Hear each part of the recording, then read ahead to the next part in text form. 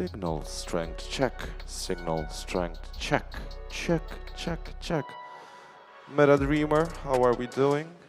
How are the signal strength? Is it good enough for you, or do you need more? Do you need more?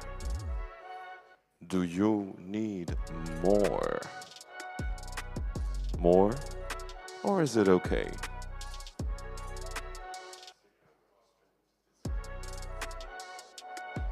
Okay.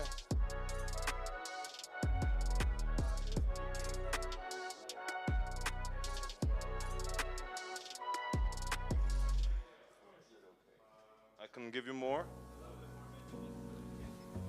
Yeah. No problem.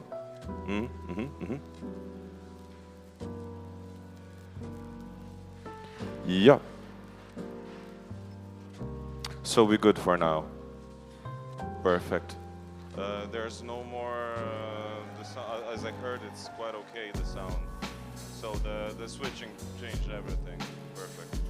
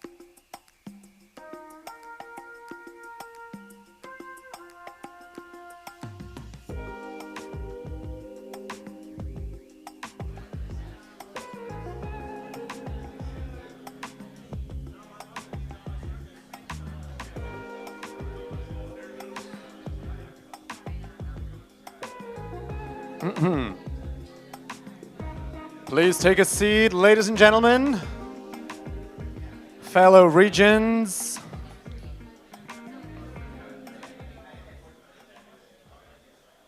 Fellow Regens. Hello, hello, Meta people. How are we doing? Thank you all for coming. Thank you all for coming to the first edition of the MetaFest Croatia.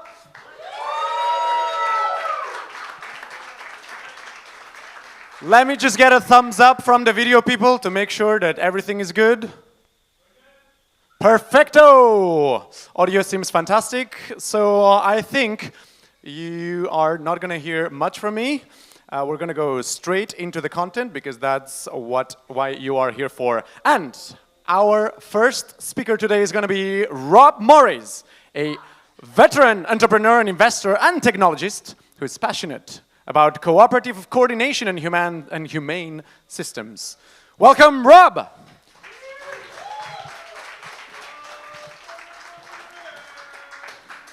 Thank you, everybody. It's a pleasure to be here.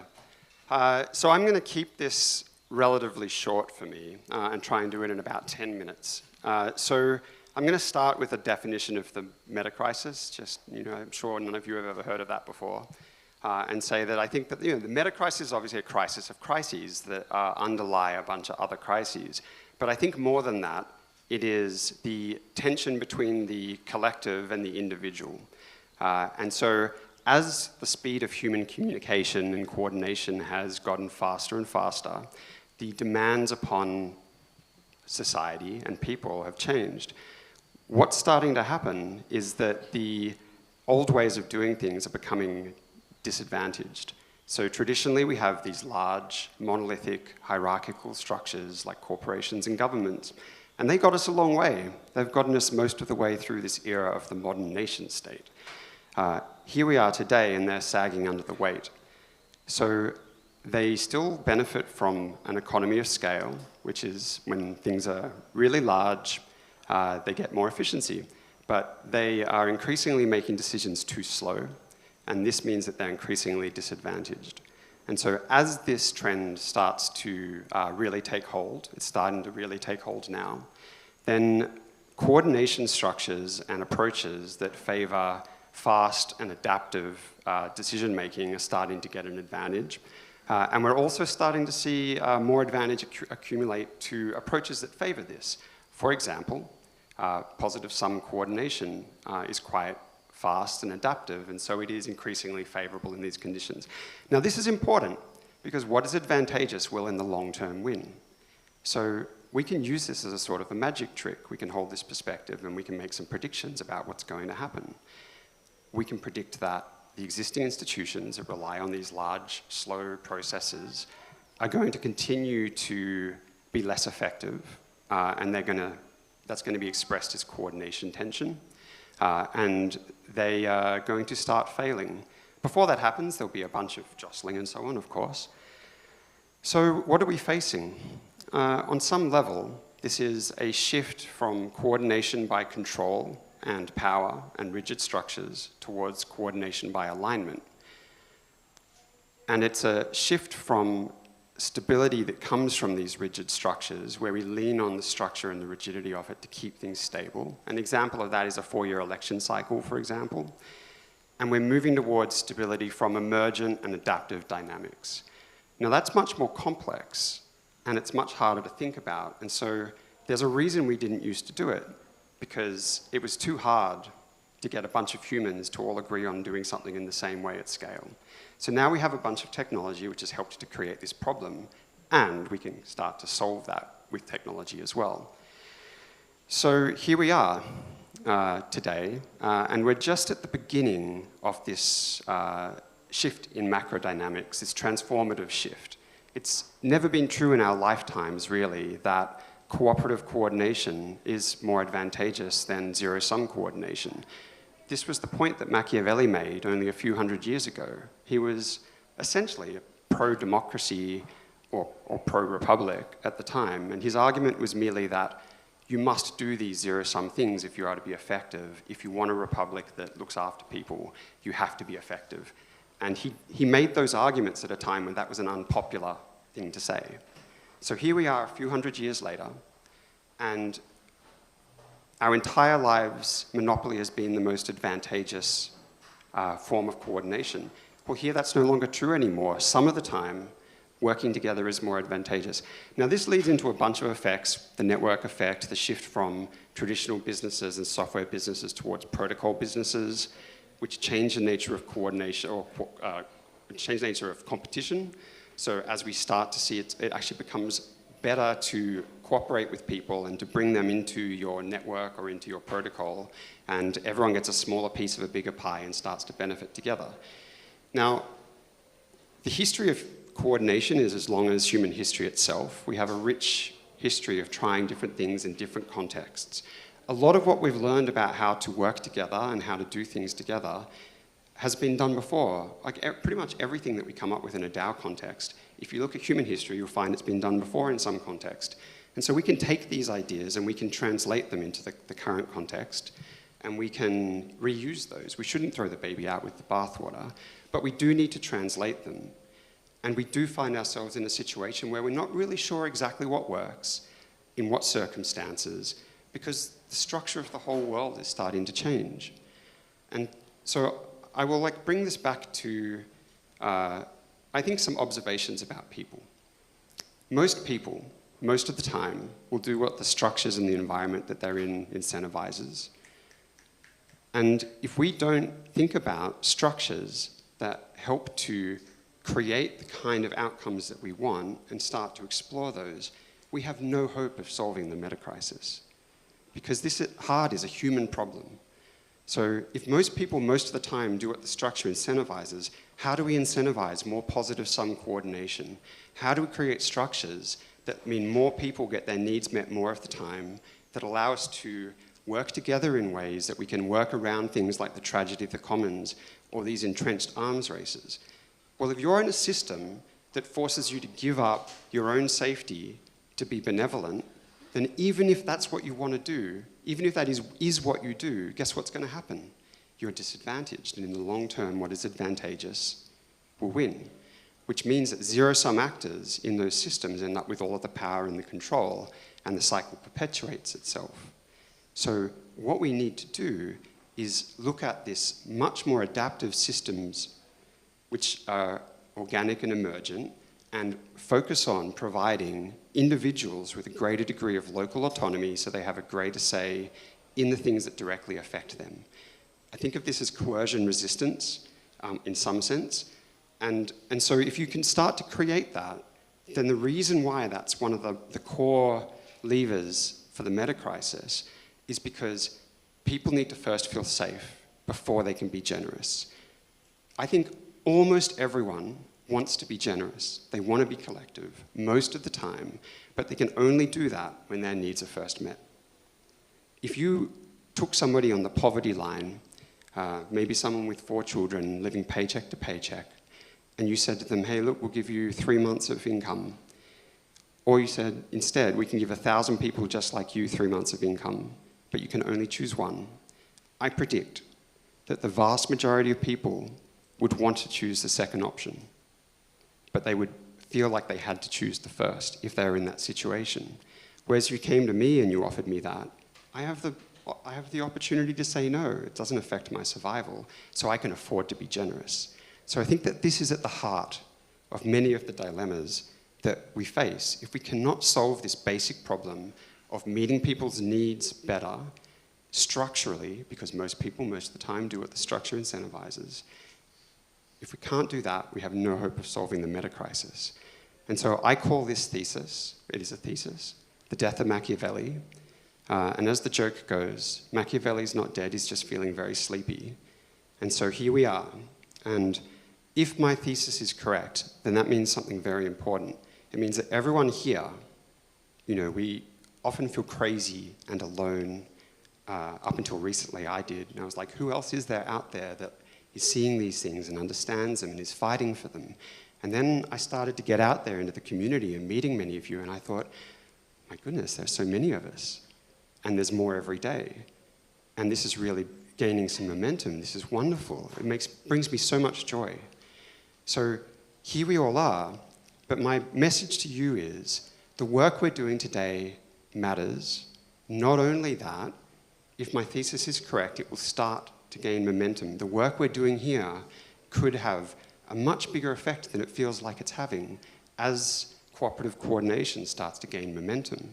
And so as you proceed with this work, I encourage you to both believe that the things that you're doing can make a difference and to try and include all people and the multitude of different needs and values and beliefs that we have in the structures that you're designing, in the environments that you're instigating, and try and think about how can I make these things safe for people?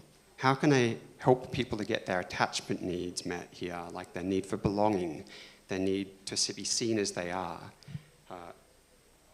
How can I do that? Because if you can, what you'll start to see is people will be better able to work together. Now that was my keeping it short alarm.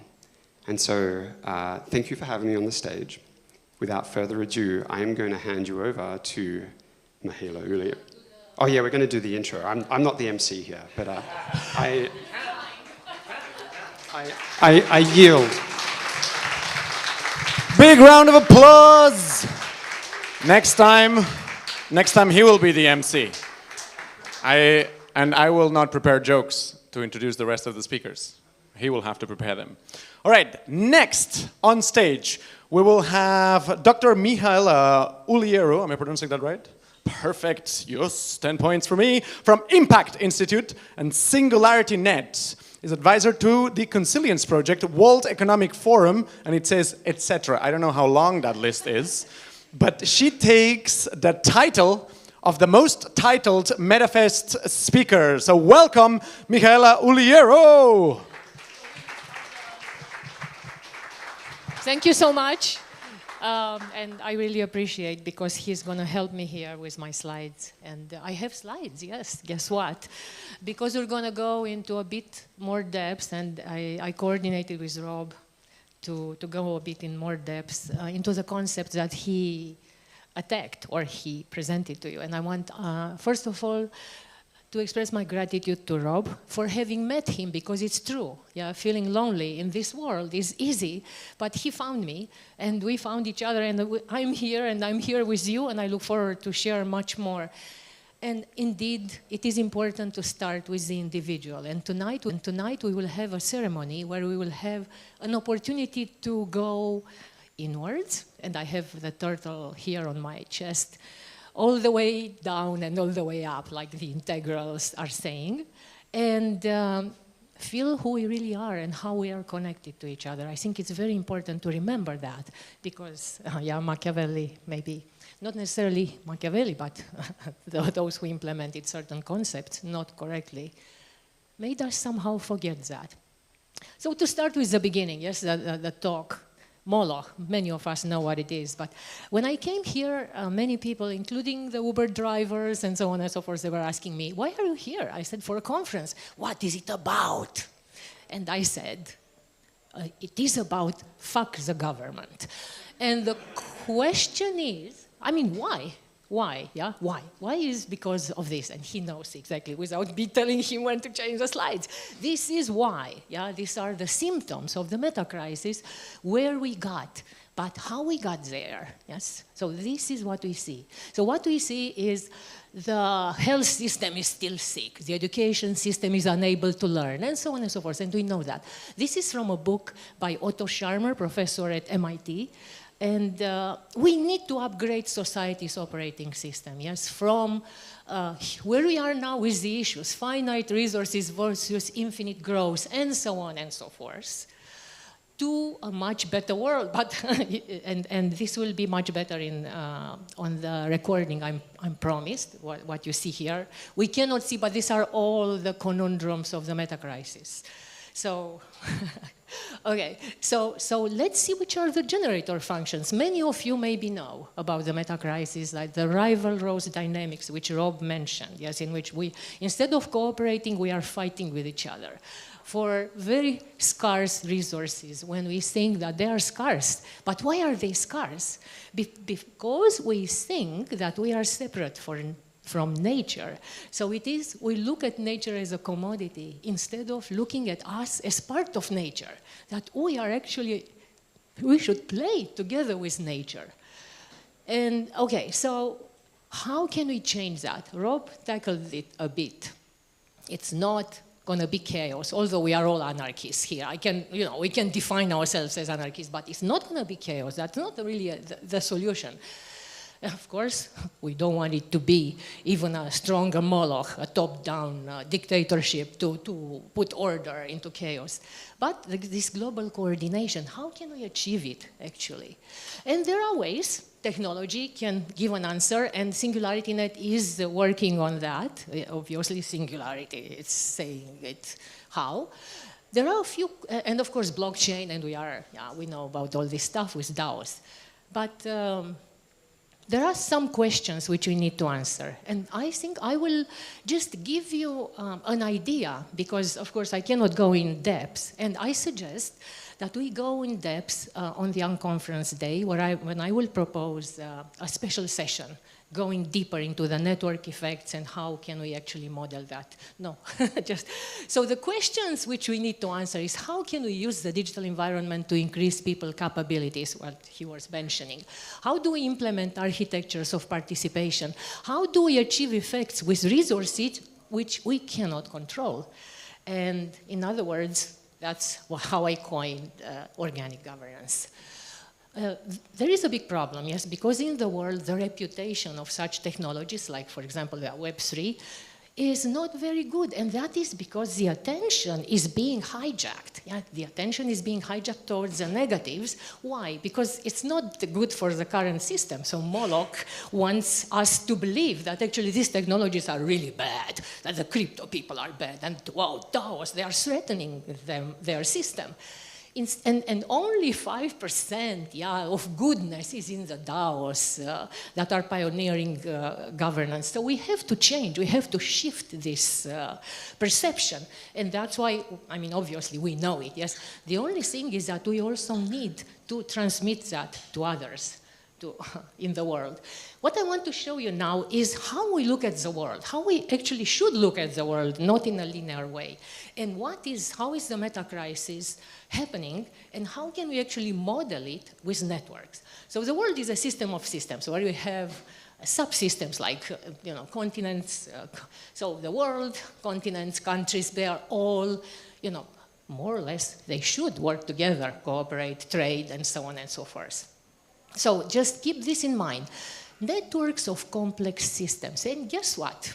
Scientists, well, I can say like me, that's why I have those titles, have detangled those networks of complex systems mathematically. Yes, so we can actually, so again, don't forget, the world is a network of complex systems. And even, guess what? The risks are a complex network. And then we can detangle them and point to them, and this is the science of network. The science of networks says a few things, and I can go with you. I have only 3 slides for this quick immersion into the science of networks, just with the main parameters. So what does it mean? It relates network topology to the network properties, such as resilient or vulnerability, or the weakest link, or where will my system crash and collapse. And in that way, we can predict what Rob was talking about. We can predict through flows that go through links of the network. We can predict if a crisis will occur. We can predict the effect of a policy before it is applied. So it's very important, one thing in the network, and that is bringing back, I don't know how many of you, me and Rob, we have white hair, so have heard of Mitch Kapor and his architecture, yes, architecture is politics and politics is architecture. Wait, I'll buy you a drink. And we have to talk about that. And that's why topology is very important for the dynamic of the network, yes? So the idea is, and we can go deeper on the last day, that we can form a connectivity matrix which maps desired output properties like robustness and its input attributes like degree distributions, resource exchange across links, the flows, and so on and so forth. So we can control actually how the flows go through the network so it does not collapse. And we can do that by tuning the input attributes to maximize robustness. Anyway, I think enough theory here. And robustness is achieved by a collection of protocols, and we know about protocols, the crypto people, specifying control strategies for managing the flow of data, people, packets, material, depending energy, whatever is flowing through that network, which create barriers to cascading failure. So speaking of the meta crisis, we have ways to model it, but we also have ways to model societies, yes, which are also networks of individual agents. And you know, this is nothing new because in biology, genes are behaving in the same way. They are coding for sensors, actuators, and the complex regulatory networks that control them, conferring the cell robustness. That's how we actually function. That's why we don't get sick. That's how immunity is functioning and so on. So we want to transfer that immunity to society, especially to our society of regens, degens, and the new world which we want to create. So we stay resilient in the face of the Moloch adversity. So in the end, we win this fight. Because I think it is a fight. Okay. So, okay, and now just very quickly, just to let you know, this is also a kind of network, and this is the hierarchy. The hierarchy has a property, and the biggest problem with Moloch is that what we are trying to do, what Moloch is trying to do is to control a complex system, which is the world, as I presented to you, with a very linear, complicated structure, which is this, yes, which is actually this top-down hierarchy. And it is failing, as we know, yes, as we see. This is already mathematically proven. That's what I have there. So the idea is, yeah, the hierarchical organization is the main culprit here. And this authoritarian governance, which is actually, and Rob alluded to that, in which stability is guarded by stiff coordination systems, where risk-taking is punished, when initiative is punished. So the incentives are really all pitting us against each other. It's not really something which can, yeah. So anyway, this is an image which you can see later. So the idea is that nobody knows and understands how if you can go back to that image, because nobody knows and understands where is the cause of a failure. This is an automatic back scratcher, but probably you cannot see it very well here. But the idea is we don't understand where are the failures because of how these governance systems are designed. But this is done with a purpose. So let's come back to the organic governance. So the idea is the paradigm shift from linear to bottom-up design by emergence. And I have a paper about that. Don't worry if you don't understand what I'm telling you now. But I will go in more depth on this. So if you Google my name and design by emergence, you will find that. But I will go in more depth. And so the main idea here is that different kinds of networks can respond to different kinds of problems. And as Rob was saying about the adaptive ones, yes. So this which I call the responsible autonomy, yes, is the one which can respond in the best way to these ambiguous problems, more complex problems, and also the modular network. So there are a few kinds of DAOs and networks which we can figure out how to design in order to contain the complex crisis. That previous image, I can go in depth with it if you can go previous to previous. Yes, yes. So this is, I worked actually with emergency responders because they are the most top-down hierarchical organizations. So I worked with them to decentralize them.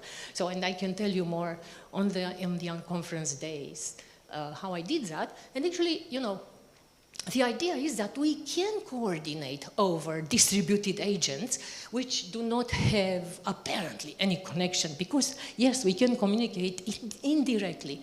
Just like the individual ant cannot have any idea that the shortest path from the nest to the food would be this one.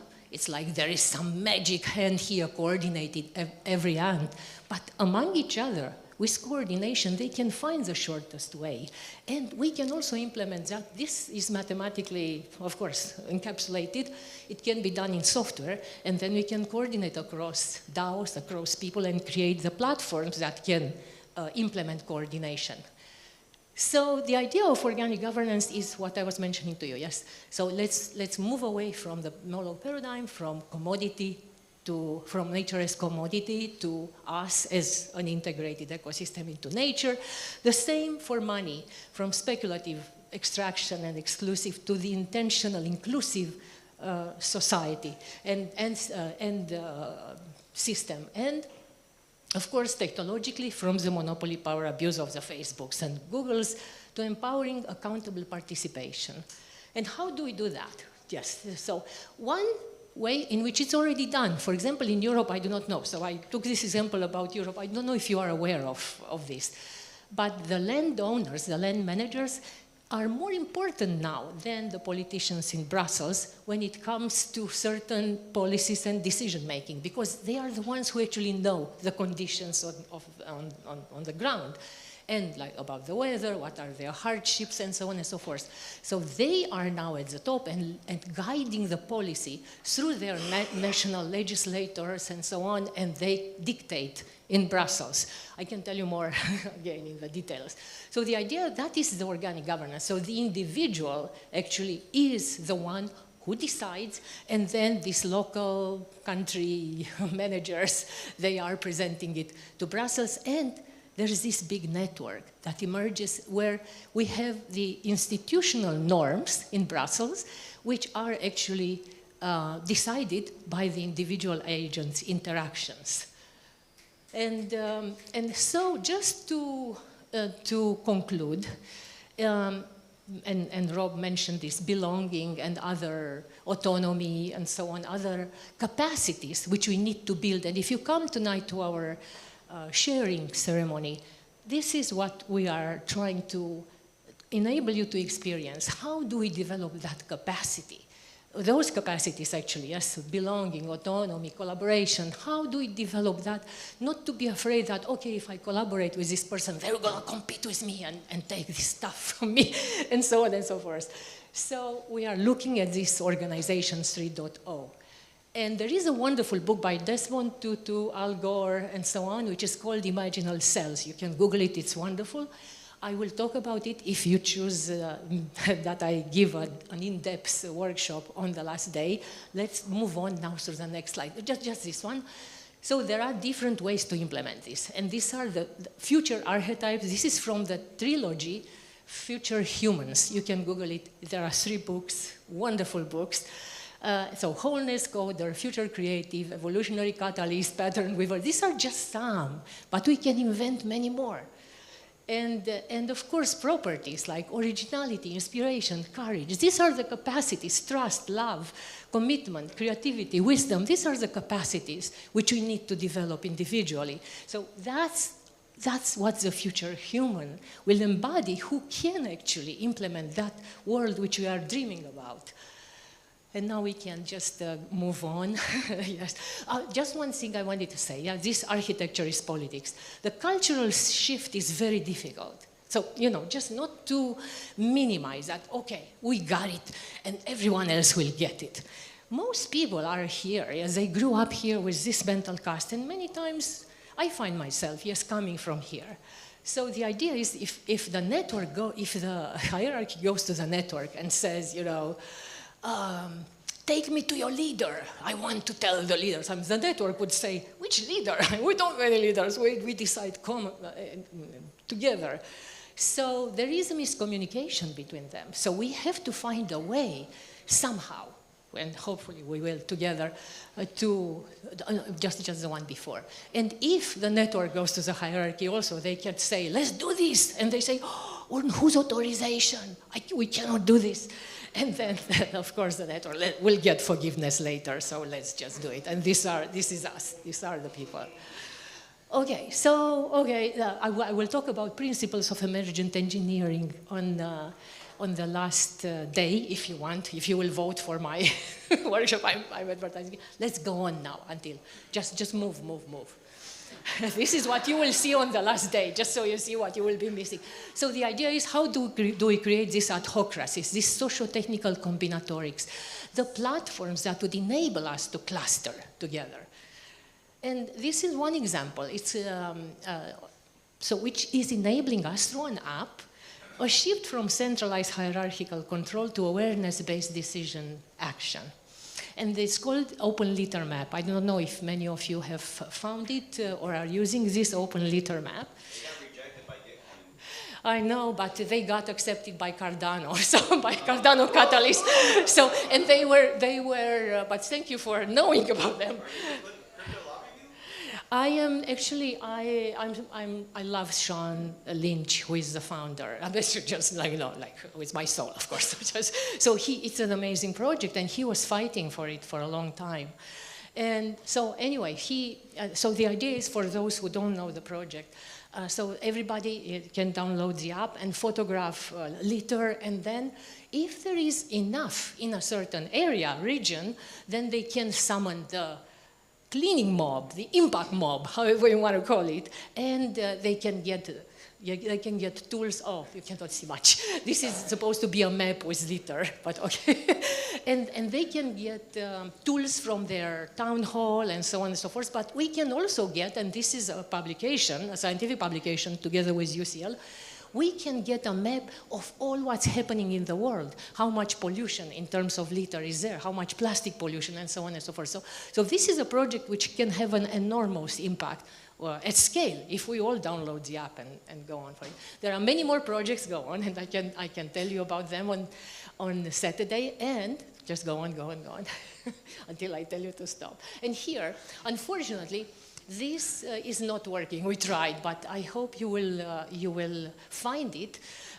If you go to sustainableada.com, and this is a Cardano Impact Report, which contains 300 boots-on-the-ground projects that are featured there, and where you can find a lot of like-minded thinkers.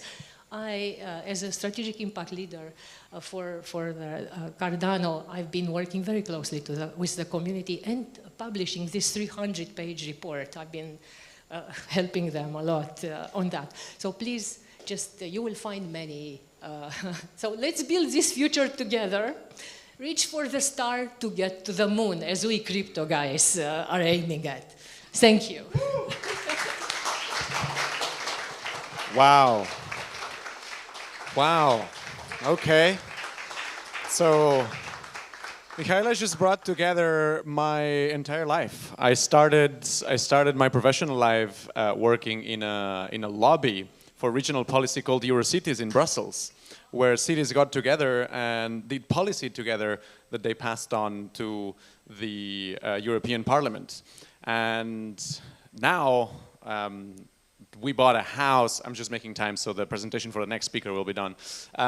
So now I'm just not telling you my life out of, which we can later on outdoors. And now we just bought a piece of land in France. And we're trying to do this type of experiment right now with living in community, creating our own regenerative practices, trying to leave the world a lot better than we found it at a very local and specific level. So trying to see how these local nodes can coordinate and bring this policy up is going to be super cool. And I'm really looking forward to attend the Unconference by Mihaela. Who else will attend? No commitment, no commitment. Okay, yeah. But you were not looking, so it's fine. So you'll not be disappointed. Next, we have a question. What does it mean to be a radical? Don't answer. don't answer, because our next speaker, which is Joshua Davila, has wrote an entire book about it called Blockchain Radicals. And he will be joining us today, right here, and try to answer this question out of his tremendous exploration. I just bought that book, not just, but in Barcelona, I just bought that book off of him, and I started reading it. I haven't finished yet, sorry, don't hit me. But it is a very in-depth exploration of what does it mean to be a radical. So Josh, take it away.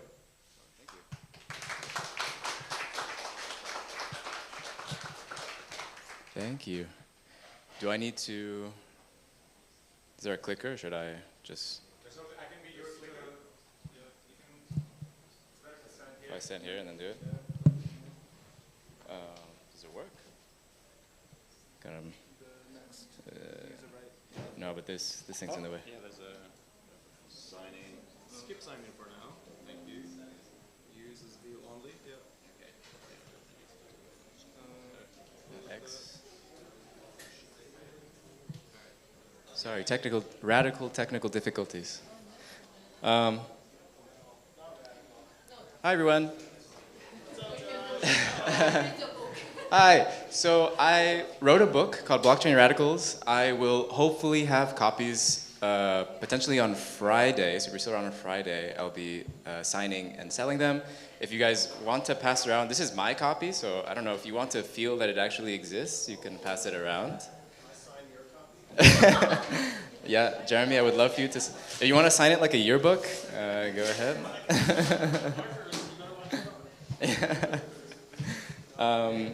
But so yeah, this is a QR code if you want to, in case backup, you can't get it. There's some options there for different countries and regions if you want to get the book. If you want to scan that QR code, maybe leave it there for a few seconds. So I wanted to talk about what it means to be a radical, but in case you don't know me, my name is Josh, and I don't know why it's not going next. What happened? Yeah, just this one on the side. But it's not changing up here.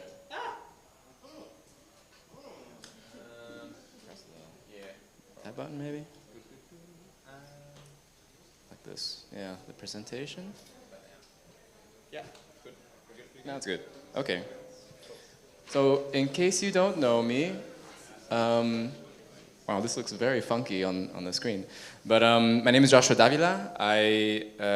You may know me from my online persona called the Blockchain Socialist. I've been running a blog and podcast kind of pseudo-anonymously for a couple of years. And then I was asked to write this book, and so I had to come out of the anon closet. And so now I wrote this book under my real name. But I've been working in blockchain for about a little over 5 years. I co-founded a project called Breadchain Cooperative, where we try to build things that we call solidarity primitives. We're sort of exploring kind of alternative ways to use kind of financial primitives in DeFi in a more solidaristic way. And I'm also filming a documentary, so you may see my friend Ulieru here with a camera, and if we ask to interview you, you may be featured in our documentary called Crypto Futures. And so what I want to do with this talk is just kind of talk about the overarching framework and structure that inspired me for the book. It's based on the work of a French philosopher named Gilles Deleuze. Gilles Deleuze was a post-Marxist from the 60s and 70s, basically, and his kind of magnum opus, one of the main things that he talks about in his work is called a critique of representational thinking. And representational thinking, you can think of as essentially imposing models of old things that already exist and putting it on top of things that are new. So Deleuze says that this is very prominent in a lot of Western philosophy, a lot of Western thinking, and this is kind of a problem, that this then prevents people from fully understanding concepts and things that exist.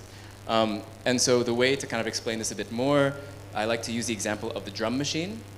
The drum machine was a piece of technology that was created for people who wanted to play music in a band, but their drummer didn't show up for practice, for example. And so you would buy the drum machine, you would set up the rhythm that you wanted, and you would press play, and then you would strum along with your guitar, and now you have a machine that you can play your music with.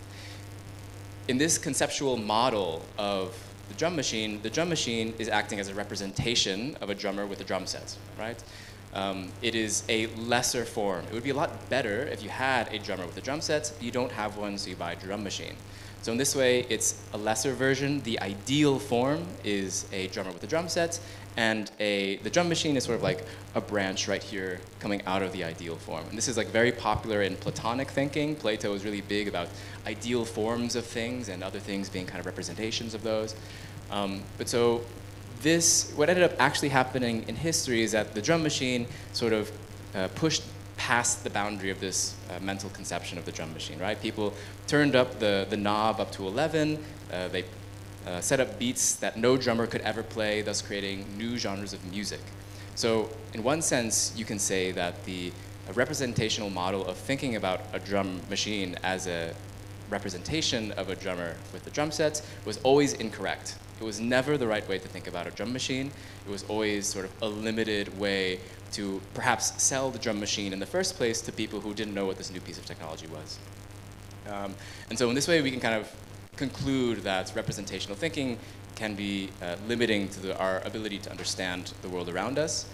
Deleuze is obsessed with potatoes, so he likes to instead compare, rather than thinking like a tree, so we call representational thinking arboreal thinking.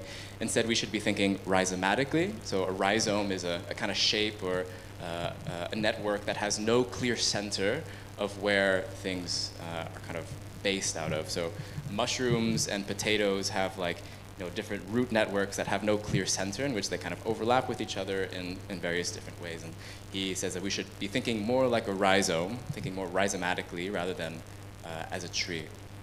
And so I took this framework from Gilles Deleuze and I applied it to the crypto world because I felt that in crypto world, representational thinking is endemic. It's like all over the place. From the start, Bitcoin was proposed as a peer-to-peer cash system.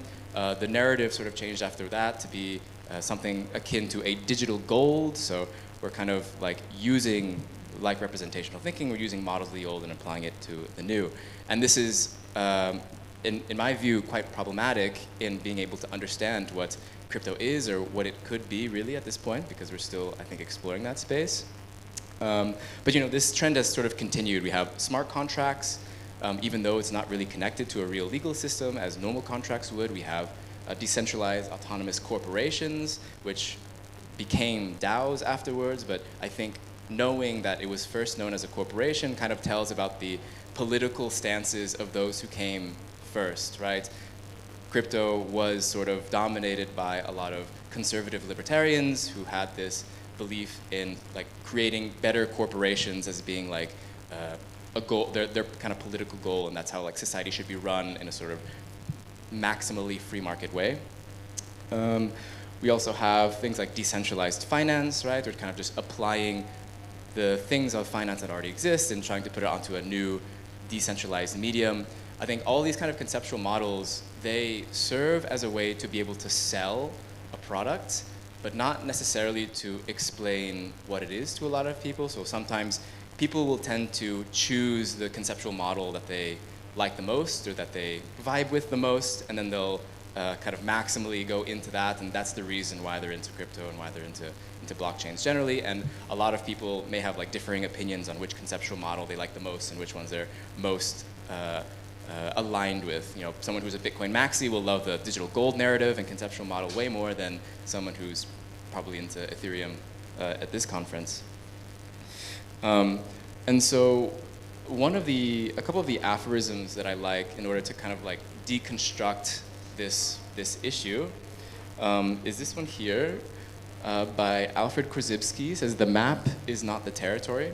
The word is not the thing it describes. Whenever the map is confused with the territory, a semantic disturbance is set up in the organism.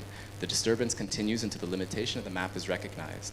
So in order to understand the world, we are applying different types of maps and conceptual models to make sense of it, because the world is a very complicated place. We need a framework to kind of understand what it is. But one thing to keep in mind is that whatever map we choose to apply is never going to be the entirety of the territory, of the things that actually exist.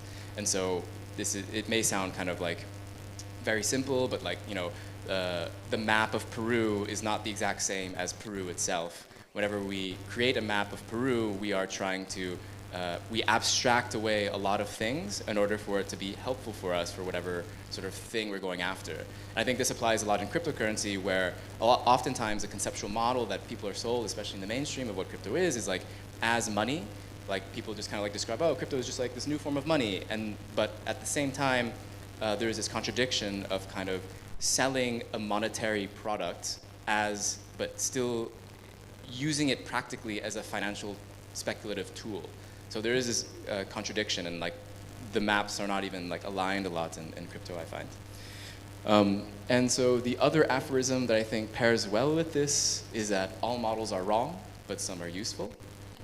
So whatever model you kind of choose to understand the world or a particular context, oftentimes it's always going to be wrong. And that doesn't mean that like you should not make models or you should not try to understand the world using some type of metaphor or some type of map.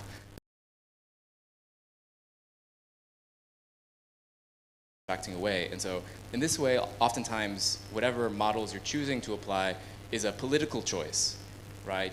Whatever you choose to abstract away, you're saying doesn't matter.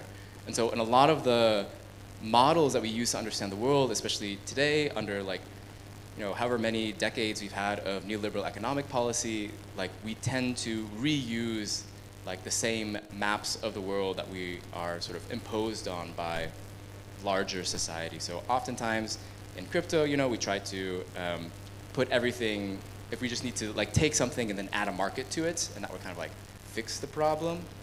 I think we've found at this point, probably, I hope most people will agree, that that hasn't worked out very positively for a lot of people, because we've ended up kind of recreating the same thing that we already have. Applying more markets was probably not the way to fix the problem, I would say.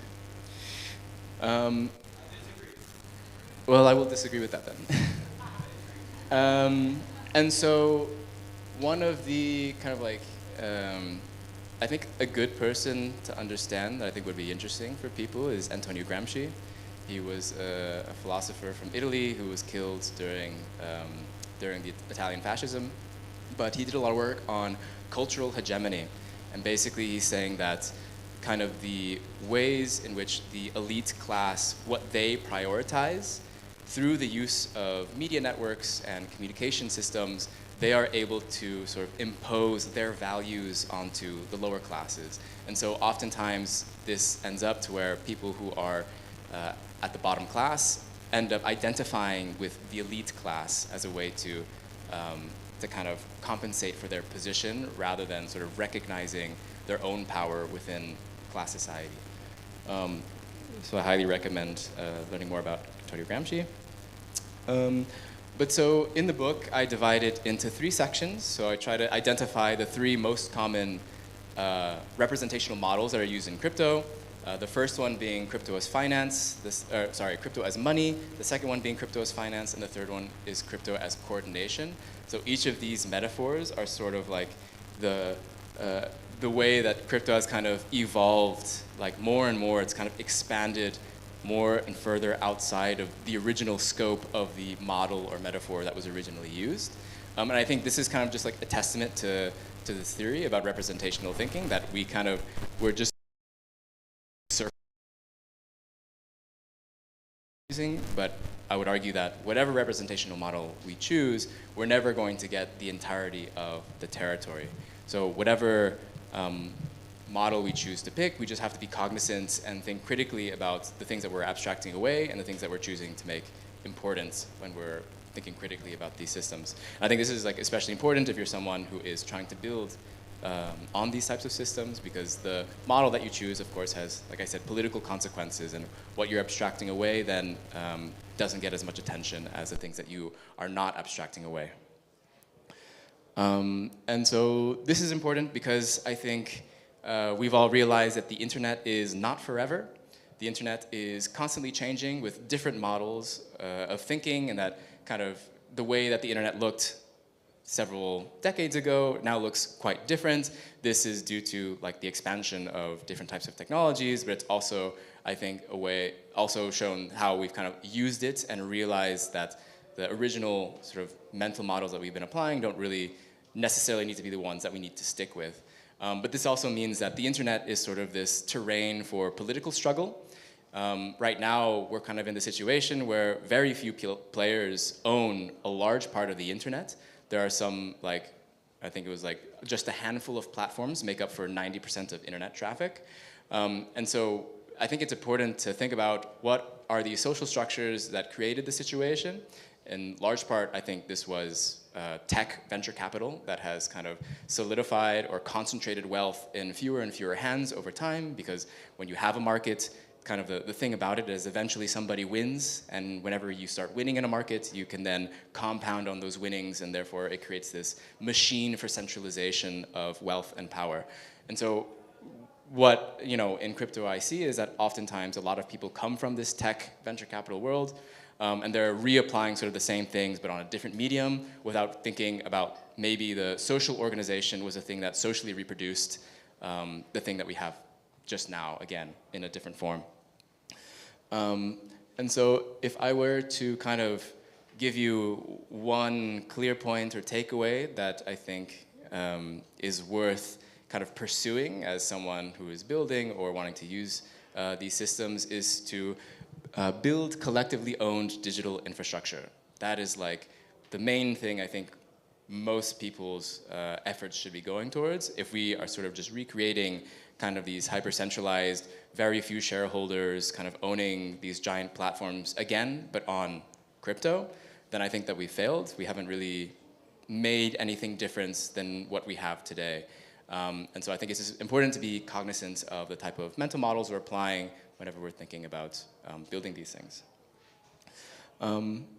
And so yeah, I got really lucky. I got a few reviews and quotes from Vitalik, from Amir Taki, who else? Primavera, Di Filippi, Nick Cernick. What did Valenti think? I don't care.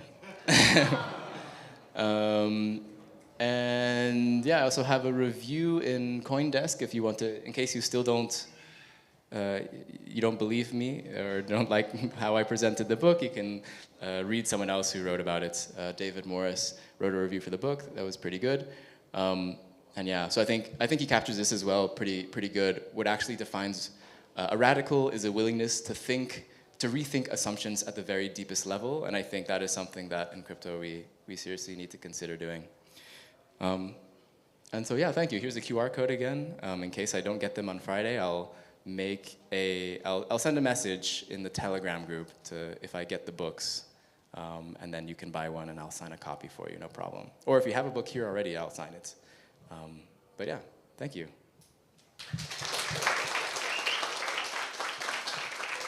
Give it up for the blockchain socialists. We have something for you, Josh. And for all the speakers, actually. Make sure to speak with Anna if you haven't gotten your MetaFest goodie bag. If you are a speaker. If you are not a speaker, you also get goodies, but you'll have to go pick them up yourself on the merch area over there. Okay. Fantastic. So, speaking about Anna, today, right now, we're going to be hearing about the Earth. Anna Kaic will be bringing together for us a story of using Web3 to build a better world for generations to come. The title is Regenerating Earth One Local Node at a Time. It is a topic that a lot of us feel really close to. Me and more people, as I said before, if you have been here before, we're just buying land. We're just buying land and creating these local nodes. Because that's how we feel. That's our way of being radical. That's our way of reinterpreting, of not participating in the system, of doing something else, of trying to create from the bottom up. As I'm just tying together all the, I don't know if you've realized, am I good or not? Okay. So nothing else to say. Representing ReFi DAO, welcome to the stage, Anna Kaic, which is still putting up the presentation. So give me a sec. Talk about law? About law? Love. Oh yeah. We wouldn't be doing all of this if it wasn't because we actually, no, this is, I mean, it sounds tacky, but we wouldn't be doing this if it wasn't because we actually love creating something. We love creating something and leaving it for the ones that come after. And we love each other, and we love the ones that are going to come after. Another topic. Come on, I'm on a roll. What? How much land did you buy? Not even a hectare, 0.7 hectares. It's enough. It's enough. It's good. It's good to start. It's good to start. Who else has thought about starting a Regen project based on a local node on property of themselves? 1, 2, 3, 4, 5, 6, 7, 8. 8 people? 8 people, that's not too bad. 8 people out of 1, 2, 3, out of 40 something. That's pretty good. That's pretty good. And I see somebody else there that they thought about it. Okay, and why did you think about it? Why did you want to do it? What was your passion, or like what was your main idea behind it? because of I think is the only way. The only way of what? The only way to you contest something and then scale it from the bottom to the top. That's right. That's right. Oh wow, we're nailing it. It's about experimentation at a local level, and then we use the technology on top in order to scale it up. And we call it explorers. We have our project here that we are calling, on English it would be explorers. On Croatian it's istraživači, and it's like Istria.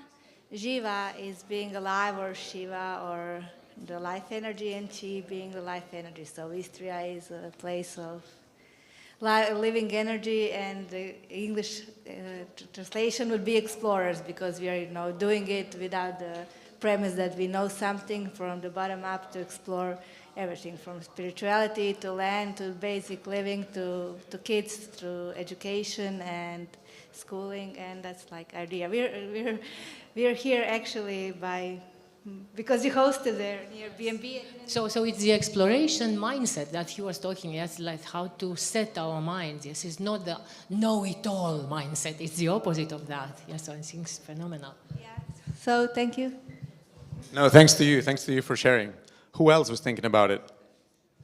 Yeah, I was thinking as well, and it's mostly about bringing community, like-minded people, and building something together, and co-creating space to live, grow your own food, have environment that you actually want to be part of and want to co-create, instead of being just a consumer. Yeah, exactly. Sorry. Yeah, that's absolutely right. And I think both having this food creation, having this community living, having this co-creation that leaves the space open to, co-create, to create while you're doing it. It's almost like a meta project. It's not that we go into something that we already know what's it gonna be. We're going into something that will develop as it creates. Are we good? Okay, fantastic. So we'll have a lot of these talks in the conference, but now it's time for Anna to take it away with her amazing storytelling abilities. Anna, take it away. Thank you. Hi. I am absolutely terrified, so I will just start with that, because it's a lot of people, actually, for my standards. But I would like to start this presentation in the same way we start every single team meeting at ReFi DAO, which is with a small meditation. So if you're fine with that, it will be short, so you will not be falling asleep, because the mood is quite, dark here. But so, yeah. Let's take a deep breath. I will invite you to close your eyes, and we are going to be doing a little bit of visualization today. So let's take another deep breath. Fill our lungs filling with air, and just be present. Just feel whatever is coming to you right now. The air is still quite fresh in here. You can maybe feel it on your skin. Your feet are on the ground. you're breathing, and everything is good. Just really take this couple of seconds to acknowledge that we are all here together in Pula, and let's take another deep breath. I would like to invite you to imagine the world of today. You are standing in a valley and you are watching the world today. How does it look? How does it smell? What can you see around you? Just take a couple of steps and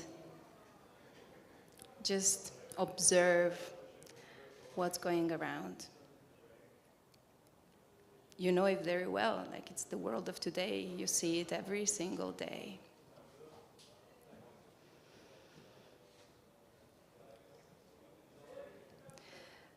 Now there is a bridge in front of you. And I will invite you to take a couple of steps and cross the bridge.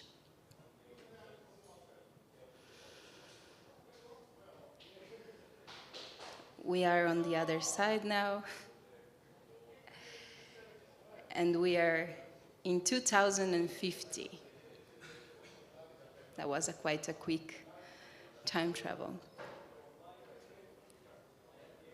And the last thing you are going to do is just observe. How does the world in 2050 look like? How does it smell? How does it feel? What do you see?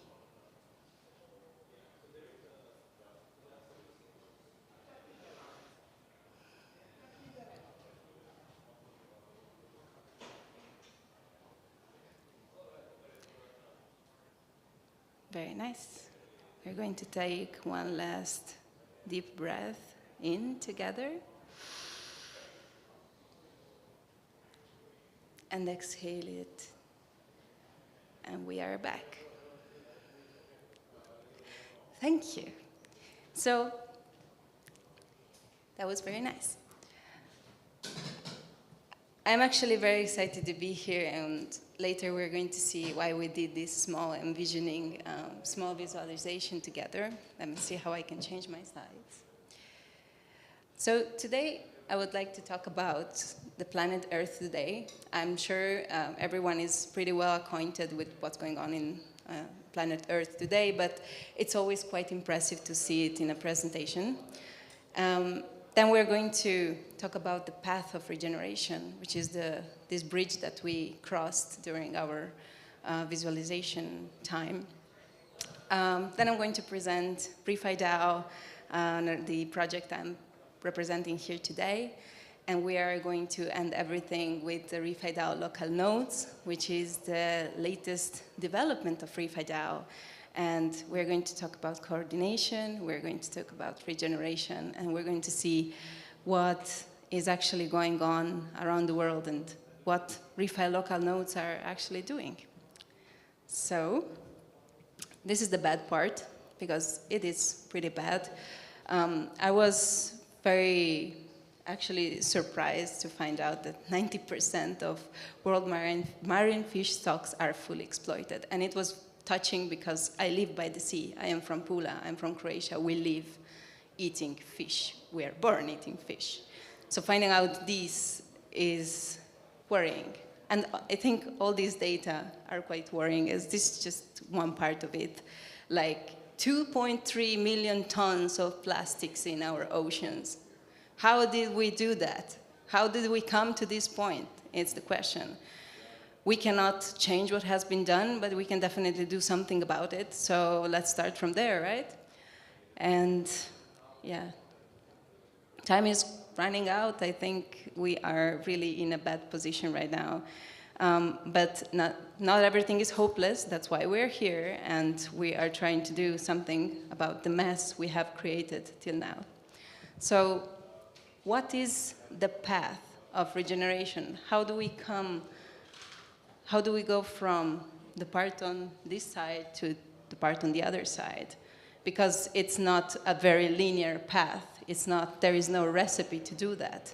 There is no magic wand we can just wave and become regenerative, because there are a lot of things that we should take into account. And one of the things that really touched me was I had the chance to visit a local node in Costa Rica, and there was this amazing person, one of the leaders of the local node, that started the topic about wealth. Like, what is wealth?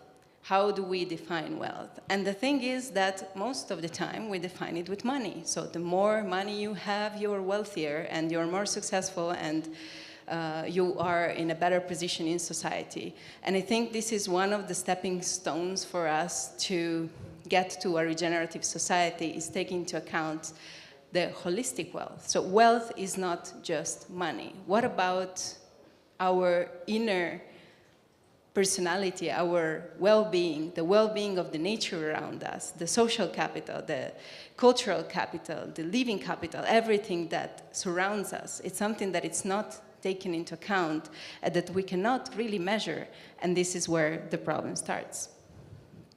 But ReFi can help us move forward. So whenever we talk about ReFi, or whenever we talk about the topic, the first thing you do is you define the topic, right? Like, what is ReFi?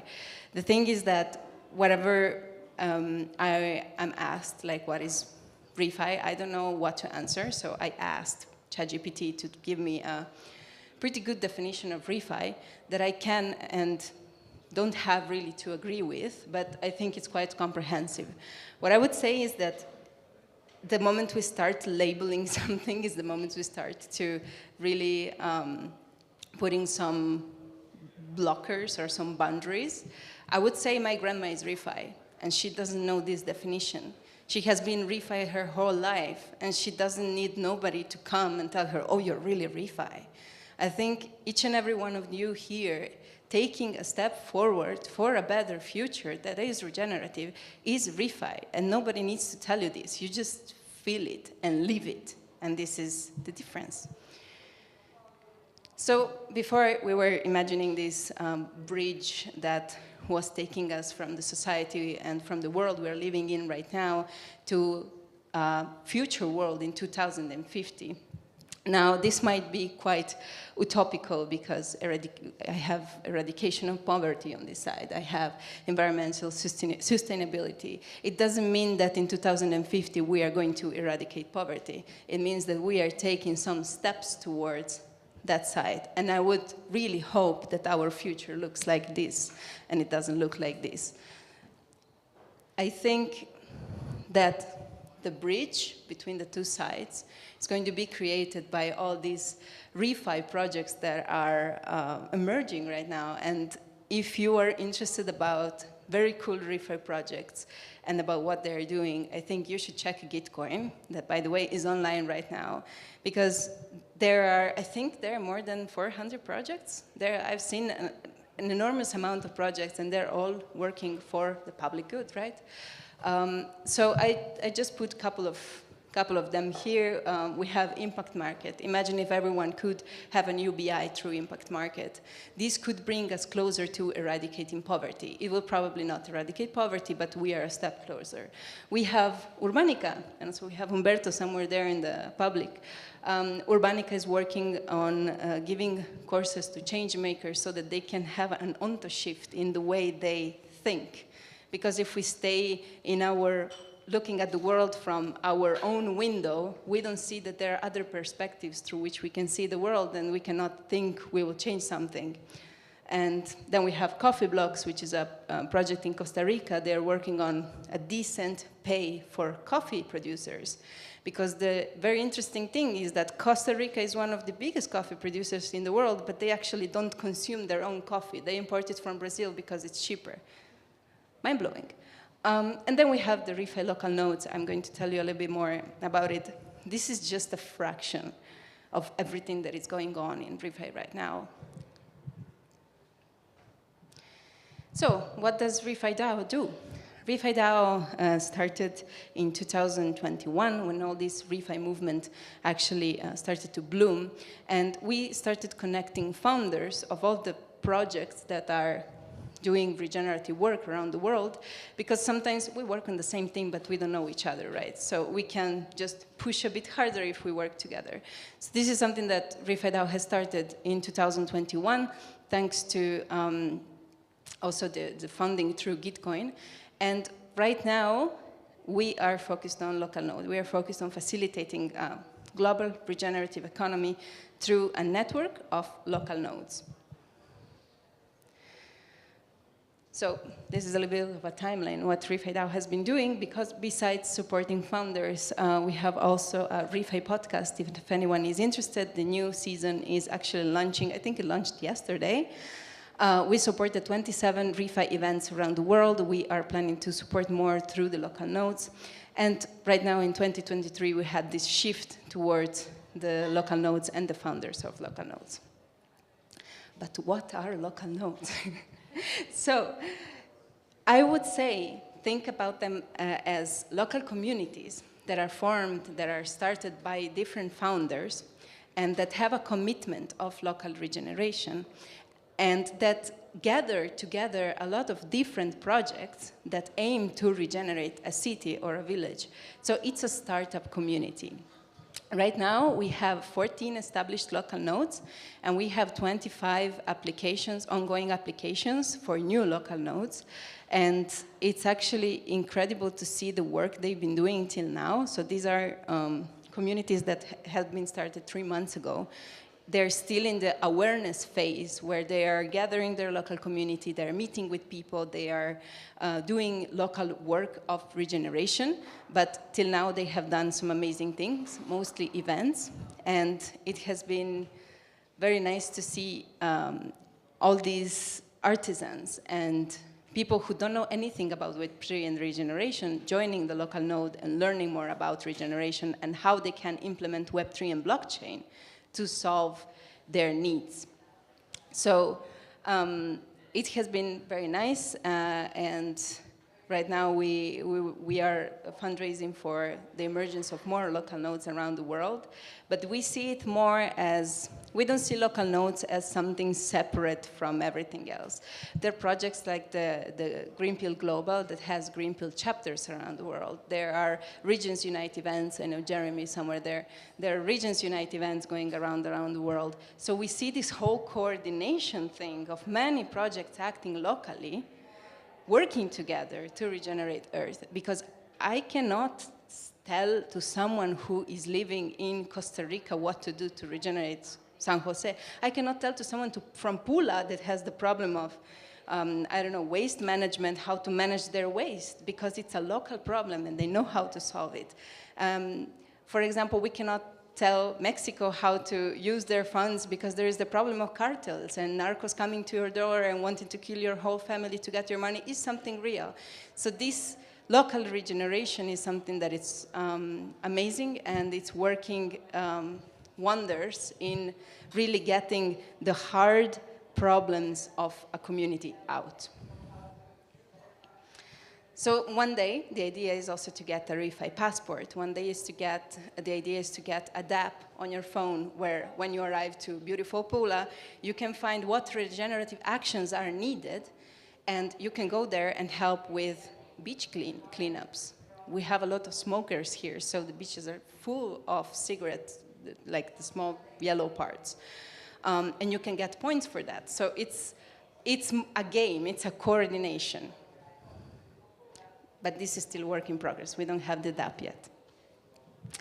So right now, what are we doing to support the emergence of more local nodes is that thanks to the generosity of Celo and to Connected DAO. We got Cello Europe, Cello Foundation Connected DAO. We got a 30K local node featured round going on Gitcoin that is going to be used to empower newly formed local node so they can actually get some funding and kickstart their local node because everything is pricey today. So, the last final thing, a call to action, if you feel like you would like to start something in your local community, if you know some other founders from your city that would like to start a local node. Right now we have ongoing applications to become a ReFi DAO local node. You can apply here and then you can read more about local nodes on this side. So if you really feel called to do that, the time is now. Applications are open until the 29th of August. So you're very welcome to apply. I know you bought some land, so you should do that. If you feel like you would like to support ReFi DAO and everything we do, it would be awesome to get a small donation via Gitcoin. You can support us here via this QR code. We have an ongoing Gitcoin grant right now. It's an optimism, so it's very cheap to donate. You should do it. Be a good person. And then we have all these amazing local nodes in the featured round that could use some help as well. You can donate to the featured round here. It's also an optimism, so it's very cheap to donate, so you should definitely do that. And these are my sources, just for the numbers I put at the beginning, so just to be a bit more academic. And I would say thank you so much. I crossed over a lot of things. If you have any questions, I'll be around. I've been helping a little bit with MetaFest as well, so if you would like more information about the local nodes or how to apply, or you need any support to donate through Optimism, you can ask me, or I think many people here know how to do it. So yeah, thank you so much.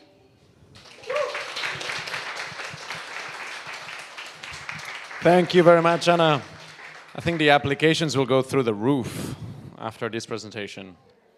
All right, have we got Antonio with us? Perfecto. Brilliant. Do you have your presentation loaded in here as well? I don't have a presentation. You don't have a presentation? Fantastic. That's all the better. Okay, I have been told that you need to be informed about the activities that are happening in the workshop stage as well, because that's pretty empty over there. And it is no surprise, because the talks here are extremely interesting. I'm super hooked. But just so you know, at 4 p.m. after this presentation, there's going to be a workshop called Ikigai, Living on Purpose. And just to be fair, at 4 p.m. also here, there's going to be a talk on how to get solar income for you and your DAO. All right. So, Syntropic Agroforestry and bioregional regeneration. And you have some experience about this in Italy, right? We're doing it. You're doing it. Okay.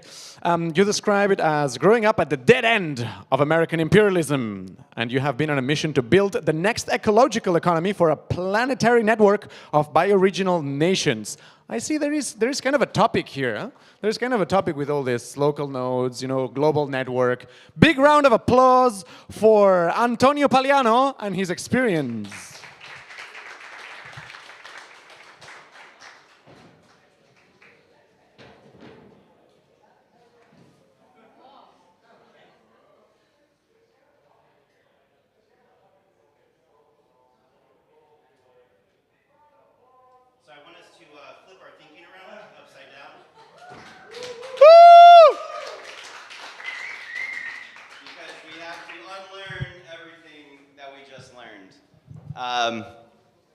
Okay, so I'm really happy that we've gone through a lot of the kind of the meme history. We've covered a lot of ground. We now have somewhat of a foundation so we can start to stack our functions and compress our memes and to actually get down to real business of regeneration.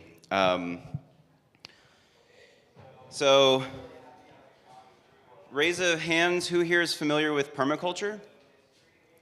Okay, who is actively participating in permaculture projects on the ground? So there is a high demand for people to want to get involved. So we've just heard from Anna about the work that Refi DAO is doing, establishing the local nodes. And there is a technical layer of regenerative finance apps. And how do we translate that into on-the-ground action? And as Anna was mentioning, her grandmother is Refi. There is a culture there. How do we integrate the culture with the technology? So I will tell you a little bit of what we're doing right now in Sicily. And the Refi meme was born after DeFi summer, and KlimaDAO comes along with the carbon credit, put it on chain, and we get this Refi summer. And so that kicks it off. But of course, that's probably the least interesting thing in the Refi world. And we can zoom out and to see, like, how do we actually organize these regional economies? So going back to Rob's talk about solving the meta crisis, what if we're actually dissolving meta opportunities? So we can make some metaphors just for like how biology works. So for example, we need to build soil, but there is the nutrients that are in the soil, the plant roots cannot access them because they're solid. So there is a middle layer of bacteria and mycelium that are able to convert that solid mineral into plant-soluble nutrients. So we can use this analogy to think about what resources in our local community, how can we unlock that and turn it into an actual liquidity pool. And that's what we're doing right now in Sicily. I'm west of Palermo. I grew up in the US, as they mentioned before, and my ancestors immigrated to the US. So I'm kind of completing the circle back to West Sicily, which is like kind of the most forgotten part of the country. I can hear myself. I'm actually, do I have to use the mic? Yes. Okay. Because it's recorded. It is, okay. All right, so just taking a step back, the Permaculture Designer's Manual was written in the 1980s. And over the years and the generations, it's been put into practice, and there's design principles. Now, if you look at the end of the book, there is a whole chapter on how to create alternative nations. And I think we have a really good understanding of the need to transition. It's just, what are we transitioning to? So the core of this idea is a community land trust. And this acts as the earth bank that you can use to collateralize your local economy. So what we're doing, we haven't bought any land in Sicily, or at least I haven't personally, there's no organization that owns land. What we're doing is an informal kind of grassroots organization. So we have a friend, older gentleman who's already retired. There is no next generation to take over the farm. And he's been doing monocropping. And how do we transition his monocropped farm into a Syntropic agroforestry implementation? So what originally started off with, okay, let's raise some money, let's do a big installation, a vineyard, et cetera, now we've gotten to the point where we can just plant the seeds directly. And this is what I'm saying with we have so many barriers to think that we have to cross to actually do the thing. So I just got out of bed one day. I'm like, all right, enough is enough. I'm just going to put the seeds in the ground. And that was the catalyst for all of the rest of the work. Because if you can have, okay, we need planetary regeneration. How do we work back from like square one to plant seed those local nodes? So Refi Italia had already existed, and entering into the group, finding the others, participating in the community, but because we're so spread out, we had a really difficult time like organizing and actually getting translation into real events. And so I'm in Italy, I'm trying to explain regenerative finance to the people there, and I keep on saying refi, refi, refi, and they're like, yeah, refi, refi. And refi in Italian, rifare, refi, means to redo.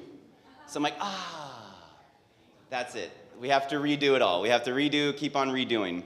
So we've been able to put the regenerative finance meme into the cultural understanding that already exists. So if I say we need to, everybody already knows we have to redo. They want to redo. There has been, you've probably seen the fires in Greece, fires in Sicily. There's a weather pattern of warm air that moves up from Africa, and it basically turns everything into an oven. And you get this like fire tornado. And the fire is forcing the society to adjust and to adapt and to change. So there's already what we consider like a social acupuncture point, where how do you put that needle into the point where the energy is stuck and then releases it, dissolves it, and then you can get that flow back.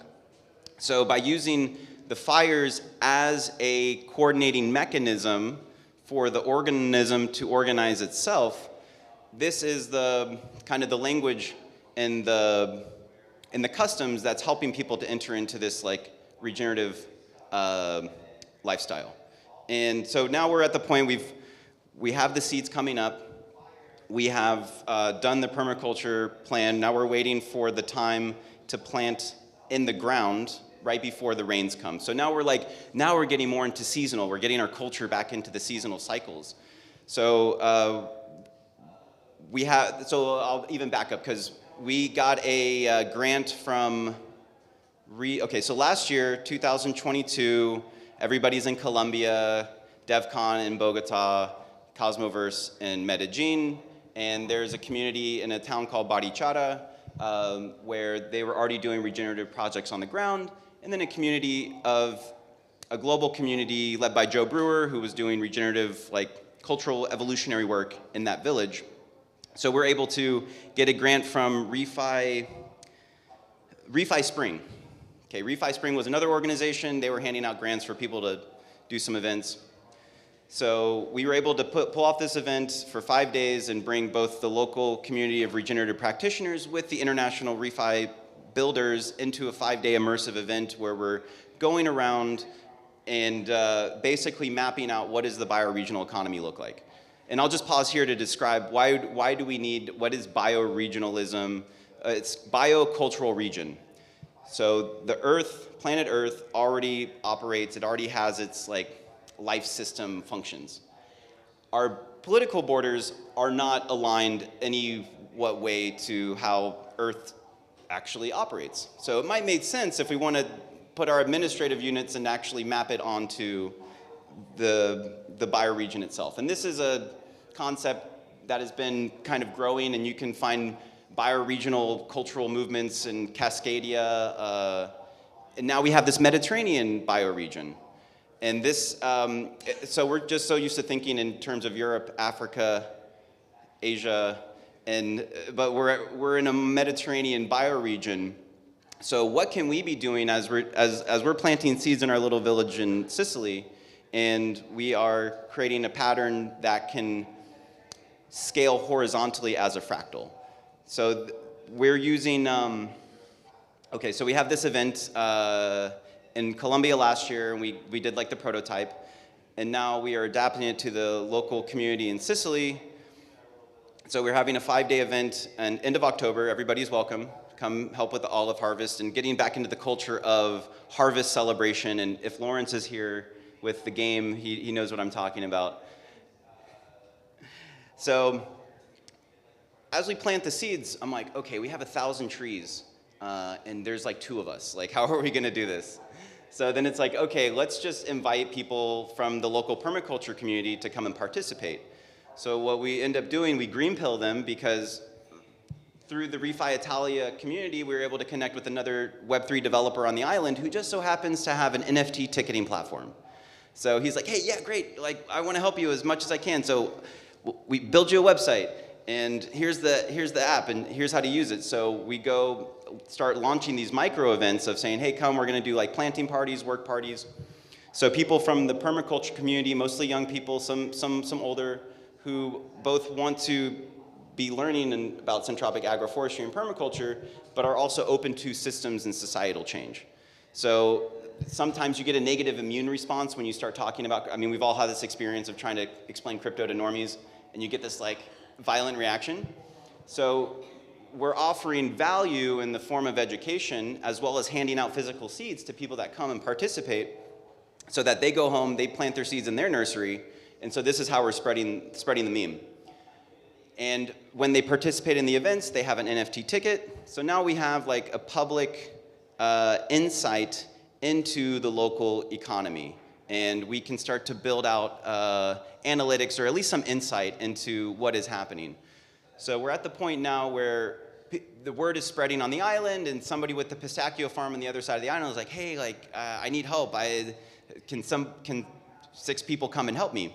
So then it's like, okay, great, like we'll onboard you, this is how you do your events, and then it spreads from there. So all of these like sense-making diagrams that we're shape-shifting into, which is really good to like understand and incorporate, and how do we embody that? Like what are the actions that we can be doing as a community, as individuals? So I could go on for much longer. I don't even know, how much time do I have?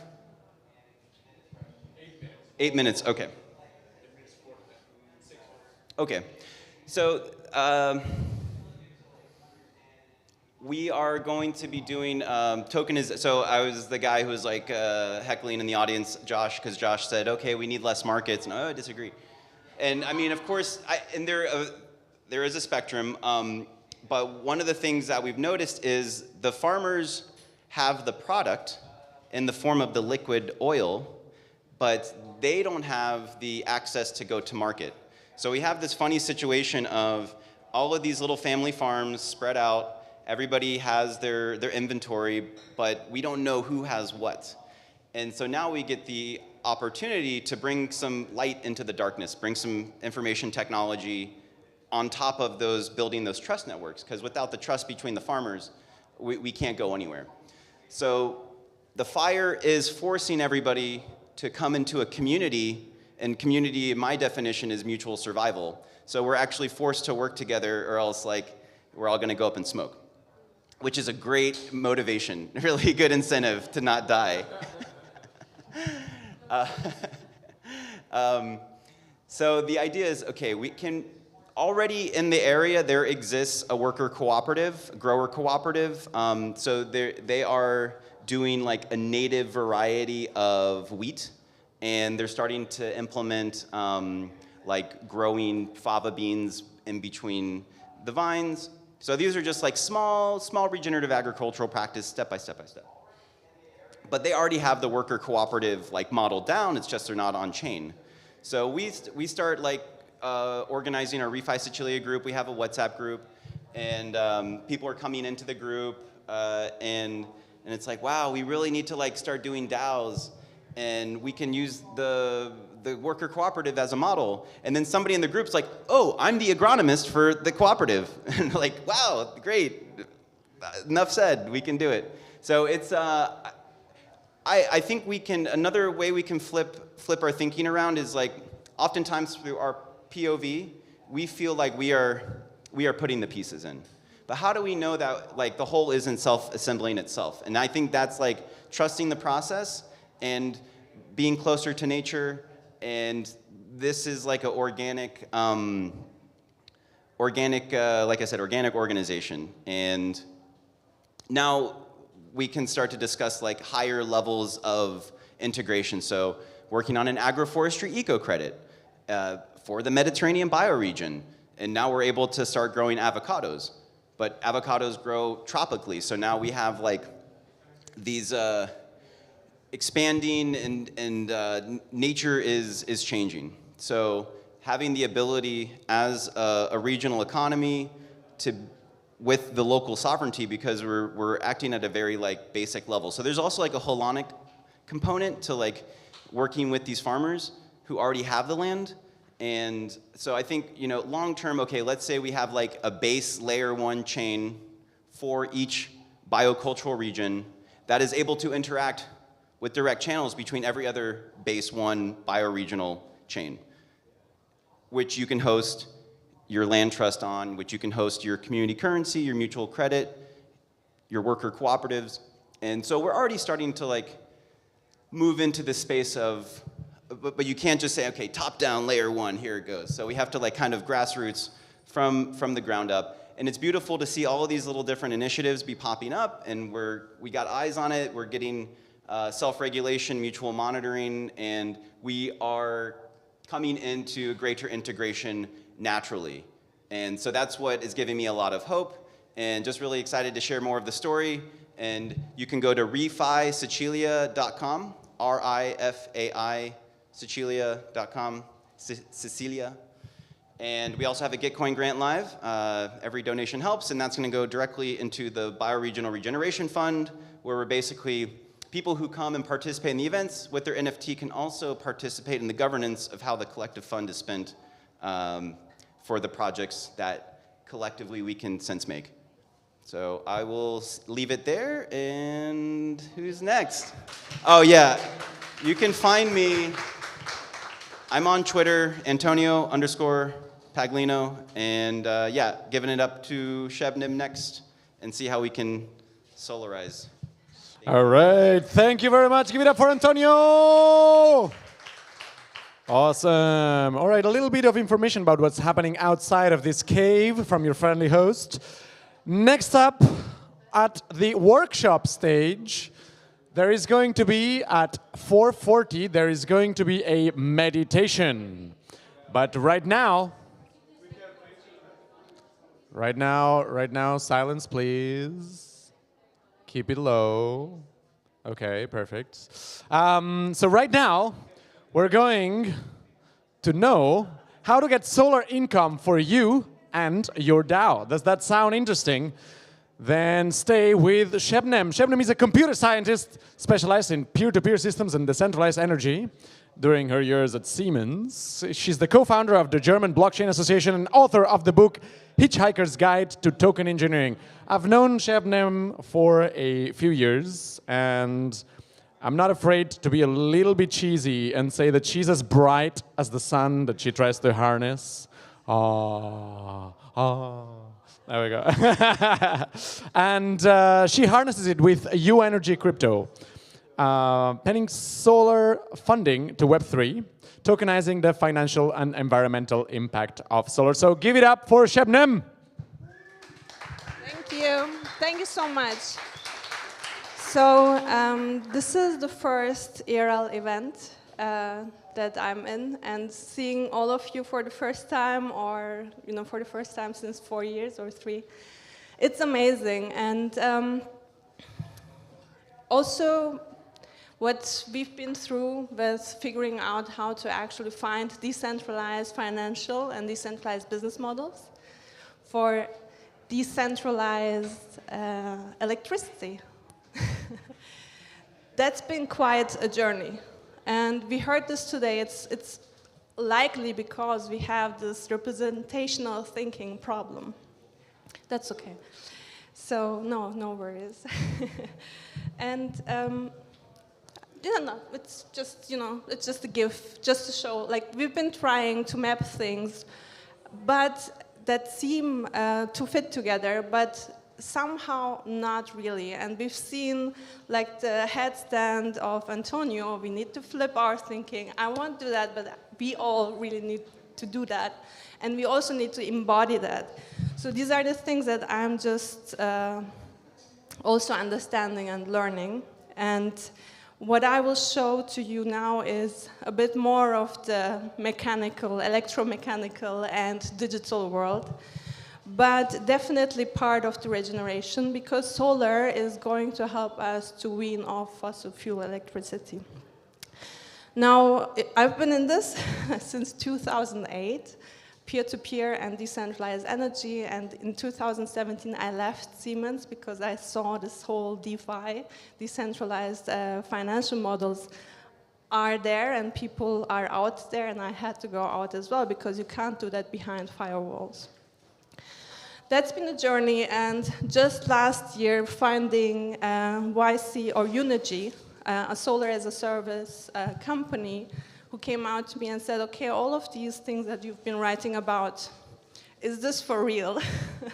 And I was like, yeah, it's already happening, and the whole financial wolves of Wall Street are already in the game, and you guys need to actually own it. You need to get DeFi work for your decentralized energy resources. So we got together, we have the YC.finance MVP app. There you can see how through tokenization we not only share the revenues from solar with the token holders, but also can tokenize the environmental value of solar. And then, number one, making use of all the values of solar, and number two, we can really rewire the value flows and make financing and using clean electricity accessible anywhere. But as Pedro from UNEG told me, financing solar rooftops in Europe is already a problem, and I was, before him, basically trying to connect the global south and the global north. So we need to take it one step ahead. And with this project, or with the MVP, I tried to get down rubber hitting the road as much as possible, and really see how we can, tokenizing the value and making it exchangeable.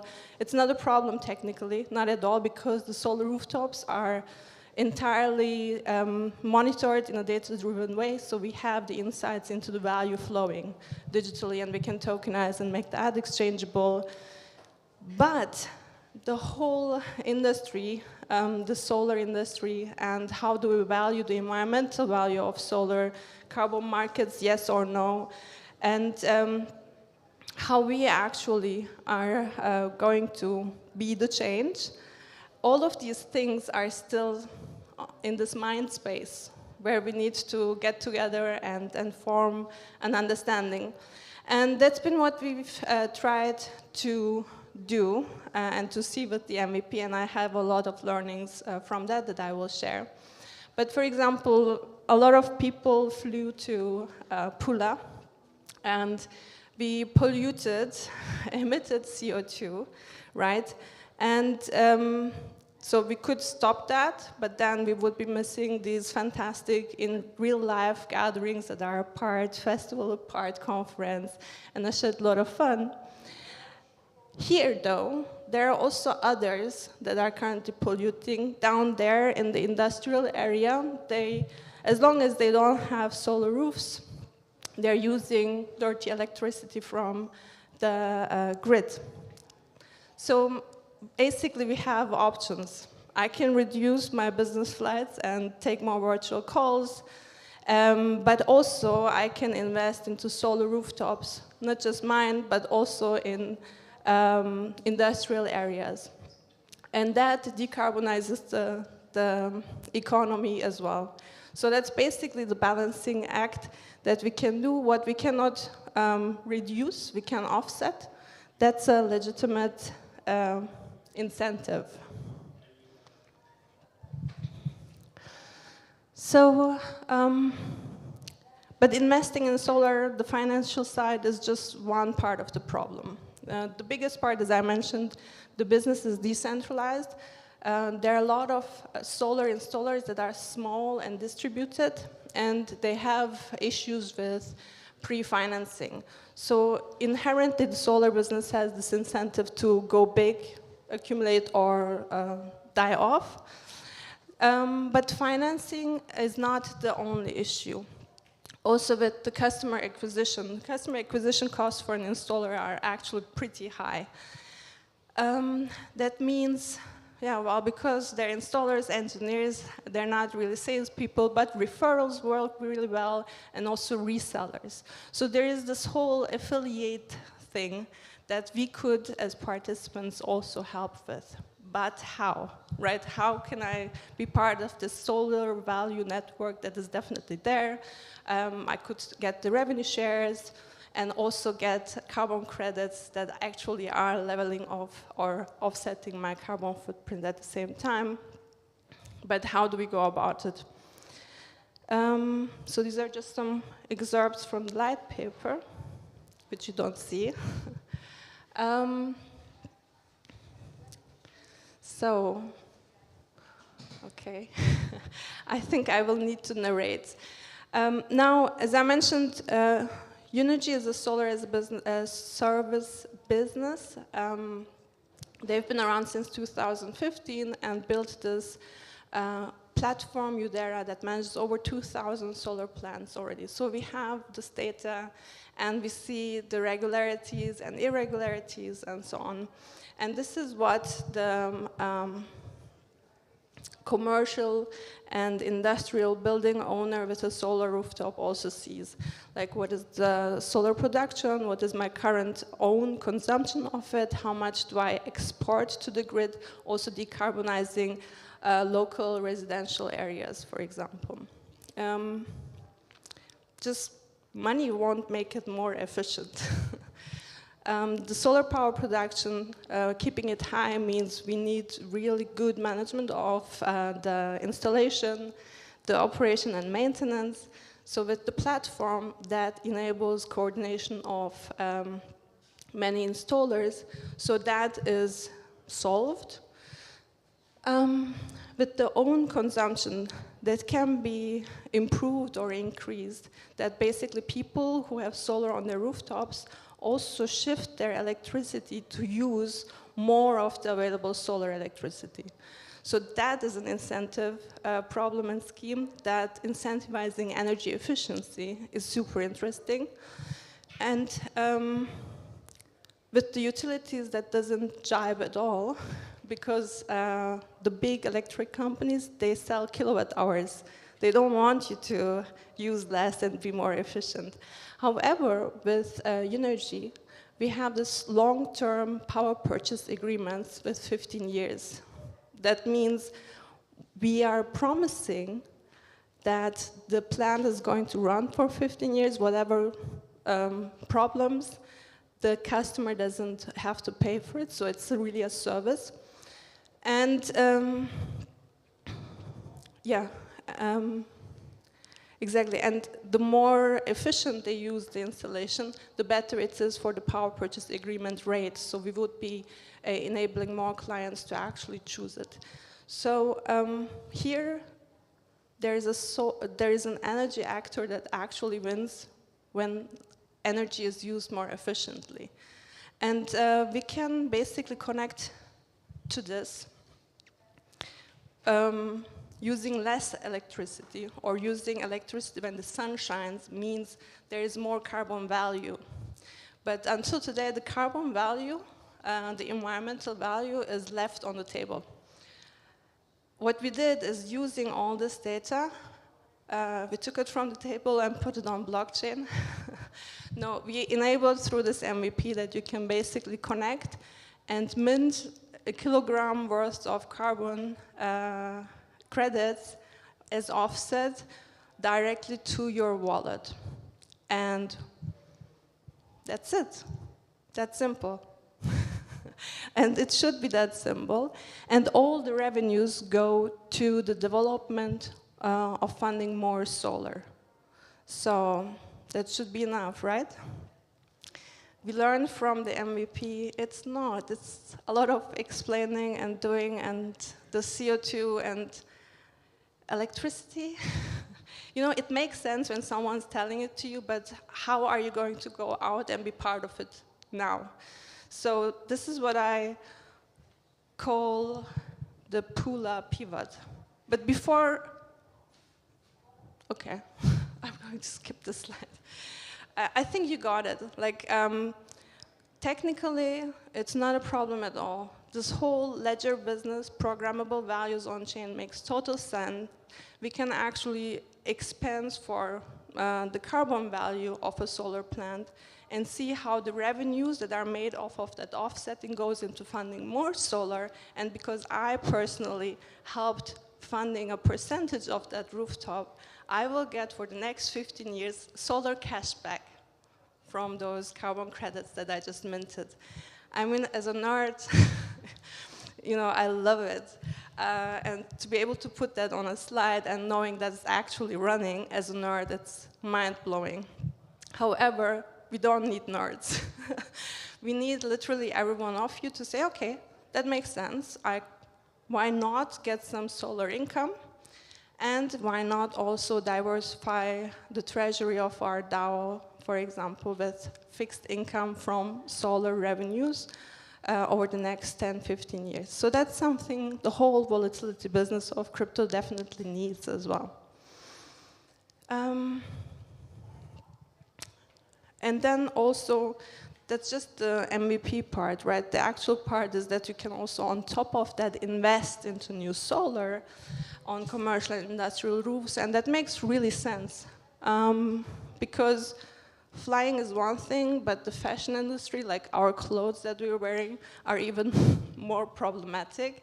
So at least putting solar on the rooftops of the manufacturing buildings helps also with that part of your footprint. However, as soon as I say invest, and I stand here and you there, it becomes a centralized investment offer. And that's not why we're here for.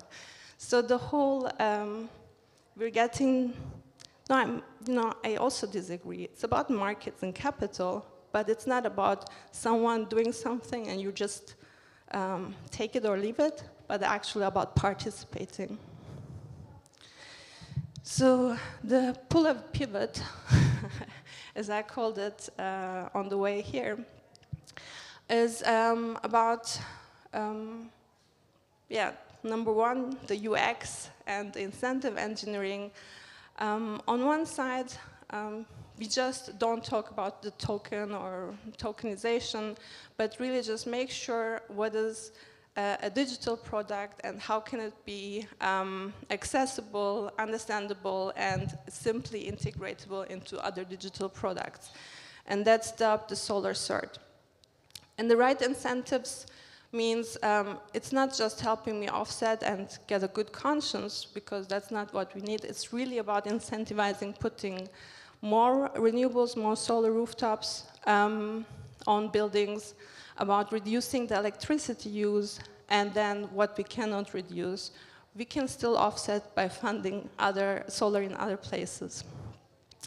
The legal engineering part, that's also super important. As said, we can get the licenses and all, but then we're playing the same game as current players.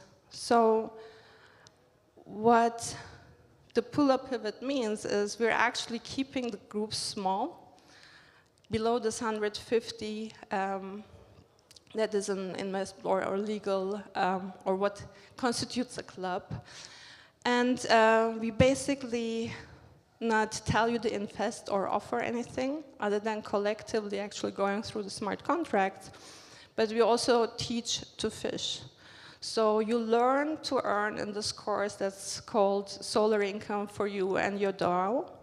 And a little bit of financial engineering means you go through the course and your course fees are actually invested through you in new solar roof. Actually, we will get at least 2 rooftops from those 100K.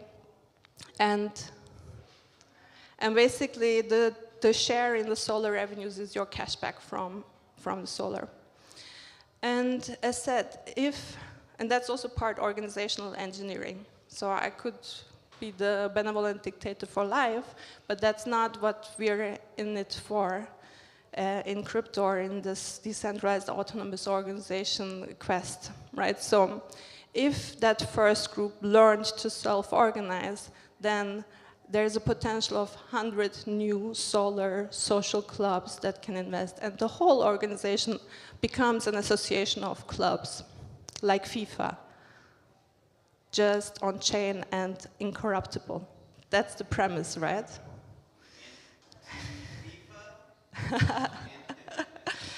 Yeah. So again, if the tech promises that, we will test. We will definitely test it out. Maybe this just for information, or I'll leave it for you to check it out as well. But as you see, this is a facility that we visited, and Eduardo just in this garment manufacturing, he shows Hugo Boss red dress. So clients with solar rooftops produce for brands, and brands can sell better with solar cert. So, but I mentioned the whole data in the platform that we have. We can actually put it into a certificate that then can be shown anywhere that is a digital platform, like the online shops or the online presence of the brand, that this brand is producing or has been produced with 70% solar. And that, you know, actually lets brands tell their manufacturing facilities that they should get a solar roof and then turn it up to 11. Like, why 70%? Why can't we get more? And the whole part of the financial or financial participation, that we can be part of this economy that can win through becoming clean production. Yeah. So this is solar income. Do you see anything? Solar income for you and your DAO. And what I'll do next is really develop the coursework, meaning if you go to Unity Crypto's YouTube, you will already find the prototypes of that coursework, but really develop it so that people of 100 can organize together, learn, and then also operate the construct of smart contracts on Gnosis chain by themselves. So this course will also teach you or make accessible to you the features of the Udera platform and the Solar Partner Network, and how to basically secure solar roofs through a Solar Cert affiliate program. The system itself basically makes it super easy then to match installers to the sourced potential roofs. That was it, basically, and if you're interested, and if you want to definitely get the invite of this course, Solar Income for you and your DAO, and if you are also, you know, have intentions that you think you could actually bloom the next YC 100, then definitely YC Finance, yc.finance, I don't know if you see the QR code, definitely get there and leave your email address and wallet so you get informed when it's up. Thanks a lot.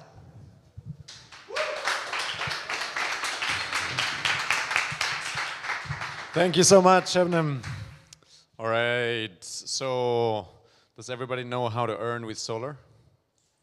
Yeah? Yeah? Yes. I mean, at least if you've been listening. All right, cool.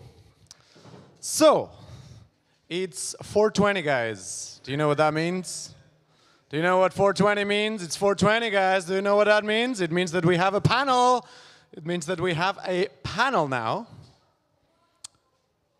called Kickstarting a Computer-Aided gLocal Community. Do we have a panel, or just one person? We can hang it. We can hang it. I can just sit here, and all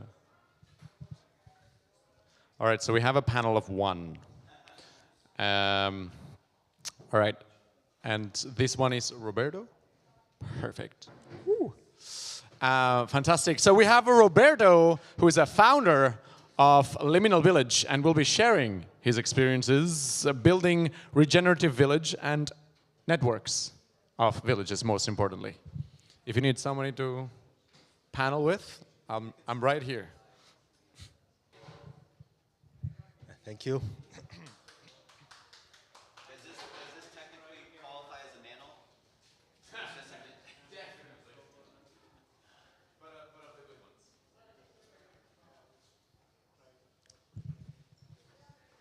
ones. So it's not a panel, but we can make it a bit more participatory than the usual talk. I want to start with that quote from Bill Morrison, the co-founder of permaculture, that if we don't have the fundamental freedom to choose which economic system we want to participate in, and the right voice on governing them, so governance, then we don't have freedom at all. So we're not really free. And economy is actually a quite funny word, because if you actually go and look at the root of the word, it actually means household management. So it's funny because an economist is more of a housewife than an actual person that graduated in economy. And when we look at the economy in terms of a household management, we really need to wonder, is the economic system that we're using really working out for us? How is it managing our house? And you can see here on the left, basically this kind of extractive and destructive system that we're using, economic system. And on the right, I hope for a better one, a solar punk future where we're more aligned with nature and with each other. Then the question is like, okay, in this cool solar punk future where we're aligned with nature, where are technologies? No, how do we, what role do technology have into the making this, and how we will be using technologies in here while we're sitting around that table and eating with our communities? So where is crypto in this equation? And if we look at pockets of that future, because the future is already here, but it's not really equally distributed, we can look at eco-villages that already are this kind of sustainable ecotopia, if you want to call it, where we use renewable energy and we produce our own things and we try to reduce our carbon footprint. But villages, eco-villages, are kind of nice islands of sustainability. But this is a nice picture, mid-journey, but actually the reality is more looking a little bit more like this. The islands are in between this massive destructive system that really surrounds us. So how do we connect the dots? How do we connect all these dots of these sustainable initiatives and into a new grid, a new socio-economic grid that is actually the next operating system for the planet? And when I'm talking about using technology, I'm not talking about just using internet and mapping. There is a lot of mapping being done. It's very great to know where all these kind of utopias are. But what's important, and there are also many, many projects that are actually trying to bring them together. But what's really important is to establish an economic system and to weave all of these nodes together into whatever comes next. And we did talk earlier about the 8th form of capital, so I'm not going to spend a lot of time here, but this is a new way of valuing what we're doing. And it's not only financial, there is much more depth and other things that our new system should be tracking. But whatever we do is going to start with the community that believes that we need to track these kind of values. And I like actually to separate the community into words as common unity. So something that brings us together, united. But also community represents the human need for connection with each other and cooperation in achieving our shared goals. And right now with what's going on in the world, I think that we have a lot of things that we need to be able to cooperate with and not be thinking as single individuals. But for the sake of explanation, let's actually start with that. Let's say a community of one. Who is in a community of one? Everybody's in a community of one. We actually are a community of many, many cells that we call with our own name. And we all have our needs and our dreams and ambitions.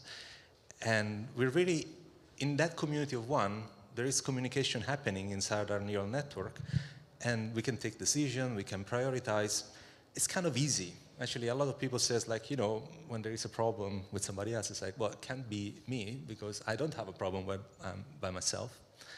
And in fact, then we need to go to a community of two. A community of two. Anybody has been in a community of two? So what happens is that maybe you're able to satisfy each other's needs and help each other into your common goals, but something happens. All of a sudden, you're not one brain. You need to communicate with each other. And that is a way to actually form the community of two. It's like, I have these needs, or coordinate, like, oh, who's going to do what by when, and who is lacking in this community, right? So it's about finding, actually, when we're finding a community of two, is about finding the intersection about the me and the you. And in this intersection could actually be the shared values, the objectives that we have. And it's just about communicating to realize what these shared values and objectives are to actually form the reason why we're actually even talking with each other. And it actually really simplifies the way that we can talk with each other because we know what we're talking about. A lot of times, two people are together and you don't understand what are we doing really. You need to have that conversation. So only when you have that kind of shared understanding, you can actually put a new circle around the community, and we go back to square one. Now we're a community of one because we are now a functioning organism as one. What I want to say here is that community of any size requires communication. And once you actually have a community of many, that communication really goes exponential. There are many values that needs to be discussed and many differences of opinion that needs to be discussed. So it becomes really a complicated problem. And you can have check-ins in the morning and sharing circles and all kind of things, but it's ultimately something that's left behind, is not communicated, and it starts to disintegrate the community. I think ultimately it's that story of the Babel Tower where we are just kind of like trying to achieve something immense, greater than us, but we're not really able to communicating and the whole project falls apart. And I think that this happens continuously in any kind of community, both local and online. In a way, this is it's kind of a game of perspective because everybody is almost like an agent that is sensing something from their history. And then everybody's kind of sensing this part of the elephant and they're just looking at it and then they're starting to communicate and they all disagree because everybody's sensing something, but they say, I know it's this, I know it's a rope, I know it's a wall, but they don't really come together and understand like, hey, well, we're talking about the same thing actually, and it's all of that together. So that game of sharing what's within us and the perspectives and what's needed and to bring it together is really what's important and required in a community. We are in good luck because while we are not very good at communicating, computers are very good at communicating. In fact, blockchain, it's kind of like an exaggeration of the fact that we are so good at communicating that we want to communicate the fact that I made a transaction to all the computers in the world. Why not? So if the computers are so good are communicating, can we just use them to be able to communicate as a community with the communities? And can it help us solve the communication harm that we have as humans? So in a way now I'm starting to see the internet and the technology that we developed, all the social media and so on, as a sort of mediated telepathy that we can communicate across the world. But if you're telepathic and you hear everything, it becomes too noisy, and I'm pretty sure that everybody's kind of a little bit fed up with so much communication that it's very difficult to actually figure out what's important and what's not. So using blockchain technologies and the internet, we could really use it as the information system for the planet. So somewhere where we store the information that we think is important, and then we're able to telepathically see it and act upon it. Imagine if somehow we would have a protocol where everybody can say what they need and they just write it down, and then we would just have this planet and we could just have at a glance see where the needs of people are everywhere. I mean, it's crazy. We have internet, we have blockchain. We don't have a system like that where you could see, oh, there is a heat wave, there is a drought somewhere, they need water technology. Oh, there is a flood somewhere else, they need some pumping technology or some solutions. So we can see the news, but we don't have the direct input of the people. So this sounds very good, but we can't just create a system like that and just hope that the world just gets to use it. So what we did 5 years ago, we dropped our lives and we set out to build a global network of interdependent individuals, communities, and projects that are focusing on integral regeneration.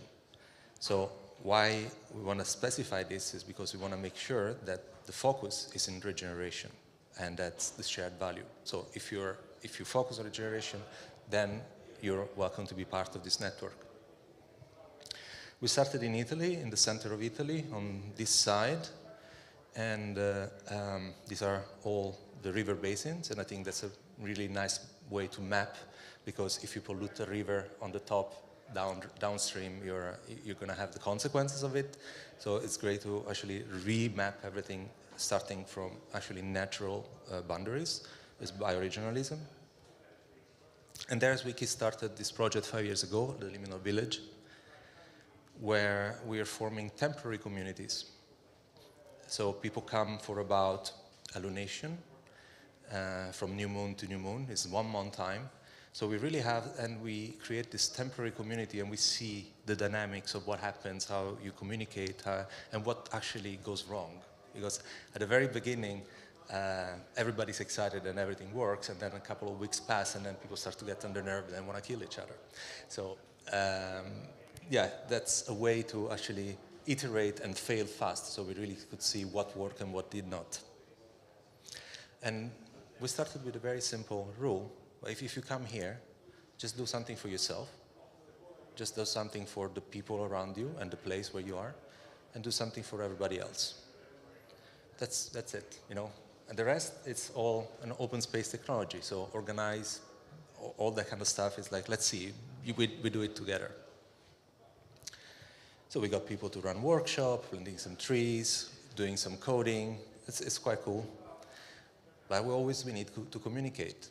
So we started with a simple board, offers and needs board, scheduling schedule, so what is happening by when, right? This kind of classic things. But you know, post-its fly away, people forget to update, they didn't delete that thing. It required a check-in to actually come together and discuss it. In a way, if you think about it, it's almost like a stigmergy system, right? It's like nature, you leave a sign in your environment so that another agent will show up there and pick up that sign and act upon it. How about digital stigmergy? So can we extend that concept of a board? We extended it into like a Miro board where we have like all this a timeline, a Kanban board. It's great, it works really great. A problem is it doesn't really scale. Right? It works for our place, but it doesn't really scale beyond our place. So it's not really what we're looking for. So then we realized something. Why don't we meet the people where they are? In fact, here, you actually had to go to Miro to see what's going on. But that's one extra step that nobody really liked. But where are the people? So who here has Telegram? Right? Well, you are there. And many people are there. 1 billion people are on Telegram. It's pretty crazy. So they always keep messaging me. Hello. All of them. Yeah, that's also a problem in the telepathy. So we made up this bot that you can add to any group that you already have in Telegram. And it gives you super powers. In fact, you just have to type the / command and you get this kind of like Swiss Army knife of community tools that is running right inside your group, your community. What it does, this bot, is actually saving everything into IPFS. So it's not my database, it's just a public database where then this information, whatever happens, this information is not only available to the people that are running in your community, but it can be picked up by other community. So if you come to Liminal Village and you do the dishes, potentially 10 years later, you can prove that, right? I contributed somehow. What's the name of the bot? Request. Request is the name of the bot. Also Hollands, but we'll come to that later. So what kind of tools there is? There's a shopping list, decentralized, so everybody can add whatever, whenever they think about it. And then who goes to the store just types shopping and you get all the nice list. Request and offers, like if you want something or if you offer something, then you can just see it right on the app. Proposal. and tasks. So if you see like, oh my God, the stairs broke, somebody needs to fix it, you can just type task, fix the stair. And then you get like a smart message with all these buttons where you could say like, I'll do it. Or you could say like, oh, I appreciate if somebody does it. Or you could say, stop that, we're gonna make the stair of metal or of something else, right? So without communicating too much, here you can coordinate. And it's very easy because you're concentrating on the message. You can always talk about it, but that's noise when you talk about it. This, it really tells you, this is going on, this is who's gonna do it, this is who appreciates it. And also you can hit the pinned messages button and you only see only the tasks that are ahead. So then you filter the signal and the noise. And as you complete these things, it becomes almost like a video game, and this is like a status function. And it tells you like, okay, how many tasks did you complete? Did you start? How much appreciation did you send and did you receive? And we have ways to actually define what is the value of each of these operations. So if the community says giving appreciation, it actually costs you a point, like if it would be a token, or if giving appreciation gives you a point because we want people to be appreciating each other. So you're there, and as a community, you can just configure depending on where you are. And that's the probably most important feature is that we can actually federate and separate. What does it mean? That if you have two chats and we choose to come together, that the tasks and the points and the action are actually now shared. And this can happen not only on Telegram, but on any other systems. So you can actually federate very different systems together, like Discord and Mattermost, and you can get something like composable communities. So everybody that is doing something like, oh, I trust you, let's federate, and then we can actually kind of scale up the system of information of contribution. In a way, I see it almost like an ecological succession where you start as a community of one and slowly you start to federate with other communities until you actually get to a forest, a human forest, and where the resources are shared and across each other and supporting each other. So ultimately, I see these communities online and local almost like forming a DNA that is based on values. And this is actually what we're doing at the local level. We're using the bot both in a liminal village, but also we're now designing and using it with the local kindergarten group so that the families of the kindergarten can actually then say what they need and everybody can satisfy their need. And beyond that, into these different areas we're with the food cooperative. So if the food cooperative needs some help, then you will gain points over there, and you can use this point actually to gift the result of your production. So time is short, so I'm just gonna close it down into when you have place-based and online communities, the online community can then show up where the needs are. So we can actually make that connection of expertise going around the world and helping out to whatever there is that needs to happen in this specific spot. Anyway, this is how you find the bot, request bot. You can just play around, also chat with me, and also check out liminalvillage.com for more information about what we have to. Thank you.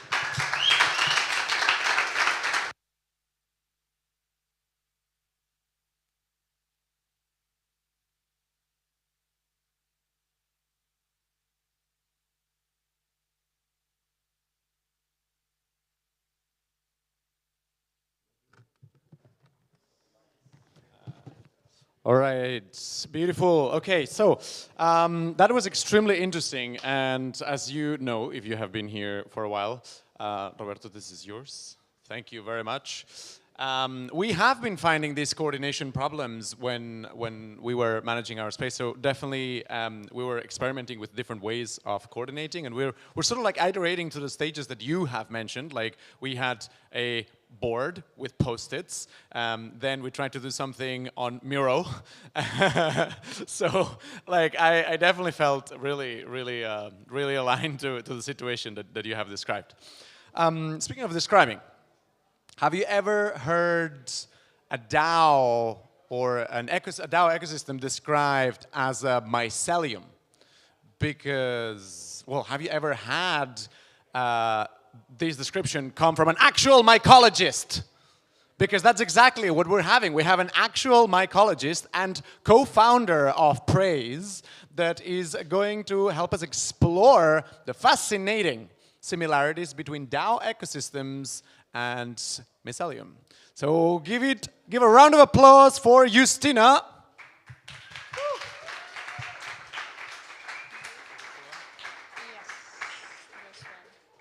Hello, everybody. Can you hear me well? How about now? Somehow I don't hear anything. Yep. Perfect.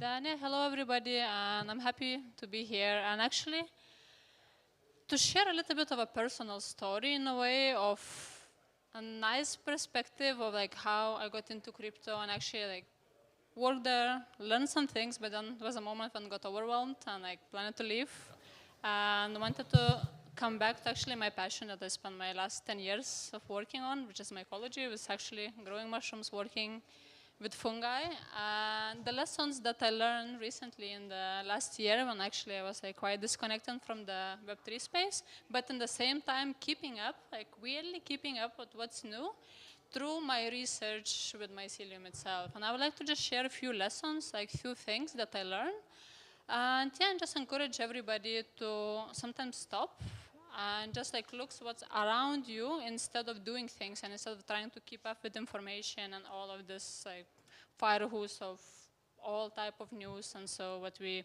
get around. And yeah, I'm still waiting for my slides. Almost there, perfect, amazing. Then, yeah, then what do we have here?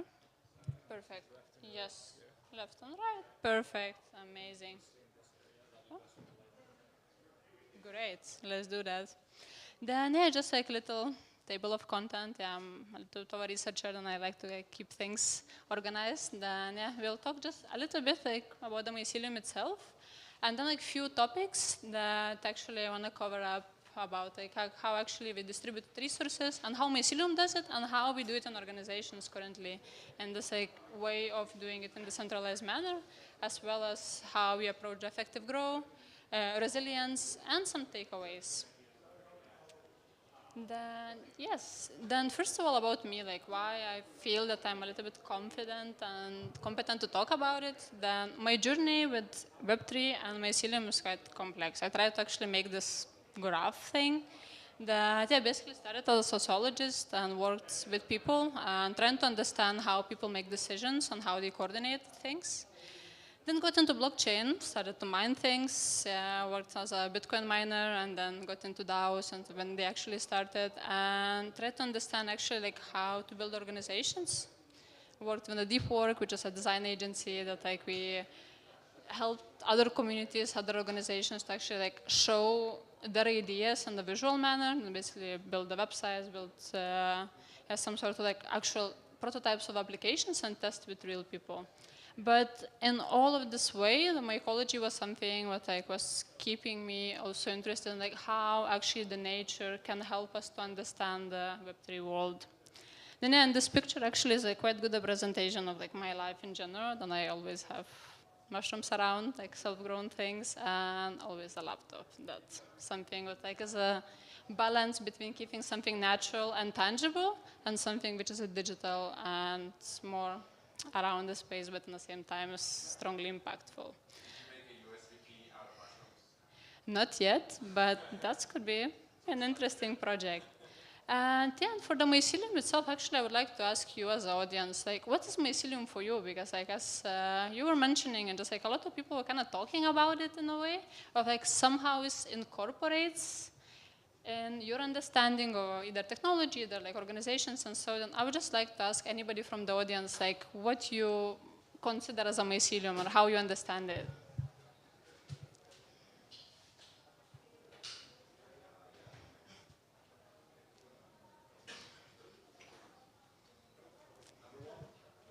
Testing, hey. Perfect. Yeah, I see mycelium as a biosemiotic transport system, very akin to the transactions within blockchain networks and P2P networks, but biosemiotic transport system would be my guess. Cool, cool, cool. Yeah, that's like one way of describing it. And actually, mycelium can be a lot of things. Like, if you're looking from more scientific standpoint, then basically it's an organism like that lives in the soil.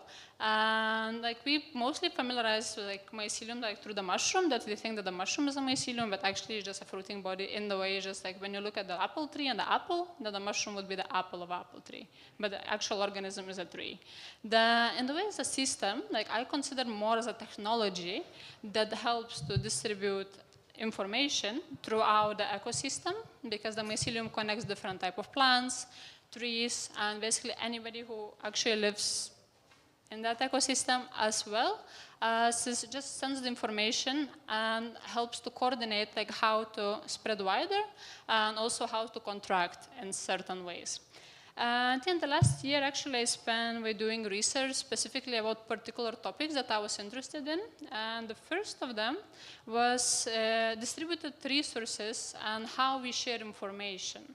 Then I conducted more than 70 small experiments with in a petri dish. That's actually an example, one of them. This picture is a little bit distorted, but yeah. Then basically, like the good thing about working with mycelium that you can iterate quite quickly. Then like you can create the artificial environment, which is a petri dish, with basically providing a food medium for the fungi to grow, and you can experiment with different, like either is a genetic part, either is like how they grow, either like just introduce some sort of parts that like you can try and you can find out like how basically they interact with different food sources and so. And then the first one, actually it was experiment proposed from the community, because I created a little community, it's called Mycelium Club in Barcelona. It's local, but also like people from outside I invited.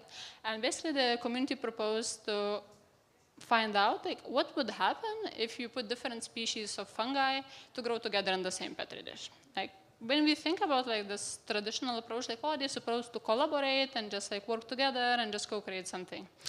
As you kind of can see here, like we have very clear borders of 3 species of mushrooms doing their thing, not dying, growing very effectively, but not collaborating. They're just there doing their thing. And I tried to figure out like why actually that type of things happen, like trying to find the reason. And even taking into account that the mycelium itself has no central command and it's just like it's all spread it around, but still they have like strong core of actually understanding like what kind of genetics they have, what kind of organism it is, and they don't really mix with others, but they share resources, like certain type of resources on demand. And yeah, that was quite interesting because I kind of tried to understand like how we actually share the information and resources by building DAOs and organizations itself. Then in the way like we have a lot of different sources of information, and we have, as Roberto was mentioning before, we have Telegram and we have Discord and we have like different sources, but like we get the information as a community members. But in the same time, we don't really have one source of truth, but in the end of the day, like people are relatively aligned on the direction that they go into. And that was quite interesting correlation to see that actually like we can learn some things from mycelium about it, but in the same time, like not everything is actually aligns with the nature. That's like just more dynamic in the way that like how we coordinate is ever growing, is ever evolving, and just yeah, we're just like trying to understand actually how certain parts of nature could be adopted, but certainly just not.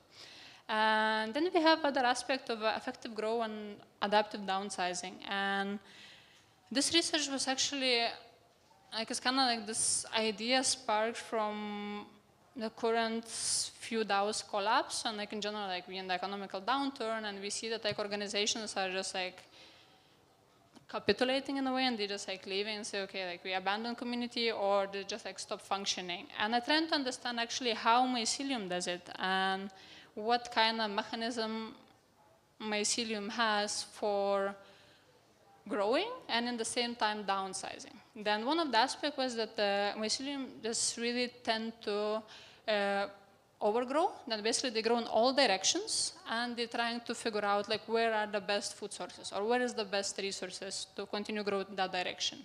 And another way, when they notice that there is some sort of danger or some sort of threat in a way of like toxicity or so, they just cut the part of the network. And so, okay, like we don't continue with that part. And you can see in this actually picture, there's a lot of contamination in this Petri dish, that there is like one part actually here, one of mycelium it grows. And there was certain parts of it here as well, but they just cut the network and it doesn't grow anymore. And basically the goal of it to just prevent negative action and just like continue growing in the direction where it's safe and just like expand in a part where you actually there is some sort of value. And yeah, basically like the learning from it and like how we could adapt that type of mindset for building organizations is actually not being afraid of downsizing. It's like something, if you build big, if you started your organization with 10 departments and you want people to be there, but after a while you notice that they don't bring any value or they're not aligned with the vision of the organization, or like with the vision of the thing that you do, like it's okay to stop and it's okay to let them to just dissolve in a way without dissolving whole organization. It's like it doesn't need to be all or nothing, but it's more about just like being mindful about iterating and being mindful about like seeing how organization doing, how everybody contributing, and how we can learn from that and just like rearrange.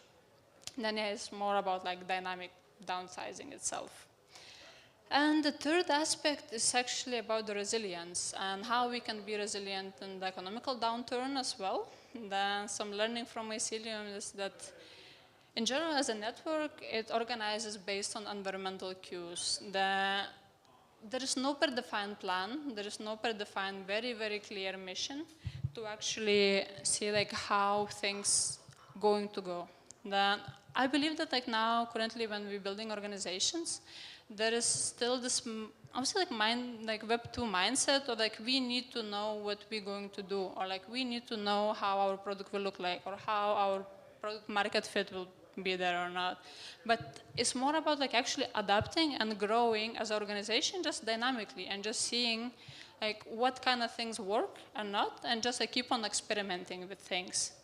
And some of the things that actually I already noticed that like we do in the Web3 space, and I'm very happy about it, is funding, then funding on demand.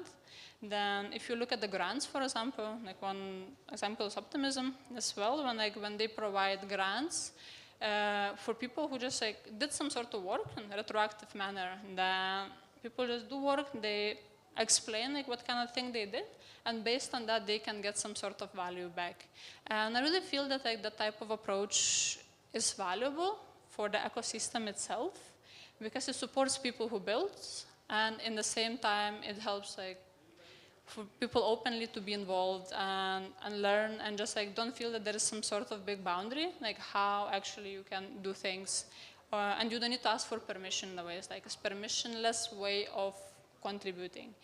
And as well as it helps with radical ownership. Then basically anybody who writes this grant or who want to propose the project, they come as an owner of it and they want to deliver, and it's something that like they believe in. And I think we really, as a community, need to encourage more of that. And yeah, and as well with the self-organization of the communities as well. Then like as more we're letting people in and providing a framework for them to join and on board, as better we help them to actually be as early as possible useful for the community and just like find themselves as well as support the common vision. And yeah, and just like key takeaways, like actually just one of them, then it's just sometimes it's good to stop and instead of just building or just like going somewhere and trying to create like hundreds versions of it and just like see what works or doesn't and just get into like this intensity of Web3 space. Like it's nice to stop and just like look around. And it doesn't need to be mycelium. It can be plants. It can be anything around you. And just like stop and look around and just see what's there, what kind of patterns you see, and how this information can be helpful for your problem. Then yeah. That's it from my side. I think it was a little bit faster. And yeah, and thank you very much.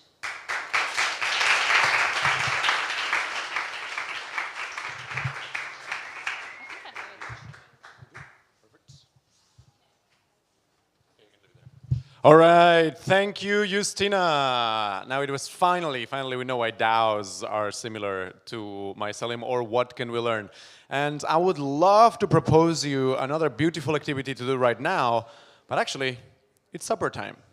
So in 5 minutes, out there in the kitchen area, like in the like sort of courtyard where you arrive when you go through the tunnel, supper is going to be served, so feel free to head there and grab something to eat. And there is going to be more programming starting in 1 hour here, and in 2 hours, fishbowl panel debates are going to be in the coolest part of this fort, which is the sort of like a well that is right when you follow the tunnel in the entry. It's called the fishbowl. There's signs, and you'll know how to get it. And I will see you all over there. Thank you very much, guys. Have a great supper.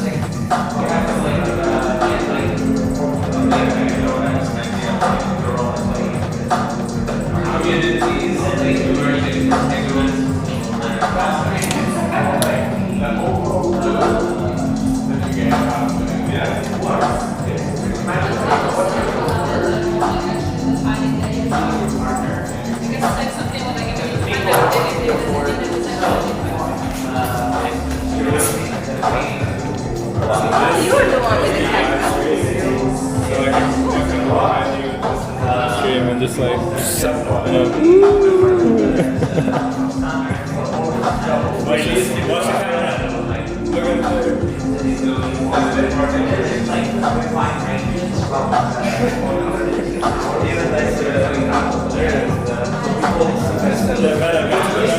I see myself.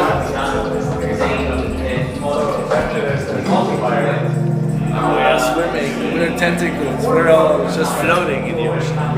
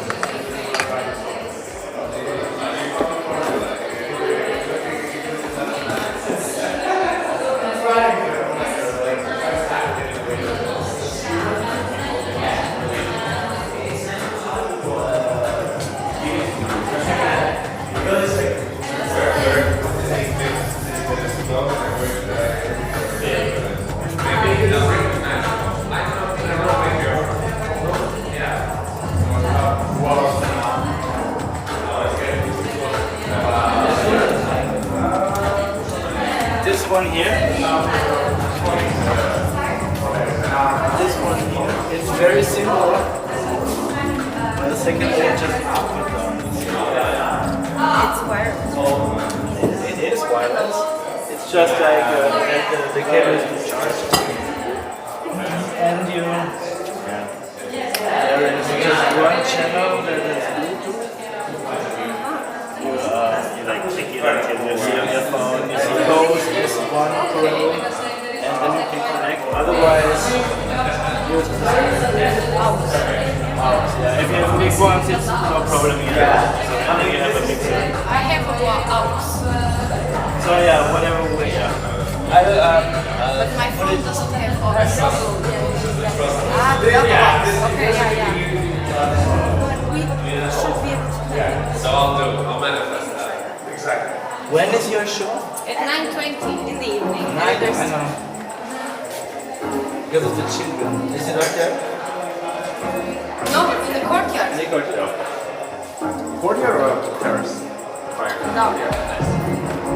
We'll have to also make some room for people if they're passing. I mean, but you have the stage, so on the stage you're going to Oh, no, it is not safe. That stage. It said why? Is it a bad state? I didn't have a proper look. I don't know, it's not there. Left the floor. Oh, you're testing it already? If it shows battery. I have to find my phone. That's the concrete walls. So I'm connected, Yeah. so now you. 3-meter wall.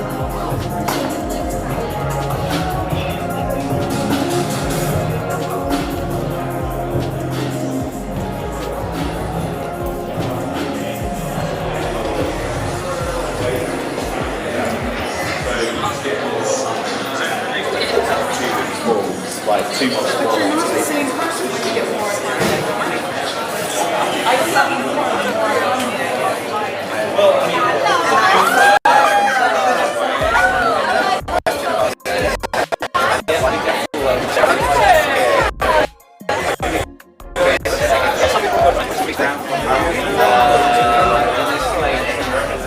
minority protection is very big, and this is where you the privacy emergency, and everybody needs to shut up and rally.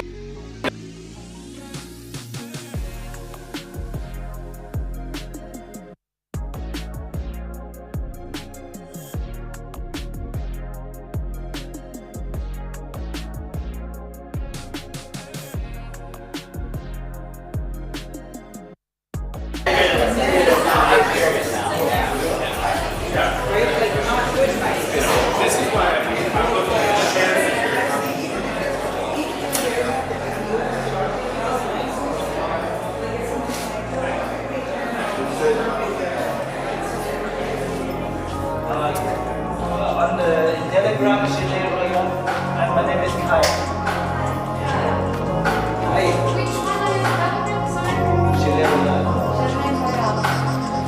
I have to read it. No, lot of names, right?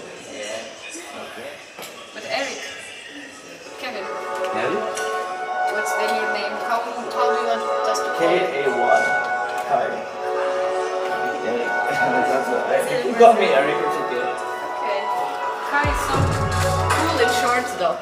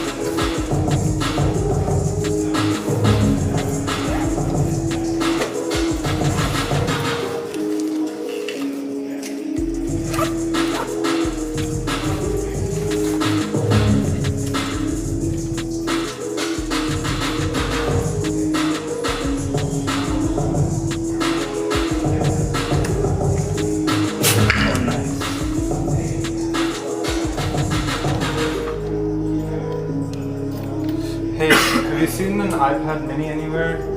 I put it down somewhere and I can't find it. On the dance floor. You're looking for me? You lost an iPad mini? No. Yeah, I was my controller.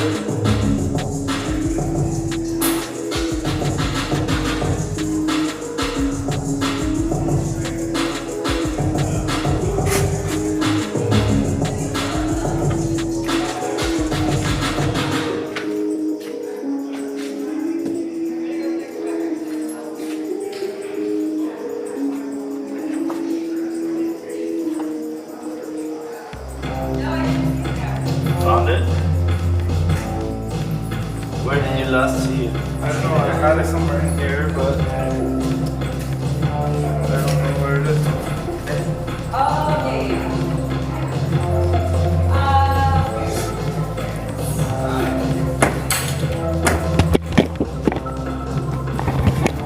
Man, I was watching people go by that tripod, so many people, I was just waiting for someone to knock it. What, that one? The one, yeah. Ask the That's finally where good. it is.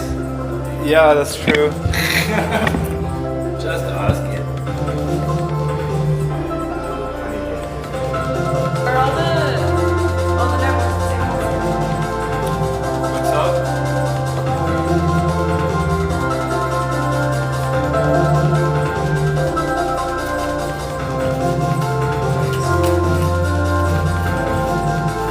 It's not. It's Pedro Cristo.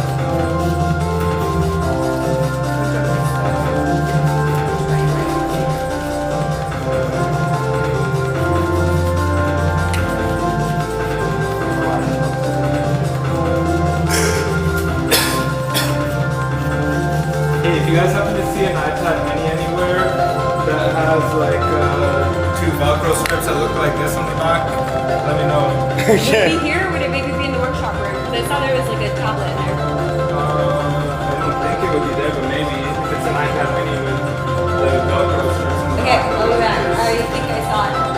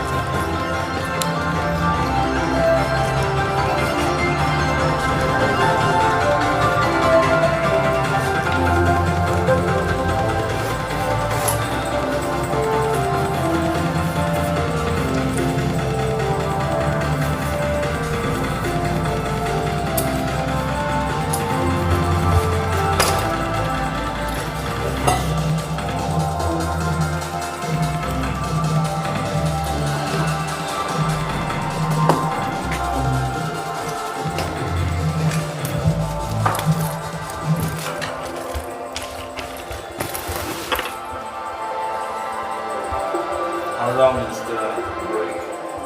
I'm not sure. I'm gonna try to grab food right now.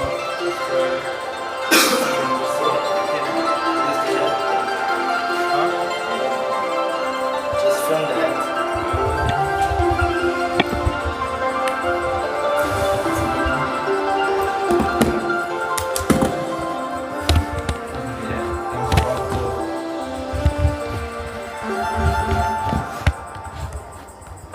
Yeah, I know that's always what happens. It seems like a good idea then. Nice.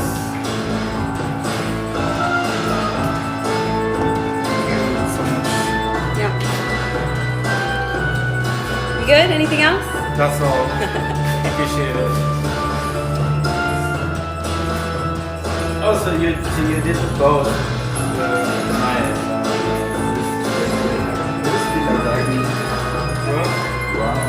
Oh, your other stuff is in Villa Gavia?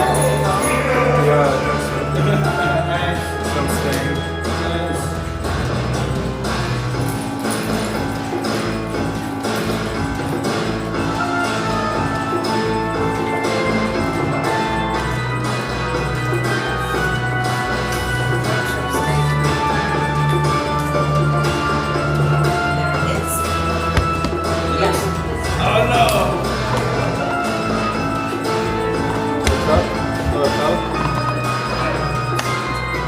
It's fine, it's fine.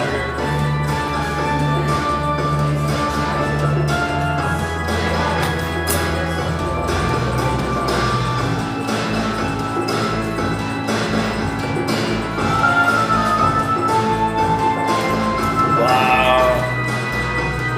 Well, is this OBS? This is the ATEM output. ATEM output? Yeah, I haven't seen this of course, I haven't seen it. I just wanted to ask if it's like plugins, OBS with plugins or... Well, I'm using OBS. hardware, I'm using OBS not for recording or anything, just to like bring it into the computer and place it on the monitor and stuff.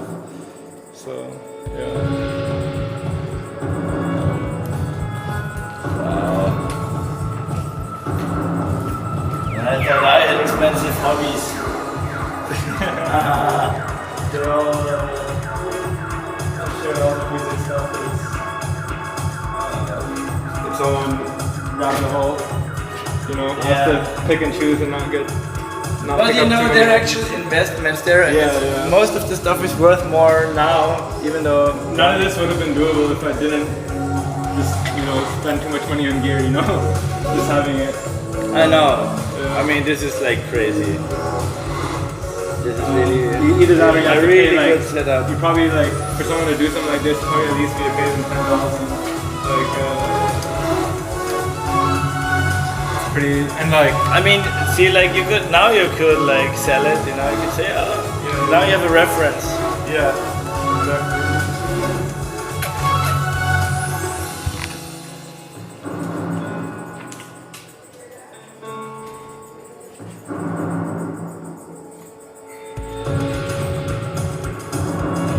Because the wireless thing didn't work there, might have to do it here.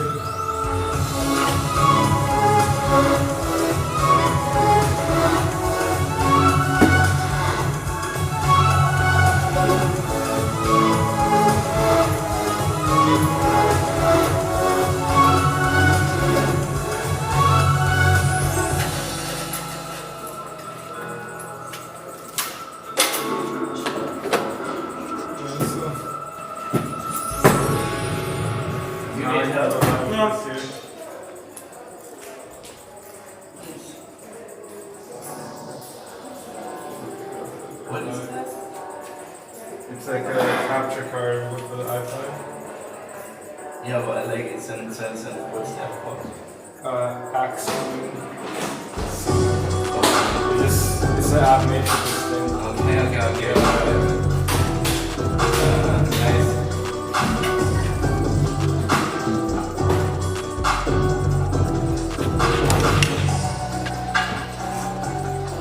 It's crazy how multi-purpose and iPad has become. Yeah.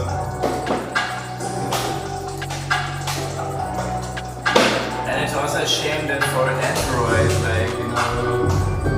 as much as I like it, but as I have an Android phone, but I've never given my iPad away.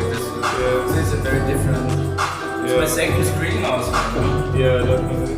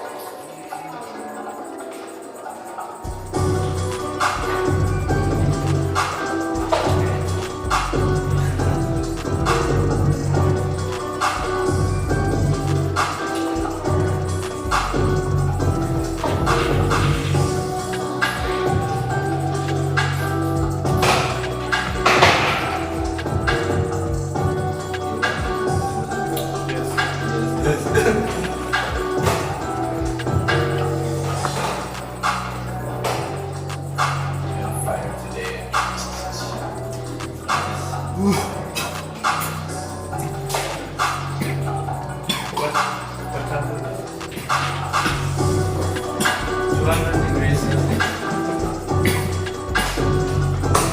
nice to read as well. I usually do I go 180 to 190. I skipped it. Yeah, no. It's nice to.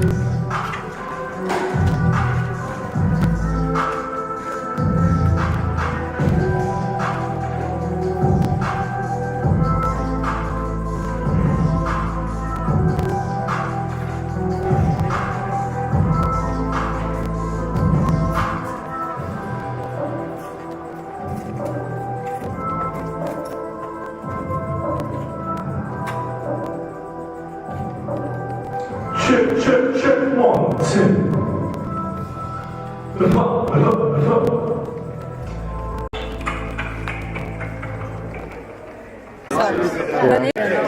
With us or without us? Let's watch the live. It's the one way. Good to meet you. On Meta. What's going on? This is we're live. It's not ideal. I need Pete's mic.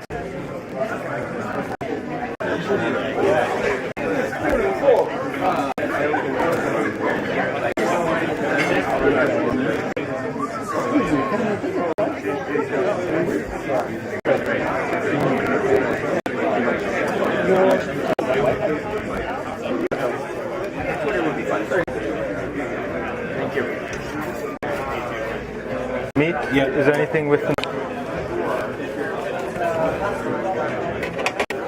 And the salads, of course. Yeah.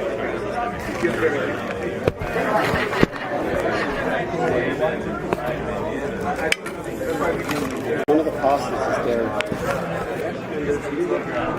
There we go.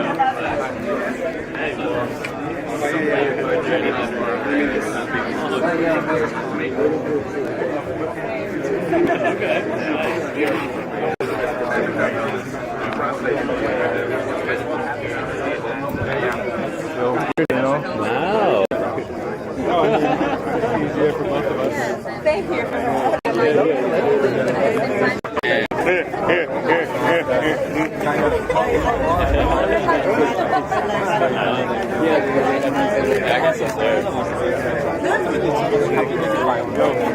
Can you just keep a watch on this for me?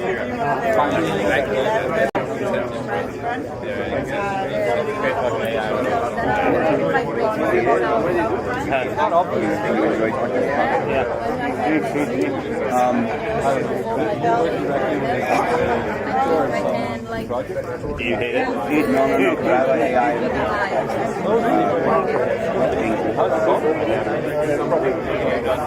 What's your AI? You got me something artificial intelligence myself. These are my human cyber. Weather data model. Kind of a planetary my interpretation of cloud is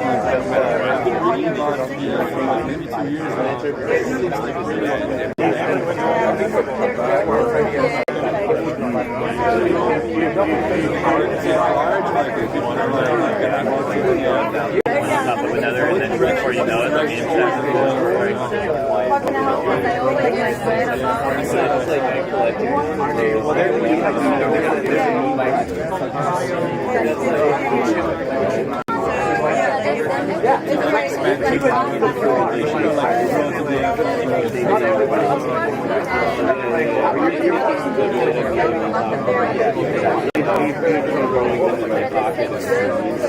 Oh yeah, that's the name stat.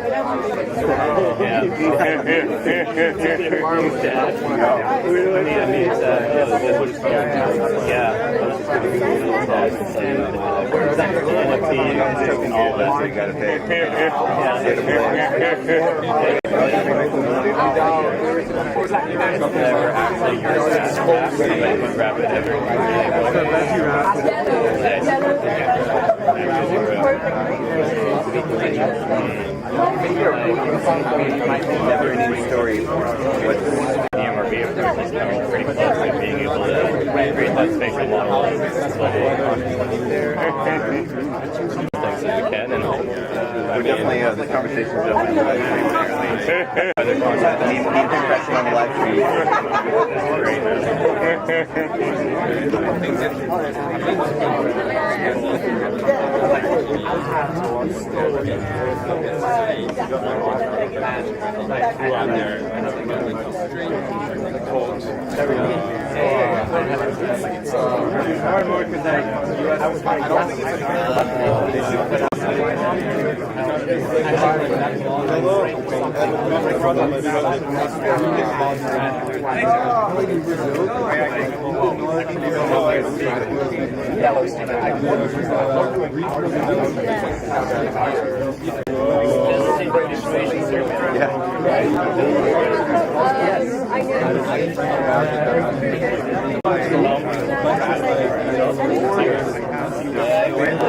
Oh, your tier. Wait, you know T-Rex was actually feathered? yeah, I need to get more of I probably cut off like 6 inches before I came here.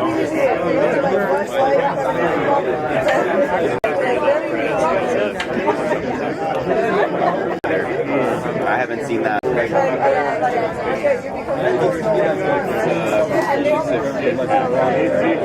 Yeah. Meta memes are emerging. I like Our body. If we are not paying attention, our bodies like the better, yeah.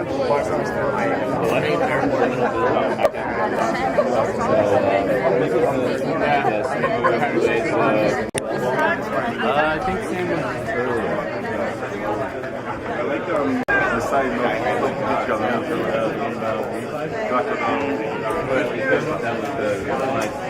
MetaFest 2D? I saw it in there. I didn't know it was strict. You do this pro? How did you end up with all the pieces?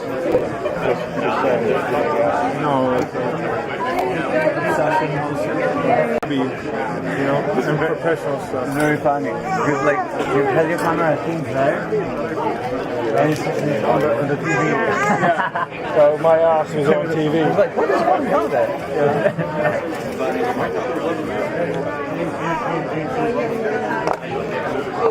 Like a few minutes. Like, you don't have to actively look at it, but just make sure you know. Yeah. It's like no one picks it up. Because you know the password for the Wi-Fi? Which one?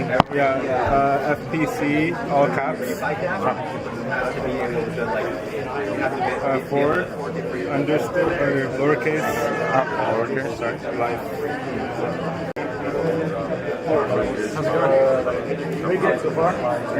Oh no! I was just gonna say today's a new movie, so we started a new cycle. Yeah.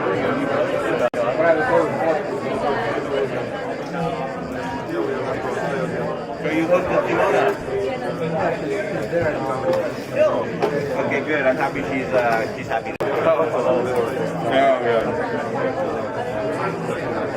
Yeah, she's a machine of nature. That's good. Yeah, so let's travel. Let's go.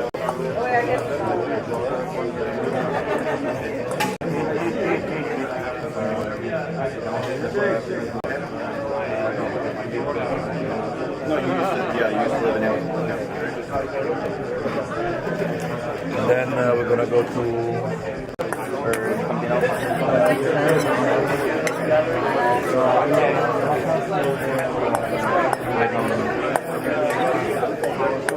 Would you like to come down to Refi Sicilia if you have the time? Or should we organize something for next year?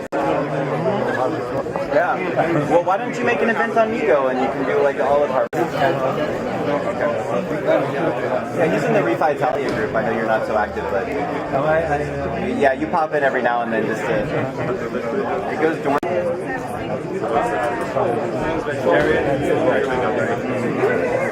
But you guys, I remember listening to a podcast you did. No, this was like this was beginning of last year.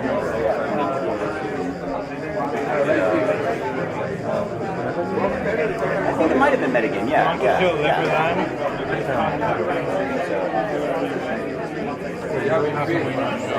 No, I was just listening in, but I was nice to meet you. That's when I was living in India. Visits the freest nation state on earth. The borders with Croatia have opened and the settlement is ongoing.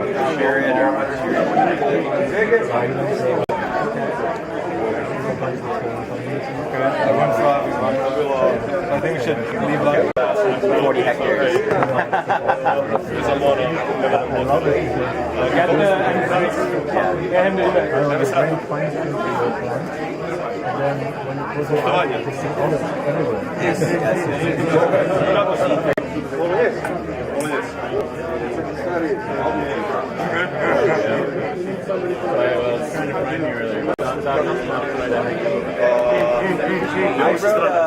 I've written white paper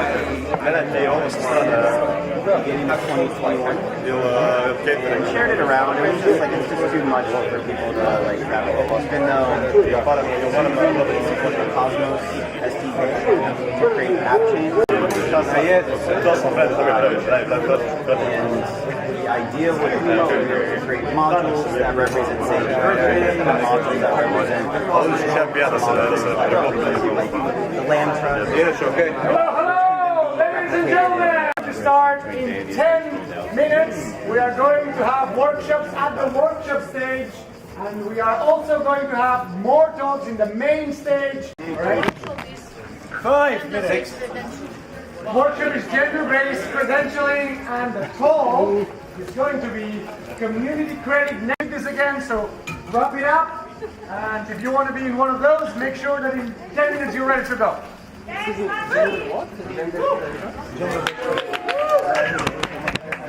What's the name of the project you're working on? Powering projects in the community. Each of them becoming their own entity. Yeah.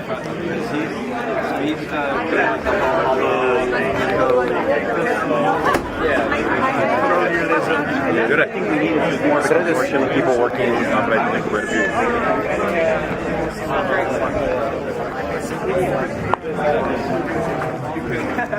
His name is Sid.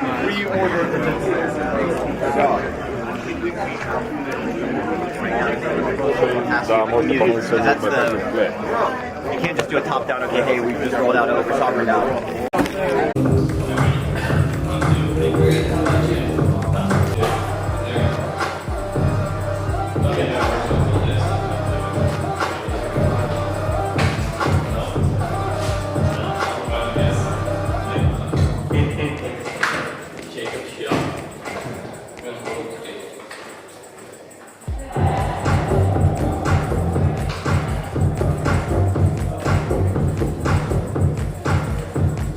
The laptop that's up there, do you know, are we using that for the presentations? If you want to use Roam, you can use Roam.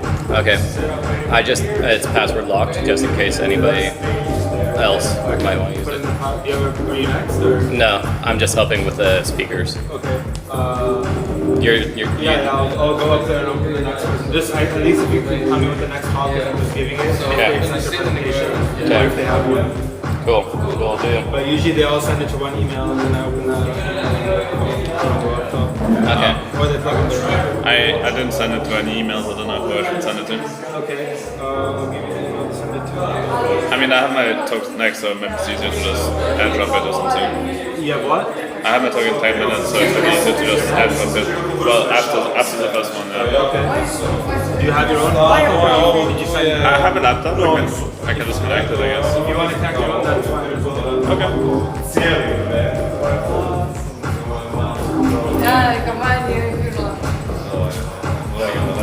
We're talking about what the legend you are. Thank you. Look at this. This is great. You just fucking met the cartel. Yeah. Let's see.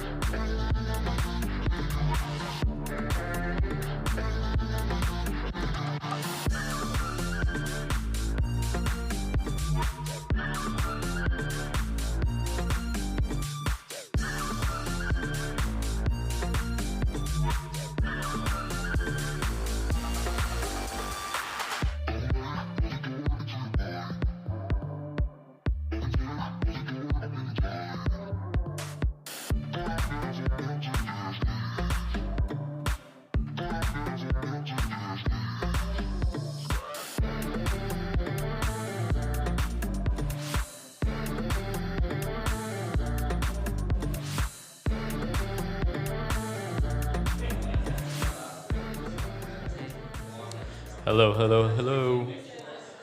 Have you all been fed a wonderful meal? Yes!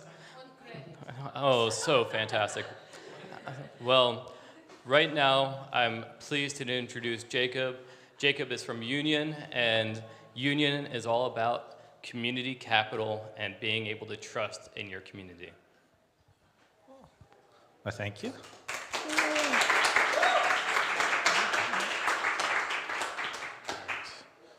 Right. Yep. So this talk is going to be about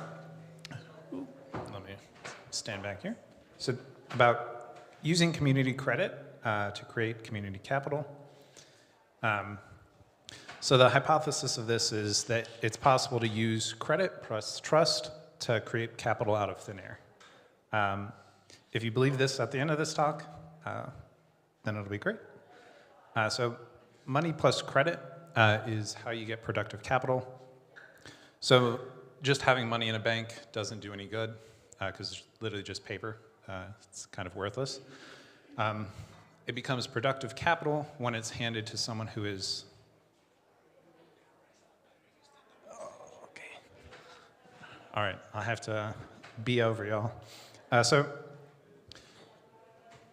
it only turns into productive capital when you hand it to someone who can actually put it to work. So I like using the farmer as the example because people are going to get it. So credit is the mechanism by which that happens.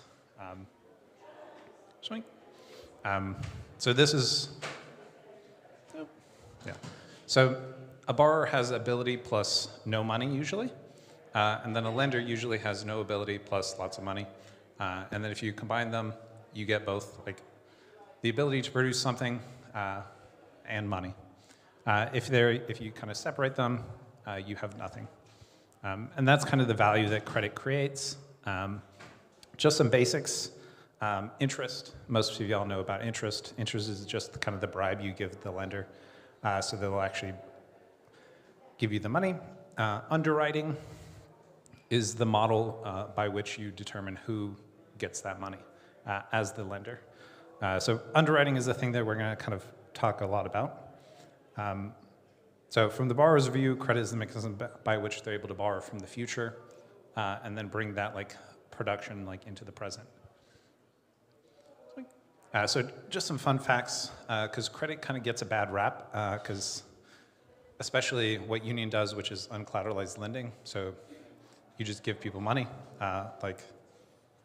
Here's a good example. So here. I'll lend you $20, and then ideally you give it back. And so, yeah. So credit can be positive sum. So it's possible to create, this is where the value that you're actually creating when you talk about capital. So let's take a farmer. This farmer, he pays $387. So fun fact, these are actual numbers. So if you're thinking about becoming a farmer, you probably shouldn't. So you pay $387 an acre to plant. And then you're going to earn $400 an acre at the end of the season. But what happens when there's a drought? If there's a drought, you can literally lose the entire farm if you don't get water on your crops within that month or that week. And shipping water in was going to cost you about $5,000 or $5 an acre. And so if you have credit, you're able to borrow $5,000, buy the water you need, or the liquidity you need, and then you have your crop. So you end up with gonna do some math. So $13,000 minus that $5,000. And so the bank is able to charge, as long as the bank charges less than that difference, then it's positive sum. Both parties end up benefiting. Because without the farm, without the credit, they lose everything. And this isn't just a farmer example, we all have these situations in which having money now is worth $2 in the future. The other thing is credit is risky, which isn't so much true, because credit is risk. And I like using this example. So this is a guy who jumped out of an airplane without a parachute, and he lived because he prepared. So the real danger with credit or uncollateralized lending isn't so much the risk. It's the bigger danger is thinking you have something collateralized and then it ends up not being collateralized. Also, if you don't expect someone to pay you back and you lend to them, that's negative EV, so don't do that. And then the ways that you can kind of, this is expanding on like that first example.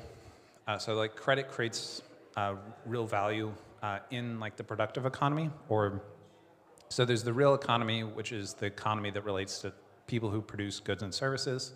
And then there's financial economy, which is generally speculating around the prices of goods. Most of DeFi today is financial economy. There's virtually no like real economy that's like crypto native. Ideally, we change that. But one way that like you create value is this time travel. So like MetaFest, for example, like all of the expenses are front loaded because you have to rent the fort, you have to rent the porta potties, and then people don't give you money until the end. And if you don't have credit, you basically have to always be saving up, and then, yeah. So, and then the big question with credit is, because all of this kind of hinges on one thing is, will the person give you the money back? And it's really like two main questions is this person the person they say they are? Which is most of what, a lot of people talk about KYC, that's generally what that question is, like trying to determine, is this person the person they say they are? And are they not accidentally actually 100 different people? Because if I lend to you, so you 4 people, and as long as only like if one of you defaults, I can charge like 33% interest, and then it breaks even. But if all of you are the same people, because you Sybil attacked or like stole some people's identities, if one of you defaults, it all goes to 0. And then the other question is like, do they have the ability? So can they pay you back? Will they pay you back? And this is just the prisoner's dilemma. And so within prisoner's dilemma, so generally in theory, you're supposed to rat someone out. Basically, does everyone know what prisoner's dilemma is? Okay, cool. So that's kind of in theory, that's kind of the optimal strategy. But life is a repeated game because you rat someone out. You're going to see if you see them again, you're going to take a different strategy. So this is how credit kind of works today. It's pretty simple. You deposit money in a bank, and then the banker decides who can borrow against that money. With modern, now the banker doesn't even decide. So a lot of what we're going to be talking about is small banking. So they used to be, for a period in time, a bunch of small banks, at least in the United States, small little community banks. And if you needed a house loan or you needed a business loan, you could go to the bank. You have a relationship with that banker, and then they would give you a loan if you know them. That had some problems, which are a bit out of scope for this. But that no longer really exists. So if you're a small business, banks essentially, they do not want to give you any loans. Which enters kind of the thing that I'm currently very excited about, which is this idea of cost of capital. So the cost of capital is just what does it cost for you to get access to that capital? So I have two you can kind of guess what I'm referring to by these names, but say Derek borrows $2 million at 2%, they're going to pay $40,000 for that. If Wendy borrows at 5%, she's going to have to pay $100,000. And so just a small difference in kind of rate is going to shrink both of those people's, assume these are businesses, it's going to shrink their margin. And so what would be a good example? So a $40,000 bump for Derek, and so say they both are making $150,000 in revenue or profit. Then a $110,000 bump for Derek, he'll be able to survive, but then Wendy's gonna be out of business. Yep. enters a derrick, an oil derrick, and a windmill. And so the big question that like enter the community capital part of this or the community credit part of this is, should like a banker and increasingly like a banker in like usually in New York City be the one that's deciding who like within a local community gets access to credit? Because this is essentially like who gets access to the ability to borrow in like these emergency situations or for growth situations. It's why,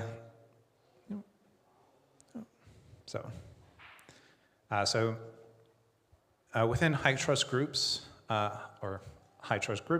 you're able to kind of bring money in. I think there's a slightly different one, but so you can have income, wealth preservation, which we'll skip, lending, equity, civics, and then there's the other one, which is donation. And I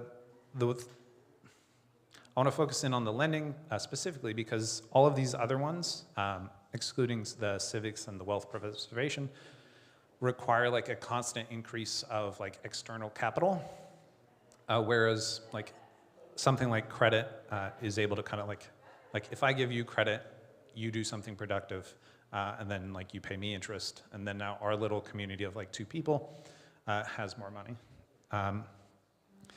And so this is pretty cool because there's been a lot of research done on like this idea of dead capital.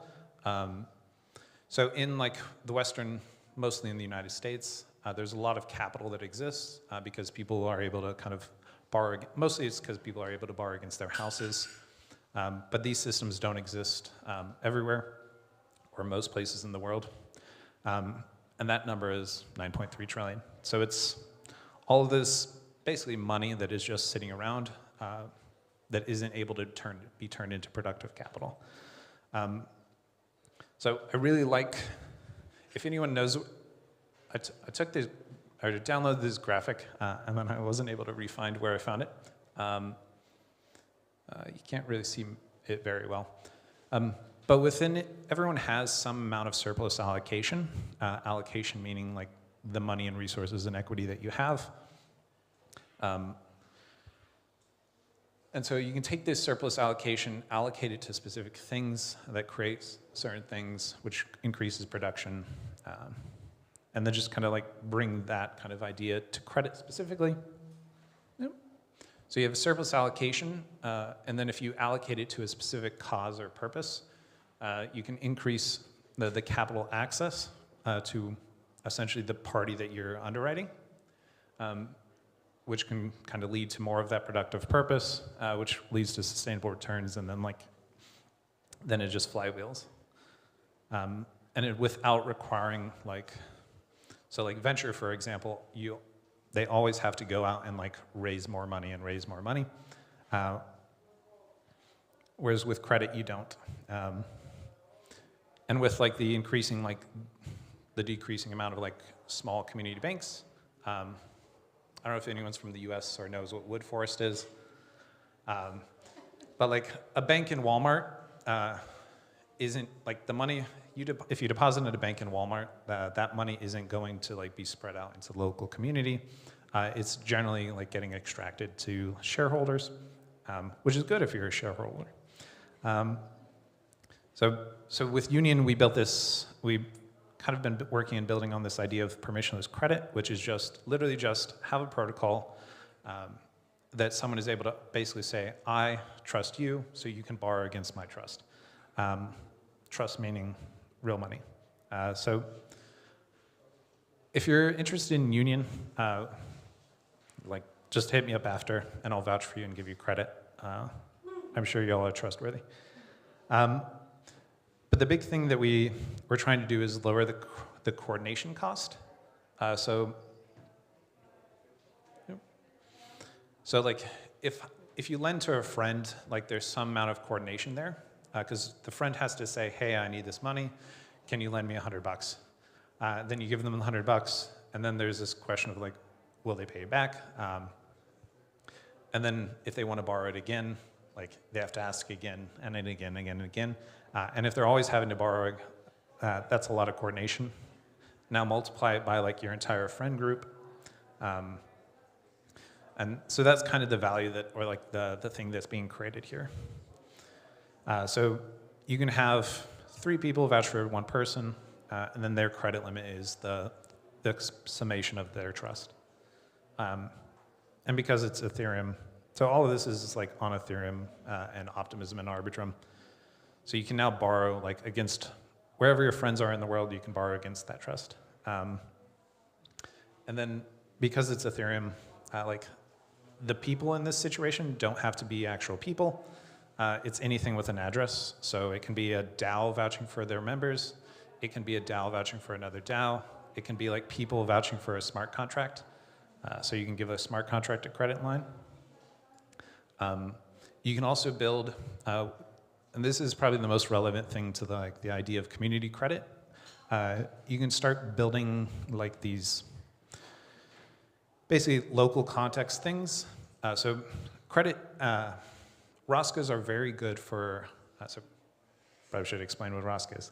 So a ROSCA is a rotating savings credit association, which is basically just this thing that's, before we had banks, it's pretty cool because it just popped up kind of in a whole bunch of different geographies in different ways as just a way to coordinate money.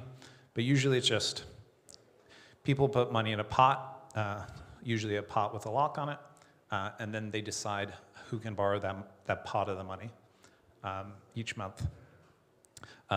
Usually they tend to like, there's a few that have gone, kind of still exist and get pretty, have grown to be pretty big, predominantly in Kenya. But usually they tend to like fail once they get to 50 people because someone runs away with the money. They're also not good because if you leave the community or leave that community context, you now no longer have access to your credit. So you may stay in a bad situation longer than you should. But if we put all of this on chain, you can now like access your local trust and like wherever you are on the globe. And so this is kind of just a basic example. If anyone's interested in building one of these, we are going to do a workshop probably on Friday. But basically you just deposit money into like a multi-sig. And if like, yeah. So if everybody here all deposited like $10 in a multi-sig, and then the multi-sig vouched for everybody, everybody now has basically 10 times the number of people in available credit at like a very low cost of capital. So you're not creating money out of thin air, you're just creating credit out of thin air. So there is a risk if someone doesn't pay it back. And then because all of this is on chain, like, and it's all networked, like your local community like credit union, and then like this local community credit union over here, like are all kind of like interconnected. And then this is just another example of a structure that you can do. You can have a bunch of people vouch for a multi-sig, and then decide from that multi-sig who can borrow against it. Basically creating a little bank out of like a multi-sig. I have one like thing that we can't solve at Union. So it has one flaw, which is that the protocol can't stop you from trusting untrustworthy people. That's the one flaw of permissionless. And then this is just a game we built to kind of, if you want to play it. There is a prize. It's just kind of this question of like, how do you know who to trust? The best way is, well, the way I prefer is to just trust people, and then they'll let you know. Yeah, and that's it. Cool. Thanks, Sal.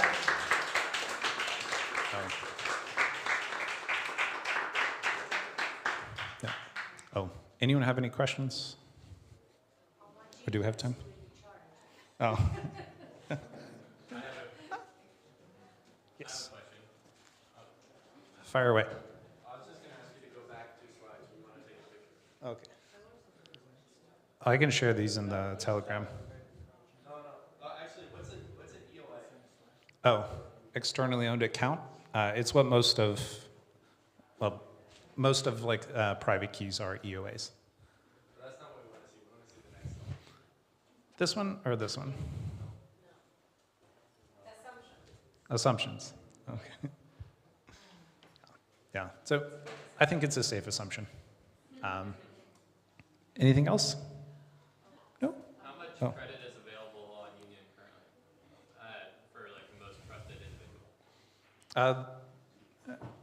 I think that's murph.eth, and I think has a 30. No, I gave someone 25 grand in credit, but on Optimism it's 3,200. Nice. Cool. Well, thank you all. We do have shirts in the other room if you want them. Fantastic presentation. I really enjoyed all of that. And up next, we're going to be talking on sort of a similar subject. It will be agriculturally related. And with agriculture and the entire production system, we need capital to support that. So Union can work hand in hand with the presentation that is going to be coming next. And together with these different Web3 projects, we can form a stronger community. So I think that is something that everyone should be thinking of when we're starting to think about how we're doing these relationships here. How are we going to be working with one another into the future and being able to establish strong community connections that will last into the future. So right now we have Vikram with Regenerative Precision Farming. Hi there, guys. Welcome, everybody. My name is Vikram Singh, and my family originate from India. I've now been living in Central Europe for the last 10 years, and I've found the passion since being here to get involved in agriculture. The background was actually in nutrition, which got me involved into the whole concept of growing our own food. And yeah, so I'm here today to talk to you about what I've learned so far within the agriculture sphere in terms of regenerative agriculture and what we're working towards now, precision farming, which is essentially minimizing waste and maximizing the energies going into it. So, we'll start with a little background of myself. Here, oh, I see that the projector's quite giving a funky vision there. So I'll let you know. I had my own farm for now 6 years in the Czech Republic, and we were focused on growing fruits and vegetables. And the concept was a CSA program. I don't know if any of you are familiar with that, which refers to community-supported agriculture, which means people sign up for seasons worth of deliveries of fresh produce, and we start the delivery for June and ends in November.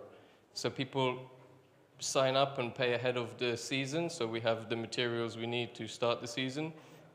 And that was going on for about 3 years until I had a major accident and decided to then sell the farm. And as I didn't have anything holding me anywhere, I decided to move to Slovenia, as that's why I'm now here, as I'm a neighbor. So, yeah, that was brief history. And in the process of moving, I made a stop in Bratislava, in Slovakia. And there I was working for a conventional farm, helping them with advice to make regenerative and more progressive strategies for their crop management. So, whilst I was in Bratislava, I was also working for an organic farm too. So, so yeah, more about regenerative farming. What is it? What does it mean? It's the movement to bring tired and depleted soil environments back to life and boost our food security. So the key concepts here are to be not disturbing soil. So we want to be keeping it covered and maintaining living roots in there as much as possible, and also allowing the capacity for animals to be grazing on the land, which is really helpful in boosting the nutrients, and also the fertility in the soil. So I'm not sure if many of you are aware, but this condition of the soil health in the world globally is quite terrible at the moment. So we have like 40% of the world's soils depleted by conventional industrial farming methods, which I'm sure many of you know its drawbacks. So what we're looking at now is the possibilities to improve the soil can keep us on track for the climate goals which we need to sustain our planet. So this is basically achieved by the carbon sequestration capabilities of the soil, and that means it's basically absorbing the carbon from the atmosphere and keeping it in the ground. And also the process of conventional agriculture is also releasing a lot of that stored carbon back into the atmosphere, which means that conventional agriculture is actually produces about 1/3 of the greenhouse emissions contributing to climate change. So, I'm not sure if you can read that here. I see now it's very difficult, and my formatting is obviously not that good, as I spend most of my time in the field. So, I'll just read out here what I've written. It's actually a quote from Roberto from America. And so what they given the definition for regenerative farming in 1983 was: regenerative farming increases levels of productivity, increases our land and soil biological base. It has a high level of built-in economic and biological stability. It has minimum or no impact on the environment beyond the farm or the farm's boundaries. It produces foodstuffs free from biocides. It provides for the production, It provides for the productive contribution of increasing, it's very difficult to read this, excuse me. It should have been white, the text, I'm not sure why it's gray. It provides for the productive contribution of increasing large numbers of people. This system of regenerative farming provides for the contribution of increasing number of people during this time as we transition to an economy less reliant on renewable resources. So this is something which we really need to take into consideration these days, as we are in the process of moving away from non-renewable resources. So regenerative farming is a way that focuses on soil health. When the soil is healthy, it produces more life and more food, more biodiversity, and stores carbon. So regenerative agriculture, I believe, offers the young generation an entry point back into farming. It's one that suits their values and ethics while sustaining the climate and needs of our planet, which is something that has kind of drifted away from the farming career in the last few generations with the imposition of industrial farming, let's say. So why is regenerative agriculture needed today? So agriculture uses majority of the time heavy machinery, fertilizers, and other petrochemicals to sustain its food production. This is contributing to soil degradation and soil loss. So many of you might be aware already, but within 50 years, so about 60 harvests, there may not be enough soil left to feed the world. So I think that's something worth considering. Intensive farming, as I said before, also releases CO2, which is stored in the soil, and releases it into the atmosphere. So, all the while, damaged soils can make the environments also much more vulnerable to severe weather events, which include flooding and so on, which you are seeing a lot more of these days. So, this leaves us to question what kind of environment do we want to leave for the next generation of people on Earth.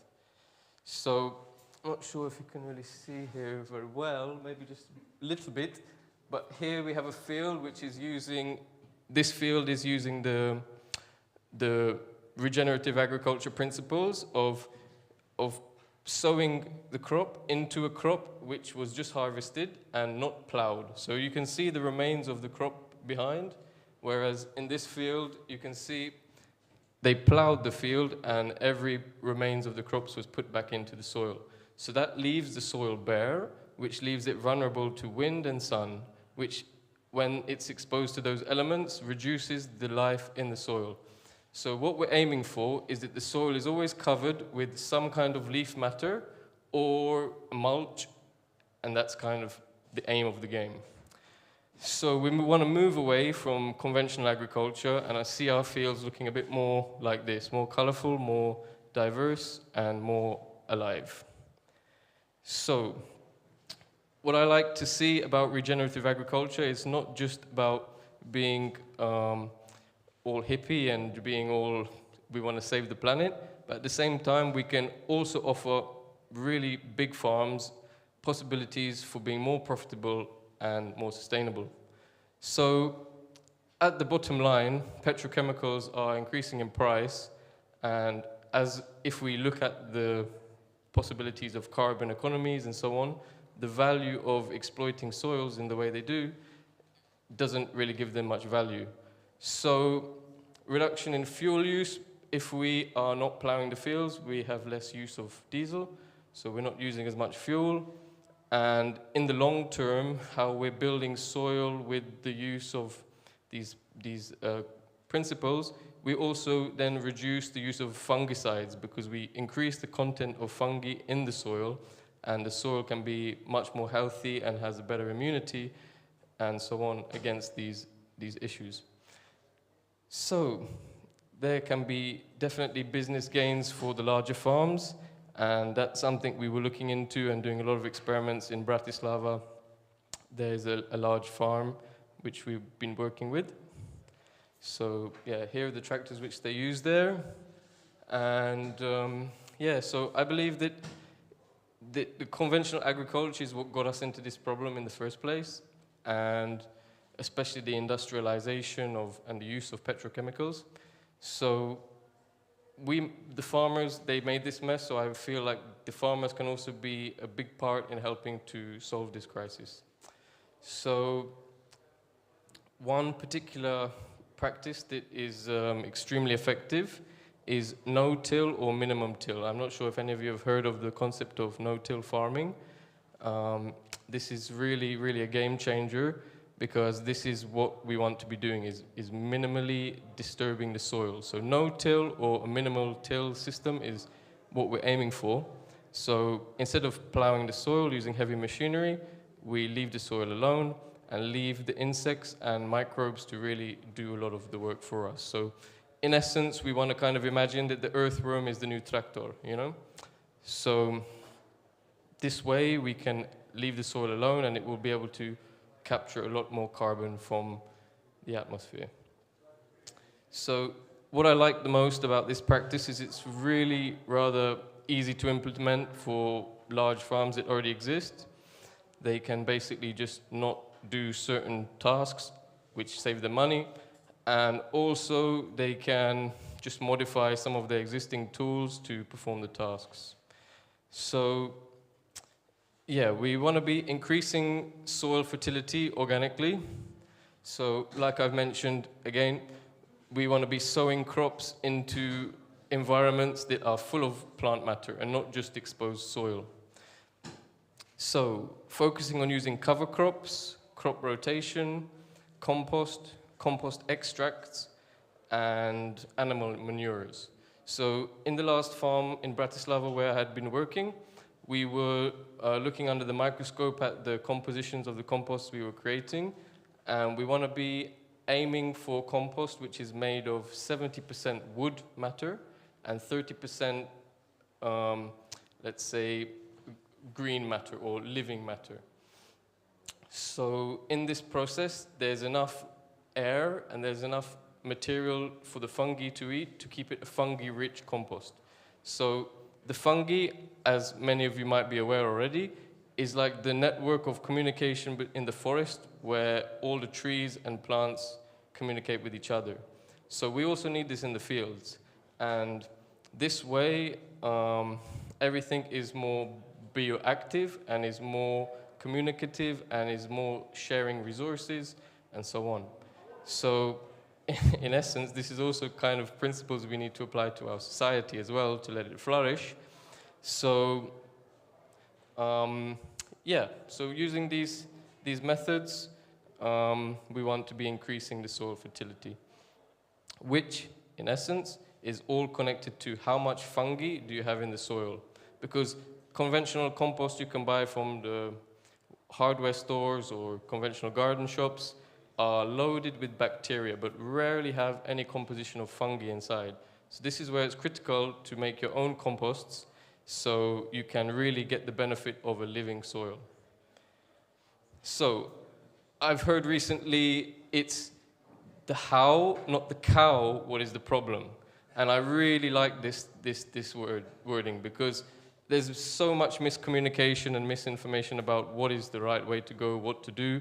So in all of my studies, I've found that really the issue is factory farming leaves only misery, whereas grazing, pooing animals attract birds, butterflies, and insects.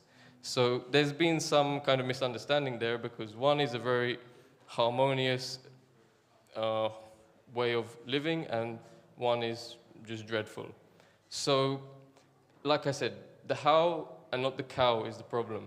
So I think if we can focus on these things, we can create a much better food and ecosystem and secure future for our planet and society.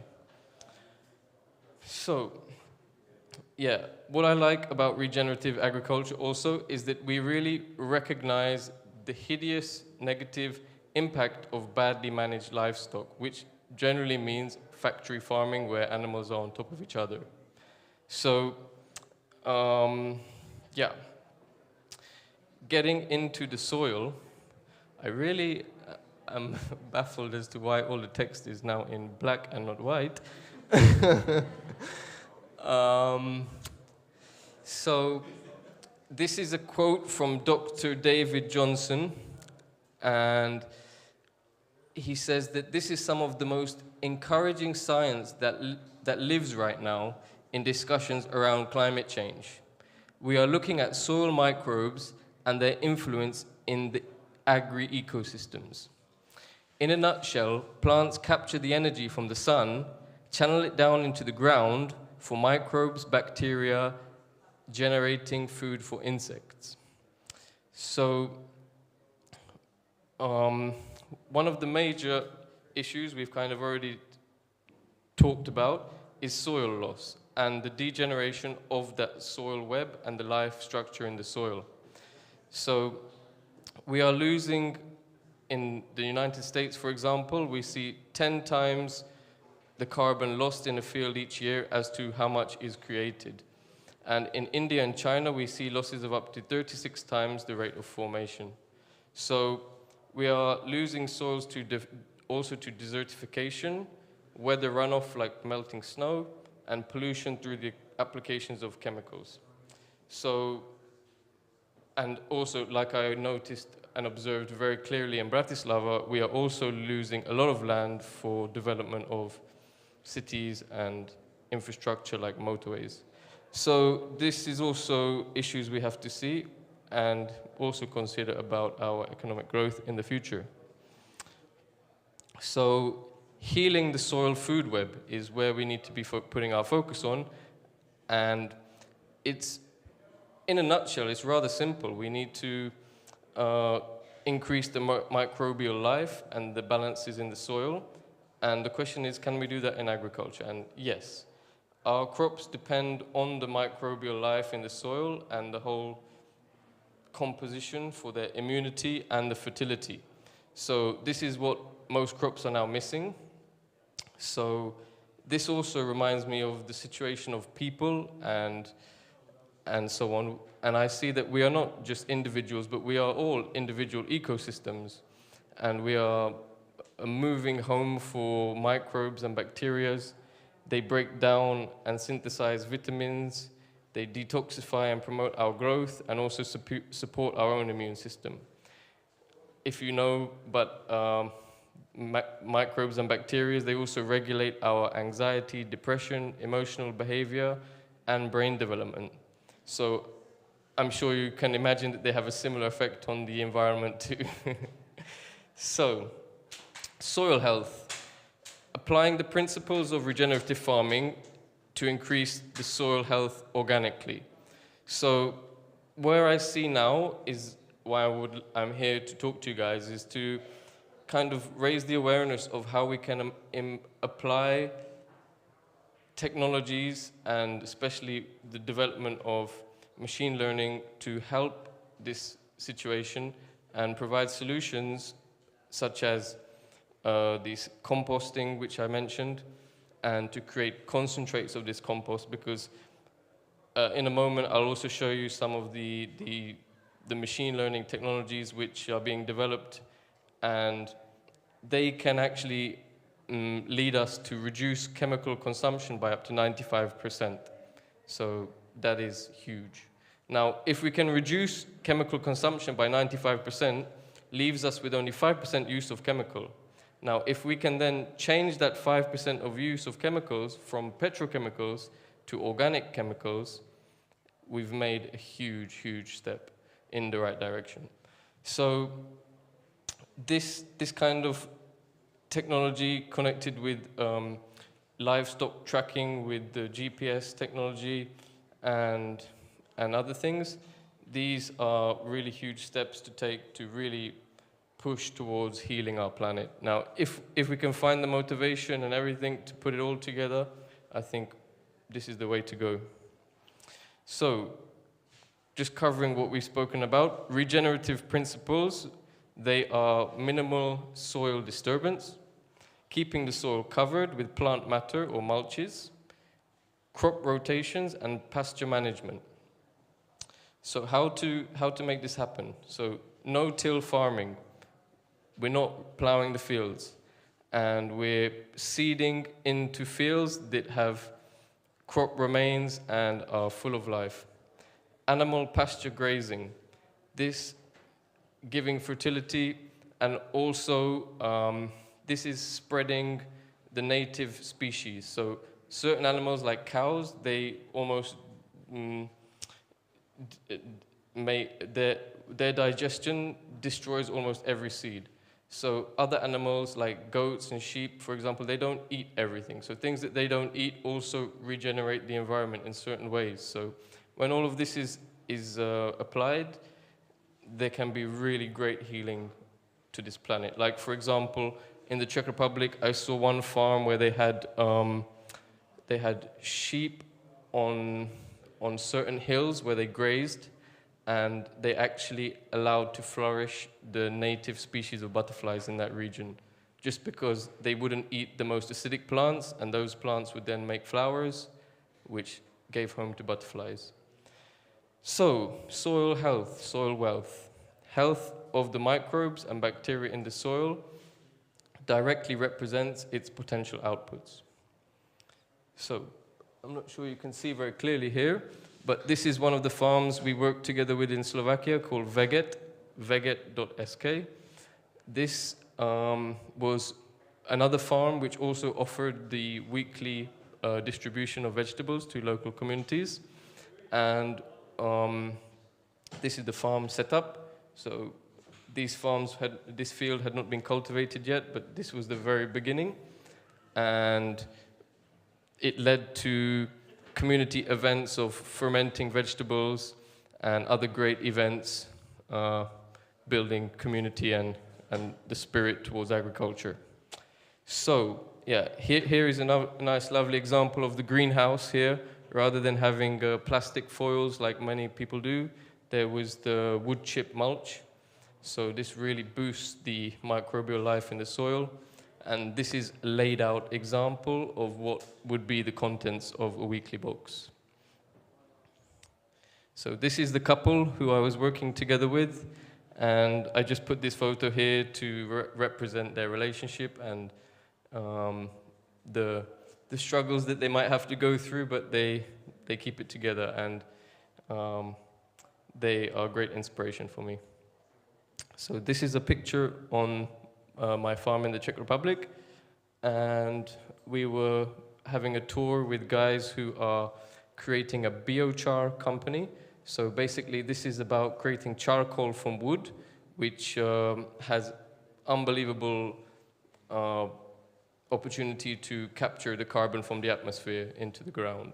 So we're talking really big numbers there when we get into the details there. And yeah, that's a huge future project as well. So I'm not sure how we're doing for time. Do we have 5 minutes or 2 minutes? 4 minutes over, okay.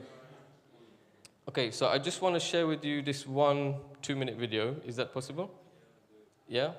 So let's have a look here. This is... You'll never guess what's happening under this hood. A robot is self-targeting weeds and killing them. These things have never been done.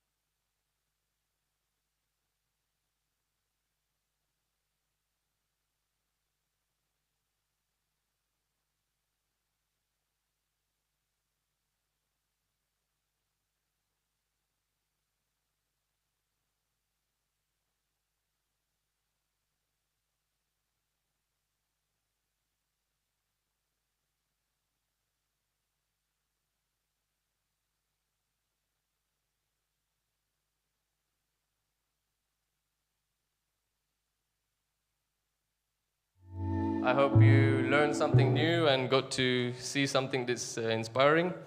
And I wish you a great evening and enjoy the rest of the talks. Thank you so much, Vikram. That was very enlightening, and I really enjoyed how you compared our entire physique with that of an ecosystem. And yeah, being able to have us as ecosystems and viewing that in that sort of perspective is very unique. So thank you for that. And yeah, I hope you enjoy the MetaFest. Yeah, cheers, buddy. Cheers.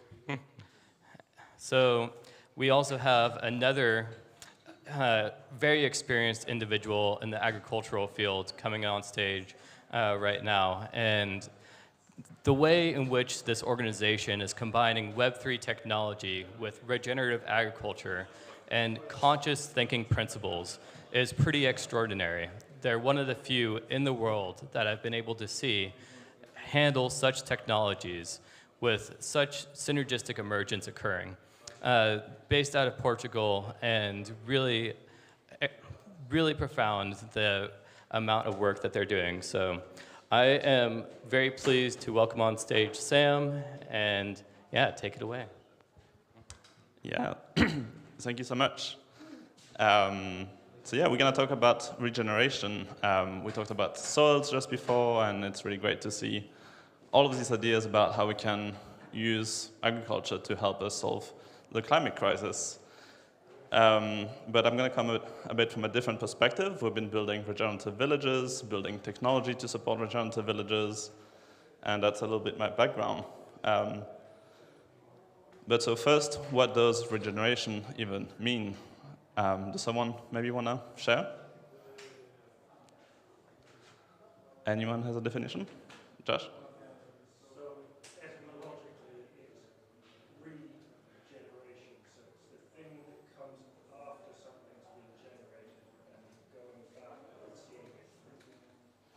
Yeah, exactly. And I've seen this term get a bit distorted. Like it's been used like so many places, big industries are starting to use it, regenerative, everything these days. The definition that I like to give about regeneration is it simply means creating more life. And when I say creating more life, it's creating more quantity, also more quality and more diversity of life. And not having this narrow-minded view of like, let's grow 10 billion tons of life. No, let's create like valuable life for all the types of organisms, from microbes to the trees, to the fungi, to the plants, to the mammals, to the humans. We have to start having a more holistic approach to how we see regeneration.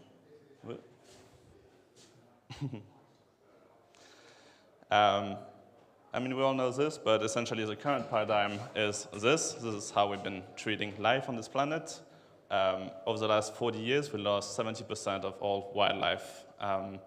It's an ecological collapse that's underway. We've been losing so many species of, insects and so on. And without insects, there's no farming. And the current political paradigm is this, net zero. And even this political ambition, we haven't even been able to make any breakthroughs on it. All the ambitions for 2030, we're kind of failing on them. And so it's really time that we find new ways to do things. And meanwhile, I think everyone here in the room would probably identify, at least to some extent, as solar punk, or I hope so. And so we're dreaming a future where we're actually producing more life, both in terms of quantity, quality, and diversity, and we want to enable this future to be a reality. So how do we get there? So I founded a Web3 conservation network called OASA. Our purpose is to transition ownership into stewardship. This project is great. So what does that mean? Ownership is actually coming from Roman law, so the people who built this building some thousands of years ago, which was the right to use, the right to get the fruit of, and the right to destroy. And we want to transition that sense back into something healthier, which is the right to care for and the right to get the fruit of, which is more aligned with how native communities used to operate, because this mentality of extraction is what is essentially has been causing the destruction of our soils, the destruction of our cultures, and so on and so on. So how do we do this? So we're building regenerative villages. And so we built a protocol, which is called Proof of Presence. It's part of this project that we're doing. We're building the first prototype in Portugal. But so what does it mean to actually track regeneration? So we're looking at it through the lens of these three layers. At the base layer, we have nature itself. And so nature can be something that can produce benefits. And we want to go back to a nature-backed economy instead of this economy that's funded just on currently credit and the extraction of value from nature. So we want to value living trees and living ecosystems rather than the timber that the tree can provide. And so one way to do that is to start monitoring, for example, what is the impact that your project has on the land itself. So you can do that, for example, through carbon sequestration, but again, that's been a metric that's been very narrowly focused, and if we really only focus on carbon sequestration, we're kind of losing the bigger picture. But it is one metric, and it is something where there's already markets available that can enable us to monetize living nature. And on our lands, we're already starting to track, for example, this through Open Forest Protocol. So it's a decentralized monitoring and reporting network where you can report the total biomass growth of your forest. And through the models, you are able to predict how many tons of carbon you actually stored in your land And because you can prove that, that means that you can then issue carbon credits, and that can become an income stream for your village. Next up is going to be biodiversity credits. That's something that you can track, for example, with DNA sampling. You can get a trace of all the living beings that have been in that zone. And you can also track this through, for example, audio streams or visual streams or whatever else. And then, of course, like water retention is like really important for us in Portugal. But yeah, that is something that you can measure, for example, by just measuring the water table and also just the humidity in the ground. And so there's ways that we can basically quantify our impact on the nature level. The second level for us is housing and infrastructure. So that includes things like houses for humans, human habitats, but also food production and kind of all the infrastructures that you're creating for your village. And of course, in our case, there's also going to be different village startups that are operating within the space. And finally, the last piece of the puzzle that we're building, which is an ecosystem essentially, is that we want to provide this technological ways that you can actually access and govern those physical spaces. And so we're doing this through the proof presence protocol. So it's essentially a really simple on-chain booking mechanism that we built. It's on Celo network right now, and it just enables you to distribute a community token, so your community can then buy access rights into your village, and then you can distribute governance rights, not only based on that community token, but also based on their presence, how many days per year did that person spend, and also based on their sweat.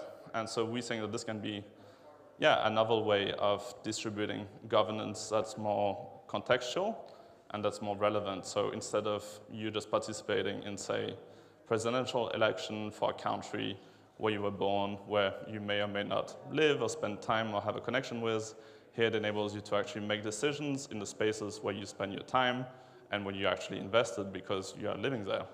And so that can be, you can live between 3 villages and you can split your time, and this can be a measure of how much of your time you spend in each, and this is how we want to distribute governance rights. So yeah, this is the first prototype that we're building. It's called Traditional Dream Factory. It's a 25-hectare property in Portugal, an hour and a half south of Lisbon.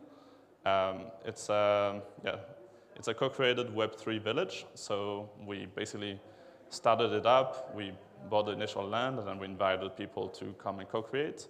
And we've been dabbling a little bit in this DAO space, trying to figure out what does it mean for us, how do we decentralize governance, how we decentralize all of these systems, creating basically a whole array of roles and ways that you can play with the space, so that you can choose how much you want to involve yourself. Either you can come, for example, as a steward, and you commit for 3 months where you're actually running and operating the space, or you can come as a guest or a resident, and so on and so on. That's what it looks like today. It's maybe a bit hard to see, but it's basically an old chicken farm. It's 1,500 square meters of building existing. So it's basically just a blank canvas. So we chose it for that reason, because it's just a space where anything can happen, and we wanted to open this up to the community and see what could come out of it. But then now it's been 3 years that we have the buildings and the land, and we have all the architectural plans designed. We got everything approved from the local municipality, and we have the token approved from our nonprofit in Switzerland, which means that essentially we are ready to get going. What kind of metrics do we want to measure ourselves? Like, how do we measure success in our projects?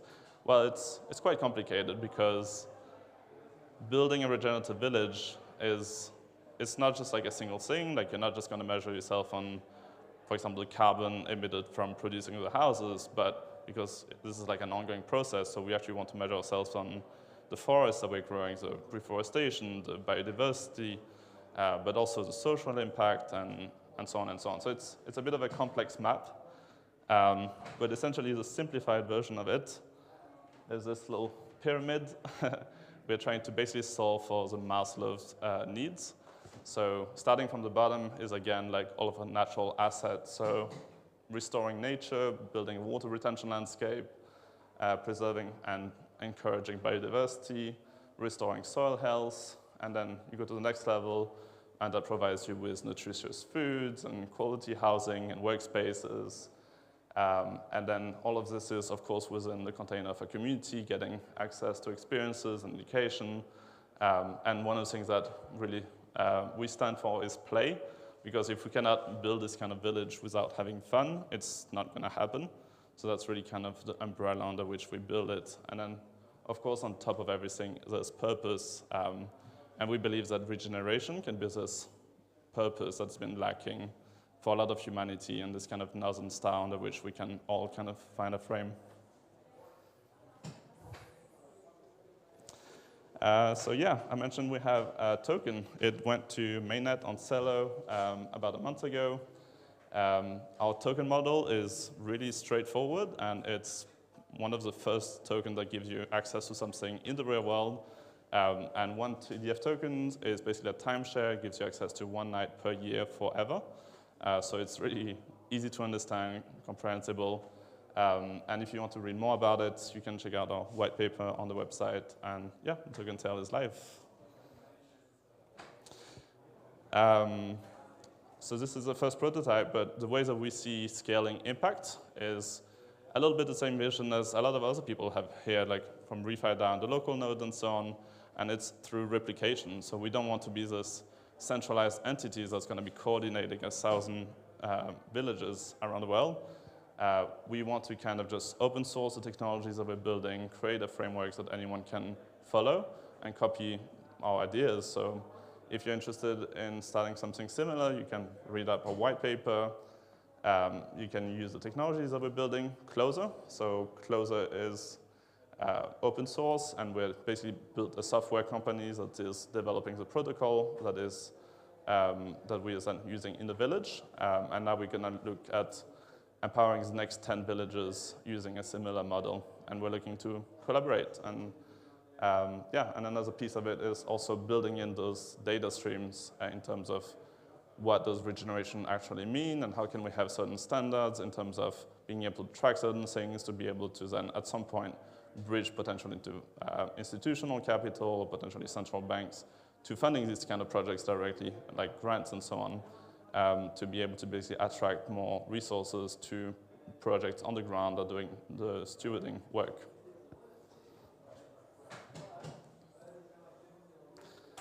So that's it. Just to close off, yeah, I would like to invite you to think, when we do these kind of projects, I think what's really important is that we step out of this ecosystem of one, and that we can start to think about our whole broader ecosystems, but also throughout time, right? Like we have to think about several generations ahead and several generations in the past. What kind of world are we building, and what kind of ancestors do we want to be? So.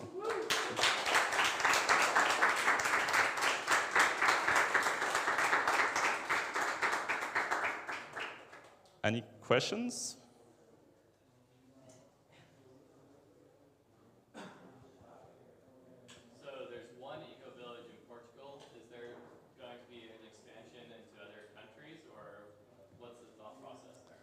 Yeah, so we divided our ecosystem into 3 entities. So there's a project in Portugal. That's one entity. It's its own DAO. So if you buy the token, for example, it pertains to this specific location.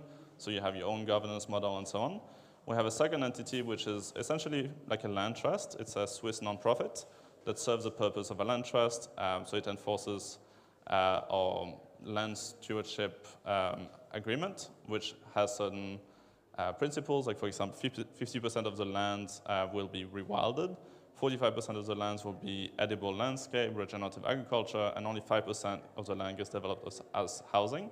So that's why when you're buying the token, you're actually buying you're transitioning land into a stewardship model, and you're enforcing that land will get conserved for future generations. So within the OASA network, we seek to expand out to maybe 10 or so villages around the world. To be determined, our ambition is to conserve 100,000 hectares globally. And we see the village as being the economic center for this regeneration to happen, and also to be the entity that gives sovereignty to the regenerative work happening, right? We don't want to be this kind of massive conservation thing that just has shareholders on Wall Street, but we want to be a conservation network that has the local stewards as the sovereign holders of that space. And then finally, we have Closer, which is essentially just a software company that's developing the tech for it, because we want the tech to be available to anyone in the world that wants to use a similar model. Any other questions? Cool. Thank you, Sam. Absolutely lovely. I'm very pleased to be a part of that, and would recommend various other people to check that out. It's astonishing what they're doing over there. So, for our next individual, surprisingly unknown in Web3, Hansi has created political metamodernism and is writing through Metamoderna. He's the political philosopher we've been waiting for to take us from outdated philosophies of the 20th century to finding new meta.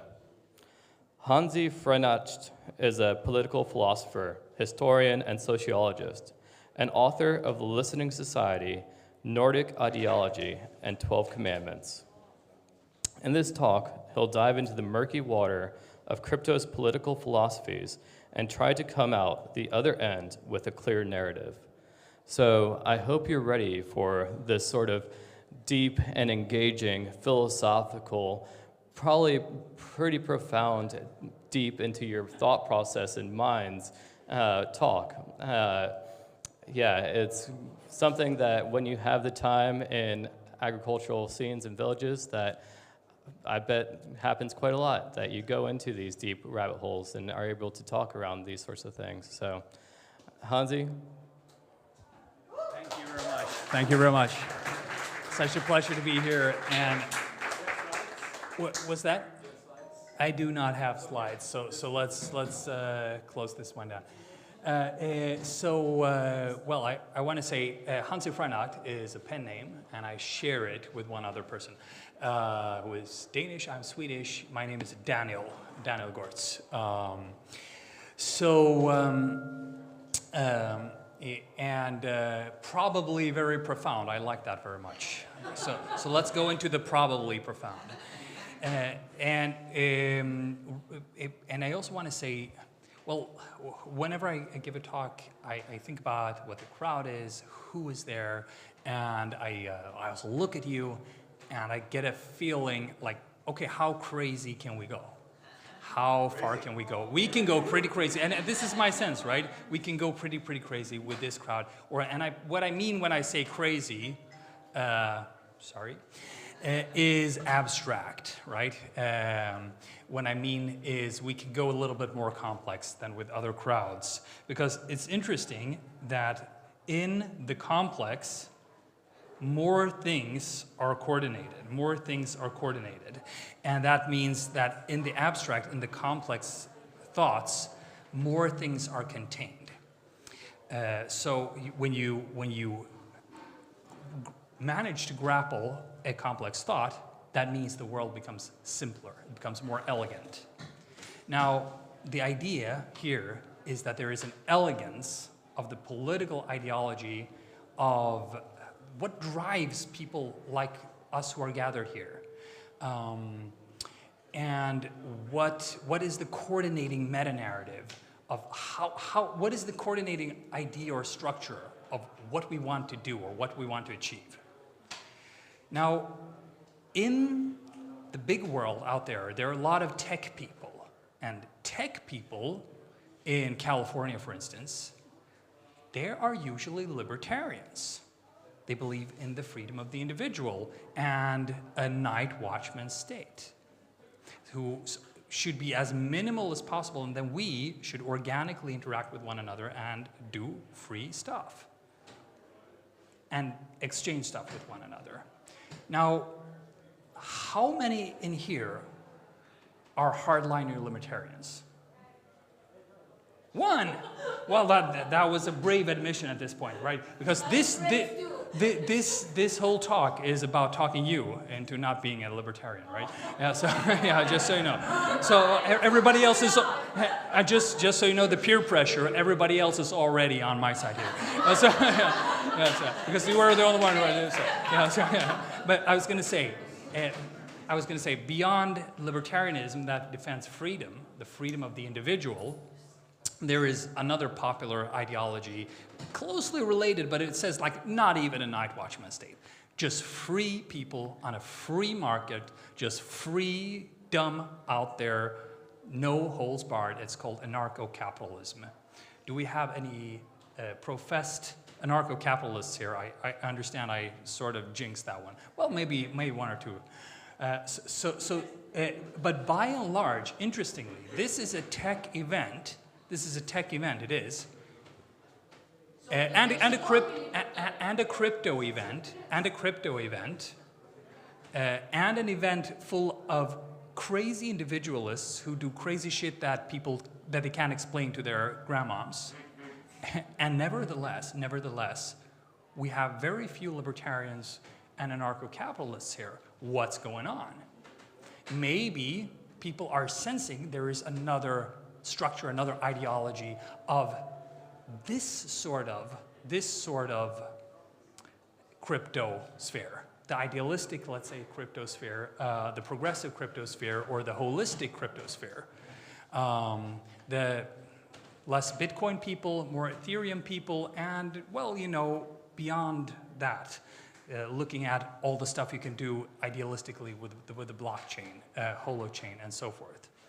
So, okay, what is that ideology?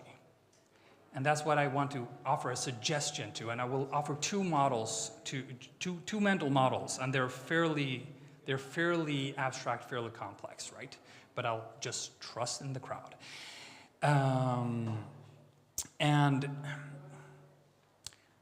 the first thing has to do, there are two things. Libertarianism defends freedom, and that's good. The freedom of the individual.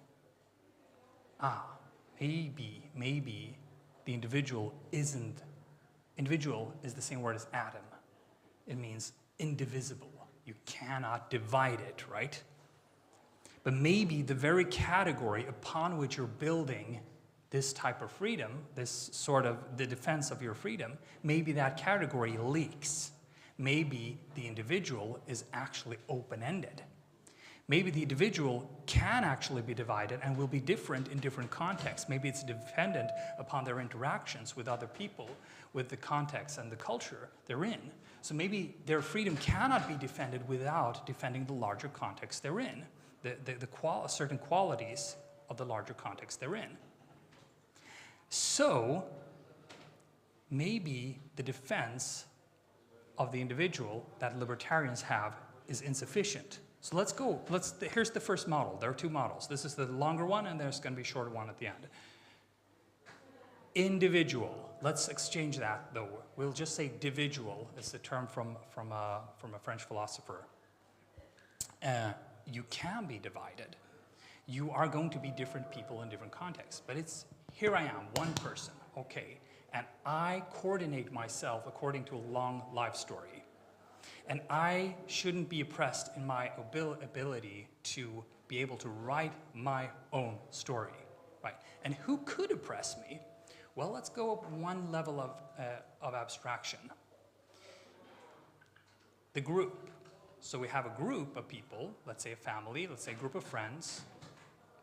Let's say the people who happen to live in a city.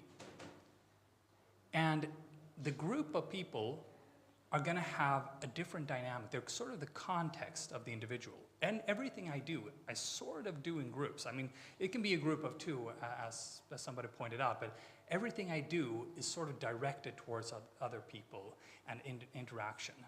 So there's a second layer. And that's usually as far as this thinking goes, the individual versus the collective. Now, if you divide this further, you will see that there are actually 7 layers to this. And maybe the whole fight between the individual and the collective is a bit of an illusion. And maybe the individual was an illusion to begin with. So we go further. The group is a sort of a social context for the individual. And the group can have certain group interests. And those need to be defended and not be taken over by one individual, but the individual needs to not be oppressed by the group. Then what happens when one group get together and we form a company and we sort of create a membrane around ourselves and we say, okay, we're going to act as one. We're going to invest in the British India Far East Company, right? And then we have created an incorporated group. And if you look at traditional states, let's say the early German state of medieval like the Franks, right? They worked a lot actually like a company. Like the king was sort of the owner. They got new resources by conquest. They reinvested those resources. They could then conquer more. But that's sort of how companies work today. But companies also have a sort of incorporated groups would then be the third layer. There is a fourth layer, the context of the companies. We call it the market. We can call it any sort of platforms, right? So communication platforms, knowledge platforms, media ecosystems, but of course also markets. Markets are environments, and market doesn't act, but a company can act. A company, you can sue a company. You can't sue a group of people. Like at the level 2, you can't sue. You can't sue my family, for instance. You can sue my dad. You can sue me. You can sue my mom. Right, you see my point, right? Yeah. But if me and my dad and my mom form a company, Gords United, then you can sue us, right? Then we become an incorporated group. But the incorporated groups, they act on another level, which is an even more abstract form of collective, and that's the market. But the market, or it can be the market, it can be an ecosystem, like it could be the media system of a certain country or something else. But beyond that, you have one big thing, one big agent that holds all the rules of the game of all the below in place. What regulates the market? What guarantees the group, the rights of the individual? What guarantees the right to demonstrate in freely formed groups? What regulates how you create a business or other incorporated entity? Well, the state. So that's going to be the fifth. But the state is a new invention. The liberal modern state is a new invention, and it only goes back a couple hundred years. So it's the particular modern invention. Before the modern state was in place, this level of coordination of human agency didn't exist. What is the context of states? Well, we do have a wonderful example from the 20th century. We said there was the first world, the second world, the third world. We had large paradigms upon which the very constitutions of the states were formed. A liberal pro-market paradigm and a communist paradigm. You also had the third world, which is trying out different experimental combinations between the two. We're going to have a talk right after this about meta-modernizing the global south, by the way. But there you have the sixth layer, and it's a context again. So you see this pattern, like 1, individual agency, 2, group context, thank you. 3, company agency, 4, platform or market context, 5, state, individual agency again, 6, the contexts within which states have agency. When a state says, we are going to stand up for human rights, Why can they say that in the international community? Because there's a paradigm about human rights, of course. Or they're going to stand up for the solidarity of all workers across the world. Why can they say that? There's a larger paradigm. Well, there's only one layer left then. What happens when the whole planet across all paradigms coordinates their actions and does something together and achieves a certain goal? There's a higher and more abstract form of agency, which we can call global, but more pertinently, we can call it planetary agency. Now today, planetary agency is in its birth, and we're not going to be able to act freely because we are facing planetary scale problems, and if we don't coordinate at a planetary level, we cannot meet those problems, right? So then we won't be free in that sense. Now before I go on with this seven layer model, you have two emergent properties, two bad guys that we can now see what they really are.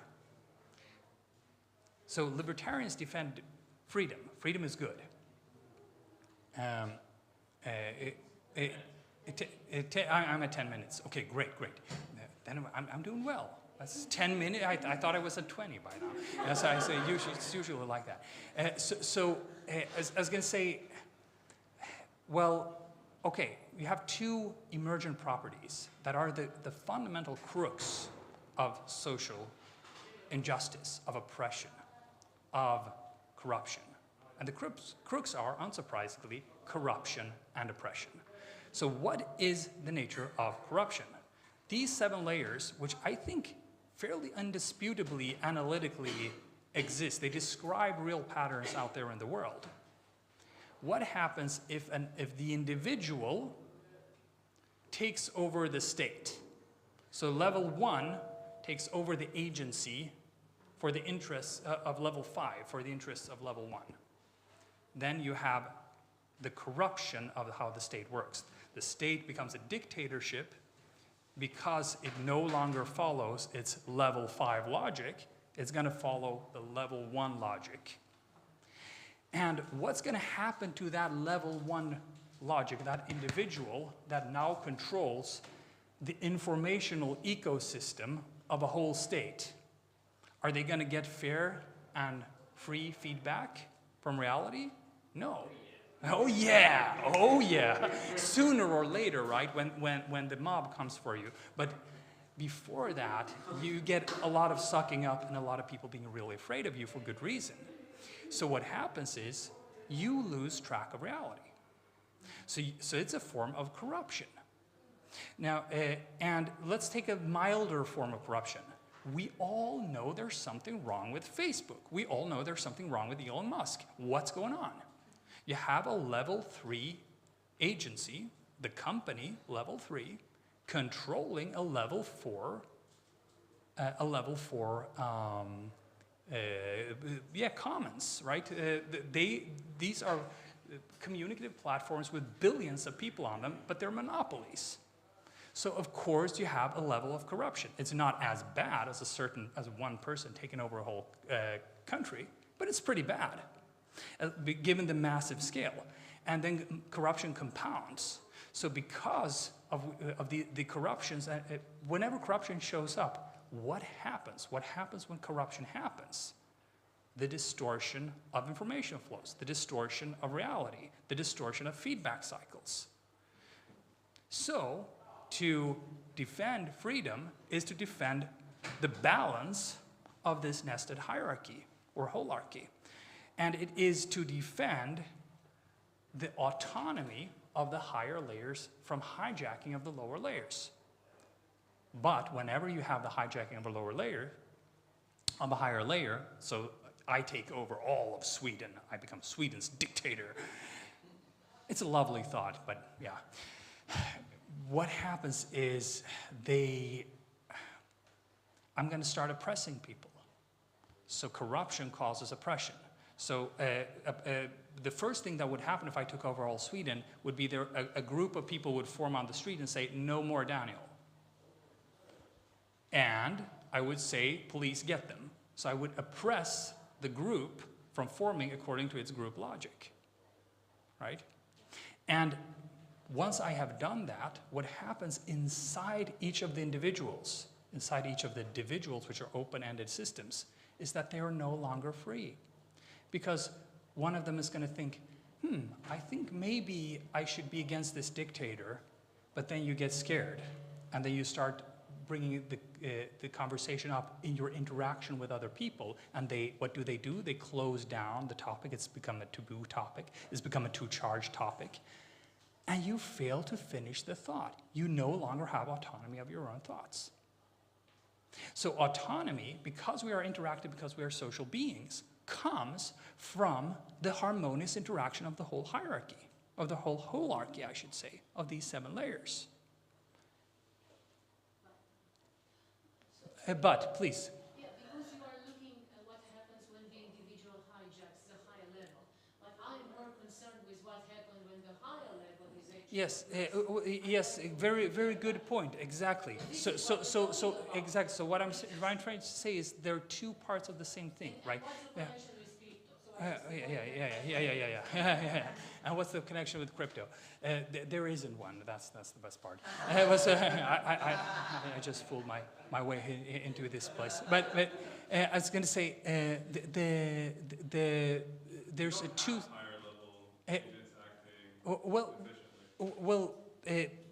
Why does oppression occur, right?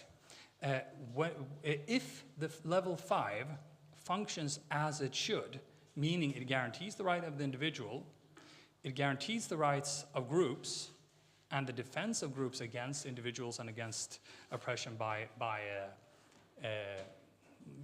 companies, for instance. It defends the rights of companies and free enterprise. It defends the functioning of markets. That means that it counteracts those from oppressing one another. Right, so what I'm trying to say is that the oppression and the corruption are 2 sides of the same coin, right? If the level 5 state is open-ended enough and balanced enough, and there is a balance of powers, then you actually don't get the oppression. The oppression shows up when the corruption shows up. Of course, then the corruption causes new oppression. That's the idea, right? So that's one model. The connection to crypto, I will go back to that actually.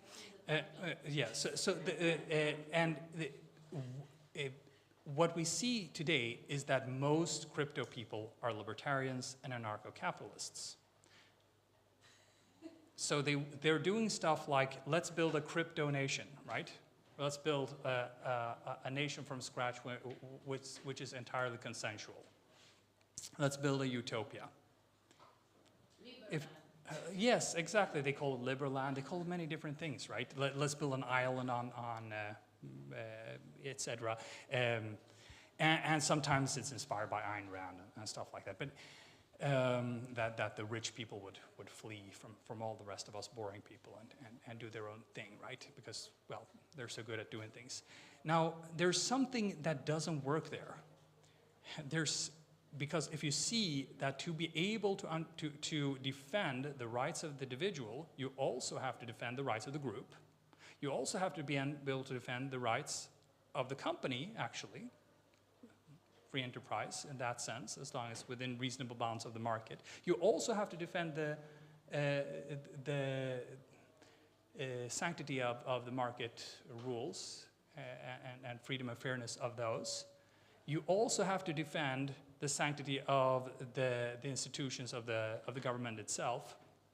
And you have to do that within a paradigm that is coherent and understandable to the subjects. And you have to do that in a larger planetary system where there are going to be multiple such paradigms. You're going to see that dream actually just, if you go through all the steps of where that dream leads you, it leads you to where I've been talking about. It leads you to where emancipation, where liberation, where freedom comes from the functionality of information, from the balance of information, from counteracting the distortions of information that come from oppression and and corruption. Yes. So it switches what we think we're doing, right? What we think we're doing is we are the people who defend balanced information flows. That's how you defend freedom. Yeah. The problem is that we live in a corrupt world, and that is a big problem. Yes? Yeah, So yeah, yeah. how do we actually create that ideal world which you are talking about, in which everything is balanced and so on? And I'm not saying this is the solution. I'm saying this is the direction or the goal. That's what an ideology is, right? So an ideology then can have theories, right? Yeah, right. Yeah.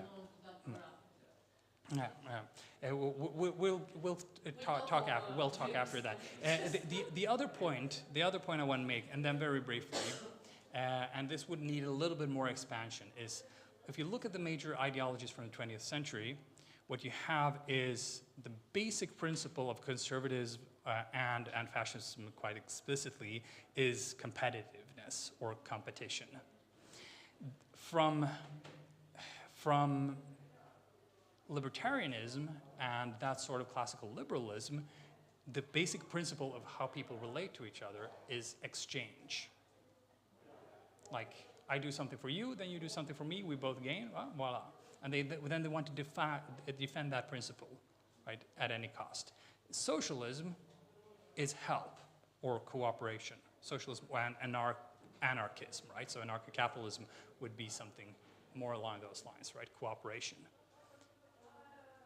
Now, if you look at those three principles, you see that they are actually a fractal. They contain each other. There's not a competition in the world. Like if we want to go to war with a neighboring country, we have to really, really cooperate. So even though when we're competing with somebody else, it all builds on a whole lot of cooperation. If we want to make an exchange, and in a sense, there's a sort of ranking there, right? That first, you do the competition, so you set the terms of trade. Then you trade, and then when you have traded and exchanged for a long time, then you have the prerequisites for maintaining, I trust you so much now that I will help you out, I will marry you, right? I'm gonna do this stuff for you for your own sake because it's gonna be good for all of us, right? So we're going sort of from more competition to more trade to more cooperation, but competition and trade never goes away. They just shift forms, right? And that's another, like, the libertarian dream then would be that you just remove the competition and just have the trade. But there's no way to do it. And you also disqualify, you don't see enough of the cooperation side. Anarcho-capitalists a little bit more. Now, you can go one step farther to a fourth step. The four basic forms of human interaction are competition, trade, cooperation, and play. So cooperation means when we cooperate, but there's a real gain that is external to our actual cooperation. Play means we cooperate for the intrinsic value of the interaction in itself, right? And that's sort of the highest form of human interaction, which is interesting because that's what we naturally do when we're kids. Kids have competitiveness in them, but they have a whole lot more at play, right? So the liberation, the sort of ideology that we need to build, or that needs to drive, tries to maximize not our capacity to trade, but our capacity to play. And then our capacity to play is only maximized if we then make sure that there's not oppression across these 7 layers, right? And that means a fundamental redefinition of the individual and thus of freedom and thus of the sorts of projects that CryptoPunks and other tech people, idealistic tech people, can and should be doing. I call this ideology meta-modernism because it looks at modern life and it tries to see how modernity could take a different path, like a side view of modernity, if you like, right? But that's a story for another time, and actually the next speaker will be talking on the topic of meta-modernism. Thank you very much for your time and attention, and thank you for your patience.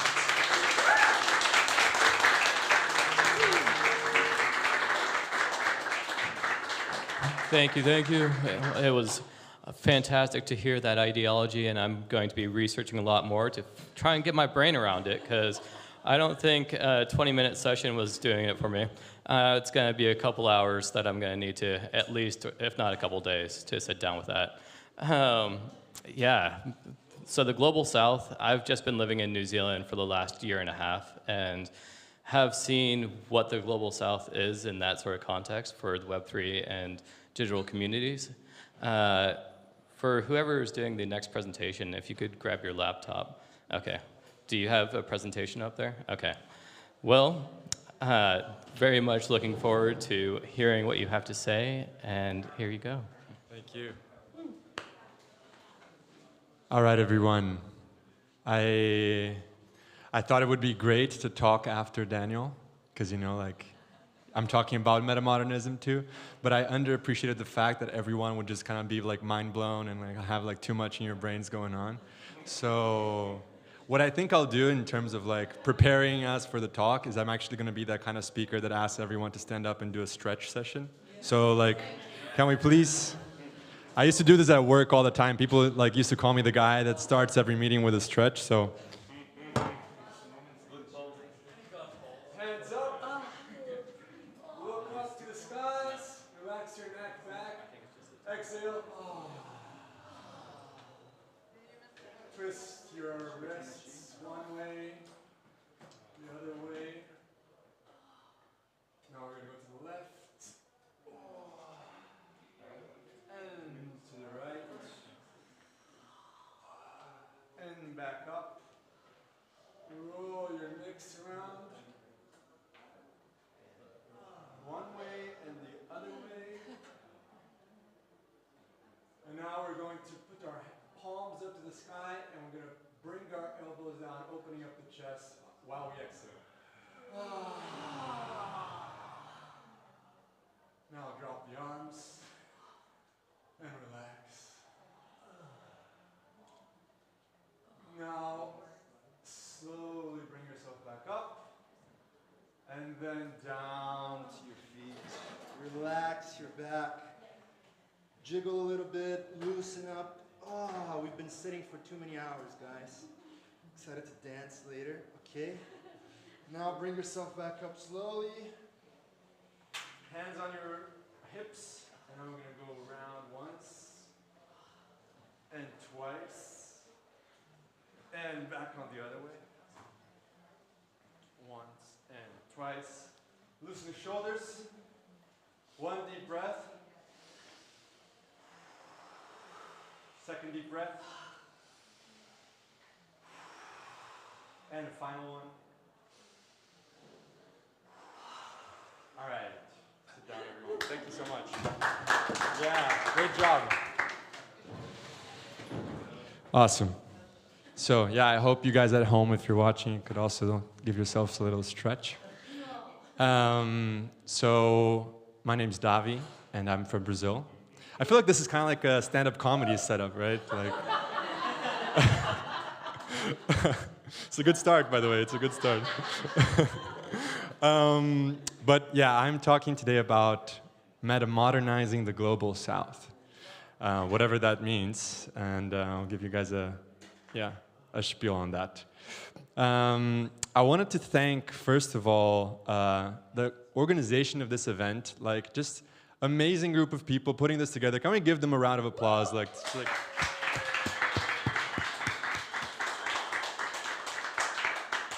It's the whole day I've just been feeling like, wow, like it's just great to be around this kind of people, right? Just great vibes.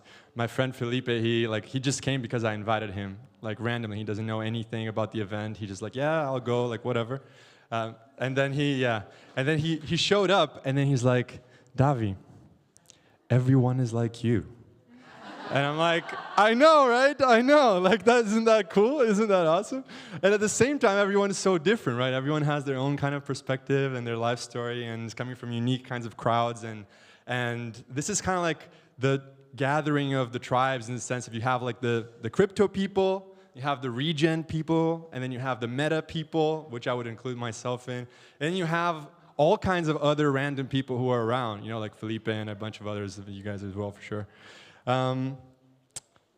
But I wanted to come in from this perspective of the meta, right? The meta and specifically metamodernism, right? So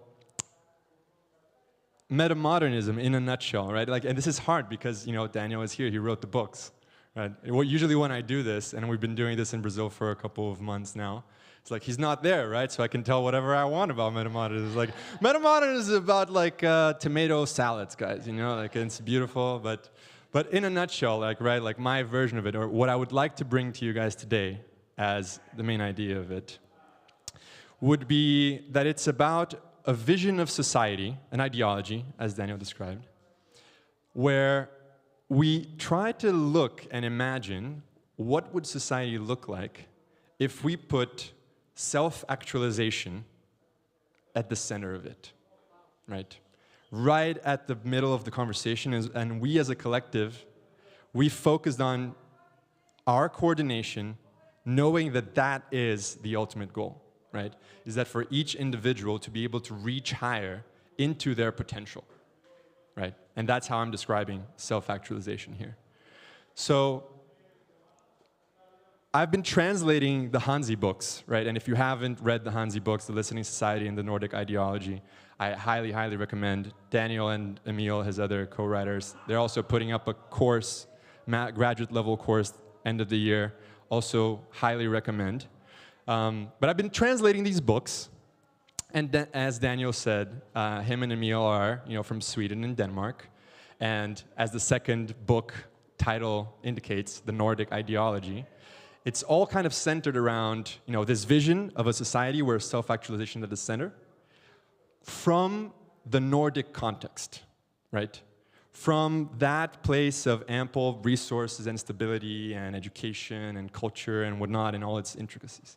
And while I've been translating the book these past few months, I've been, you know, at many points I stop and I think like, okay, you know, like this is very applicable and very valid to the Nordic context, but what about the other 99% of the world, right? Like what about a place like Brazil, where I'm from and where I live? And that's got me thinking, right? And the books are mostly around political metamodernism, right? And he talks about this idea of, you know, green social liberalism as kind of like the meta ideology that is present today in the Nordic countries. And I started to really dig deeper on that and like how we could think of metamodernism and putting self-actualization in the center of the dialogue of a country like Brazil, in a society like Brazil. And that's where it kind of like dawned on me, right, after many months in conversations. And I think Rob, in today's opening speech, he kind of hit the nail on the head, right? Like, at one point he said, people need to feel safe before they can be generous. And I'll complement that by saying, people need to be safe before they can think complex thoughts. Fear is the #1 barrier preventing people from grasping complex thoughts, right? And it could be a physiological kind of fear, right? Like I'm hungry, like I'm afraid I'm like not gonna handle this, or it could be psychological fear, like I feel like I'm gonna be, you know, oppressed here, or I'm gonna be shamed, or I'm gonna be rejected. So if you look at, you know, traditional kind of like Maslow's hierarchy kind of model, you could kind of collapse everything into just two things, right? One is just like safety. Everything we're doing is kind of like trying to be safe and feel safe. And the top level is self-actualization, right? And it was that insight that kind of turned the key for me for the difference between the Nordic context and the Brazilian context, right? And the key thing here is Nordic countries have been able to, through stable development throughout many decades and whatnot, reach a state where most people feel safe. They're just naturally safe there, right? There's a state that supports them. There's a very solid welfare state. And if there's any kind of intemperance, or they're sick, or someone dies, or they want to change careers and whatnot, they can trust on that safety net there, right? That's provided by the state. So their complex thinking and their ability to focus on their personal development and on collaborating at high complexity levels is enabled by the social safety net, the welfare system, by the state. And Brazil is a very different context, right? In Brazil, or in most other countries, I would say, it's not the state that is the guarantor of safety for people. It's this kind of meta-ideology of the modern value system, which is at its very core, at its very center, there's a story that goes like this. The more money you have, the safer you'll be. And the more money you'll have, the more successful you'll be, the happier you'll be. So that's when it kind of dawned on me that while in a context like the Nordic countries, where the state is the main guarantor of safety that enables complex thinking, and no wonder why, you know, Daniel and Emil are from the Nordic countries and were able to experience that throughout their lives and in that context and grasp such high levels of complexity that they described on their work, right? But that's just simply not the reality for the majority of the world, right?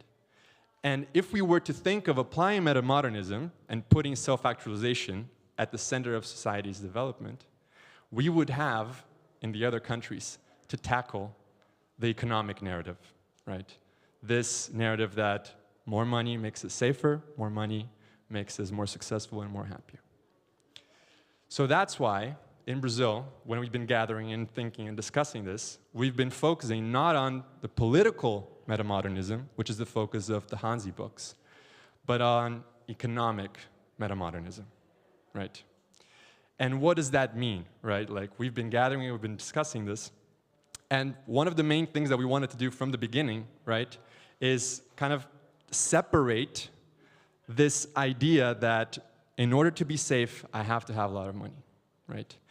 At the same time, yes, and recognizing that there is a scarcity of resources, right? If you look at the GDP per capita in Brazil, it's 1/5, 1/6 of that of Sweden.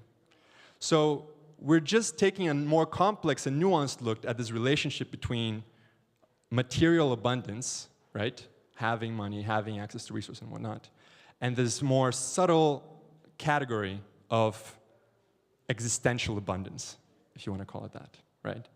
Which we could say the goal of a metamodern society, which is aiming towards self-actualization, is for most of its citizens, the majority of its citizens, as most as possible, reach existential abundance, find a meaningful existence, a purposeful existence, meaningful relationships, a subjective well-being state, right? I feel well, I feel in a good place, I have peace of mind, and I can relate with others in a way that I'm grateful for, and that coordination happens in a fluid way that is generative, right?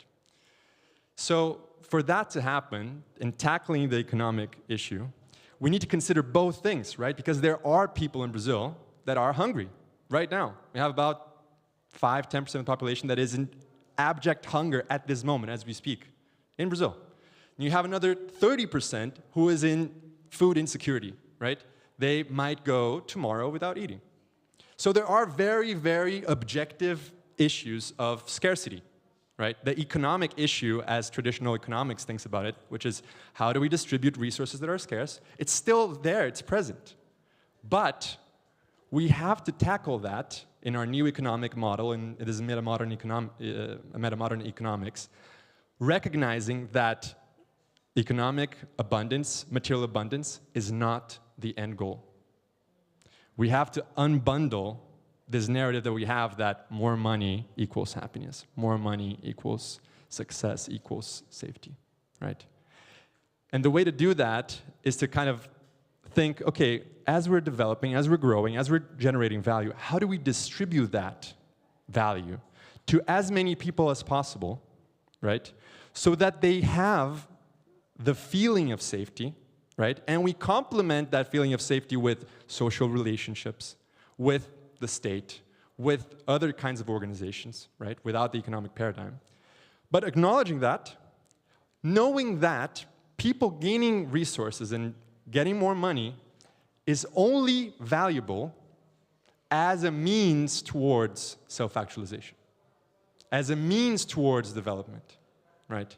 Because otherwise we end up with what we have nowadays, like for example in Brazil, that you have a very, very small amount of the population, the elite, that is spending money in ludicrous things, right? Just wasting resources, throwing things away, buying clothes they don't need because they feel like that's going to be the thing that's going to affirm their personalities, their identities, and whatnot, right? And because they want to kind of like avoid that existential anxiety because they don't feel purposeful, they don't see the meaning of life. So what I'm trying to get here with the economic metamodernism is that it's important to recognize both things, the material abundance and material scarcity, and work on that, but work on that as a means and not as the end. And as Rob said, Machiavelli is, fine and well. The means do not justify, the ends do not justify the means. We have to think of the means, getting richer, developing resources and distributing them as a path towards personal development, self-actualization, reaching for our highest potential, right? And in a way that is actionable today.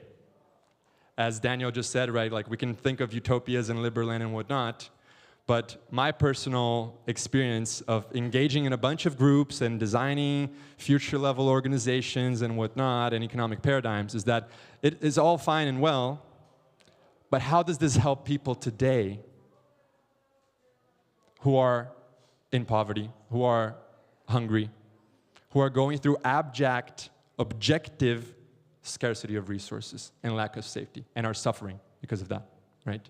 So number one thing that we had is like, okay, it's great, like, let's design, let's think about systems and, like whatever kind of technology that might be, whatever kind of paradigm that might be, but the important part is that it's applicable today.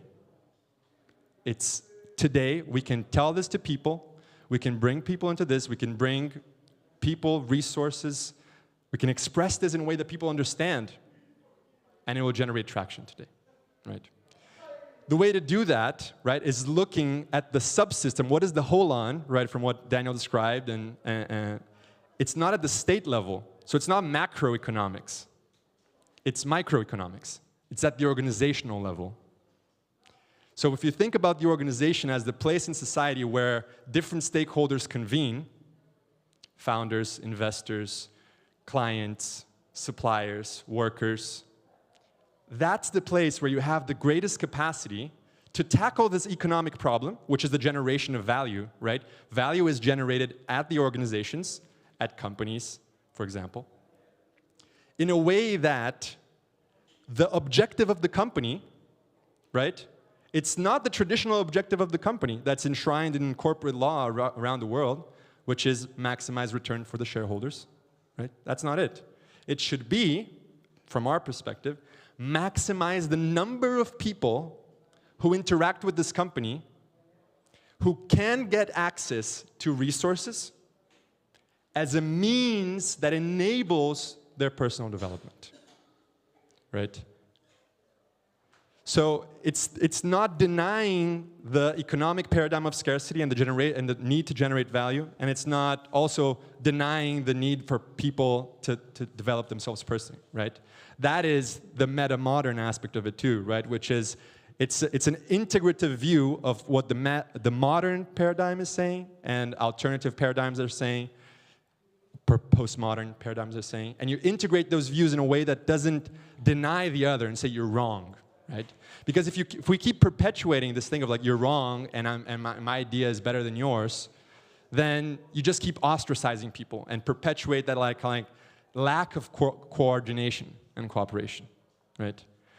So our work is centered around organizations and maximizing the distribution of value amongst individuals and the relationships that are happening, all the touch points of all these stakeholders, the client that's consuming from the company, the worker that's giving their time to the company, the investor that's pulling capital in there, so that all of these touch points could potentially be regenerative, be transformative, be facilitating their personal development, their self-actualization, right? That existential abundance. So you enshrine both things at the company level. And you say the objective of the company is to develop people and to help to develop people and heal from their traumas and heal from their wounds at every interaction as possible, right? And to distribute value amongst these stakeholders as much as possible in a way that guarantees the minimum for people to feel safe, to then be able to take the steps, right? So if you're interested in that, we have a model that we've designed that we've been presenting to entrepreneurs, investors for the past couple of months as well. It's called PRISM. It stands for Preferential Return of Investment, Soft-Capped Multi-Stakeholder Model. It's a fancy acronym. It was co-designed between myself and ChatGPT. I'm not even kidding. So if you're interested in that, we have materials, and I could also do a presentation on this on conference day, but it would just be too much to talk about that now. The quick snippet is that it's inspired by multi-stakeholder capitalism thesis and how OpenAI and Microsoft structured their investment deal. So it deals with caps of return for each of the different stakeholders. It asks the question of how much is enough for people, right? Both as a minimum and as a maximum, right? And it also does in such a way that it's a soft cap, right? So you set a cap, but there still is a percentage of non-linear return that people can get after that, right? And the whole idea of having the soft cap there is not to ostracize people that are in the current paradigm, people that are dogmatic about return on investment and all these kinds of things that are kind of like the base premises of the modern economic paradigm, right? So we made it in such a way that it would be inclusive, in a language that is accessible to investors, that they look and they put in front of their compliance. They're like, yeah, okay, like it's an investment deal. It's unusual, but I see and understand. So we've been getting good traction and good feedback. And I think I'll leave it at that. If you're interested, there's content online about this, about PRISM. And I'm glad to dive deeper on the conference day about that. And thank you so much for your time and your attention. And yeah, thank you.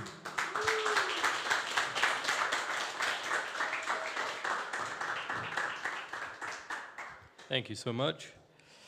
I really enjoyed that, and being able to think about how economic prosperity and economic systems of control really dominate our mindset, and trying to get over them is another task in itself.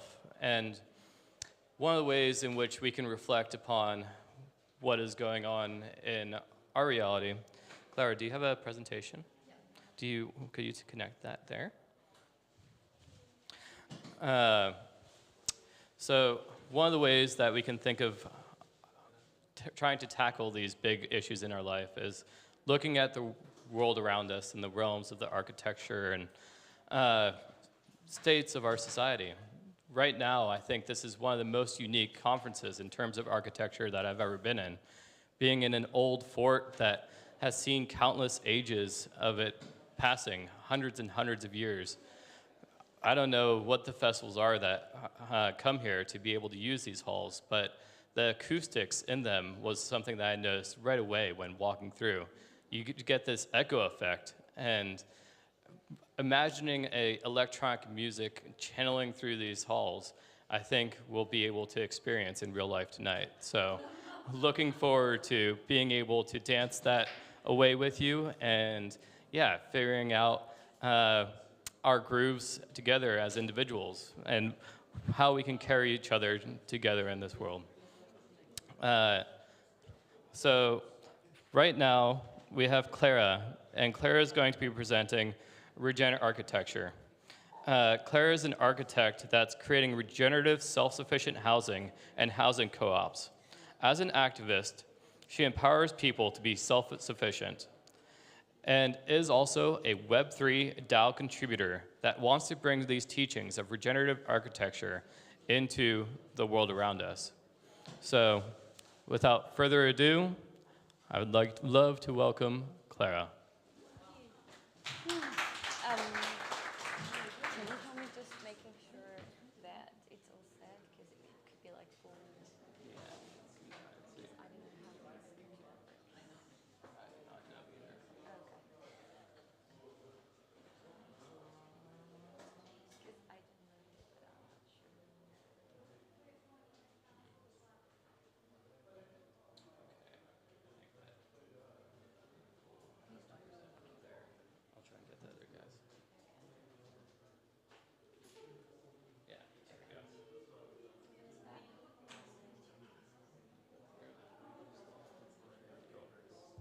Yeah, okay.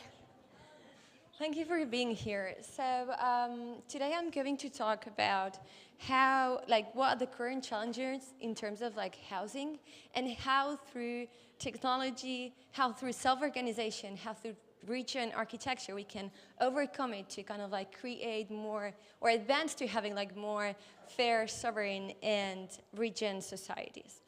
So, as I said, my name is Clara, I'm an architect. I work in the self-sufficient architecture field and also developing and creating social housing organized as cooperative. And I'm also a member of DORG, which is a collective of developers that provides Web3 development services. Cool.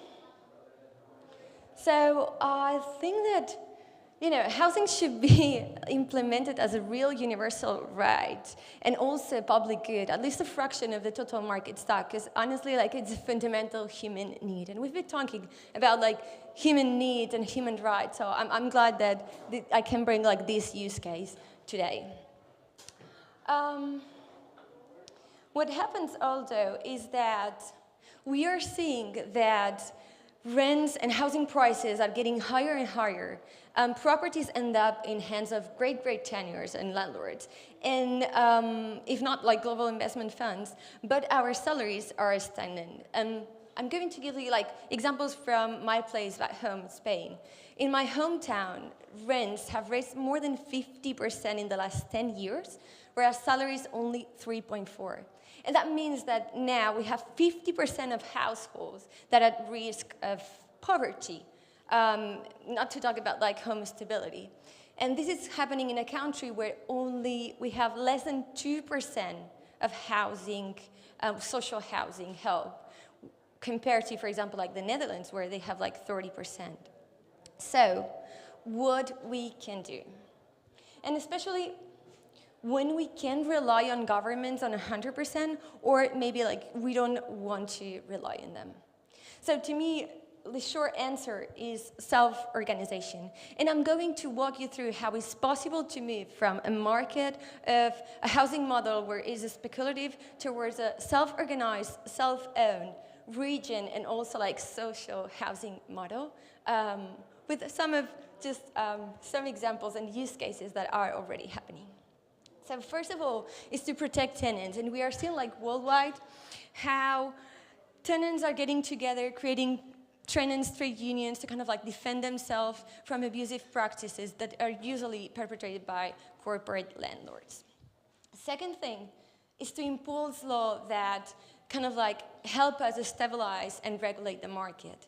And we are seeing again that usually the successful use cases that have happened in Paris, in Amsterdam, in Barcelona, Vancouver, and many places around the world have started because of bottom-up initiatives.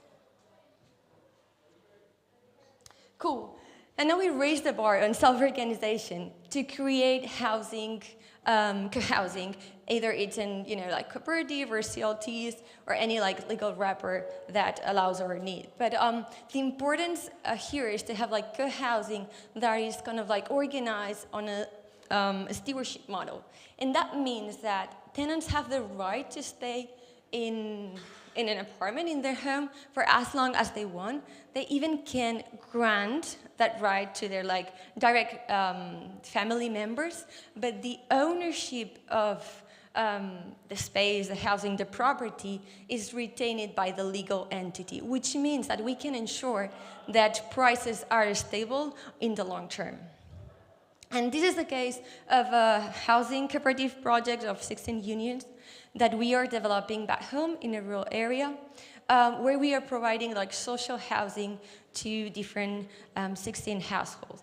And in this case, members are going to pay for that through initial down payment that they can get back once they decide, I don't know, for any reason to leave the place, and then a monthly payment fee that kind of covers the mortgage and also kind of some maintenance fees.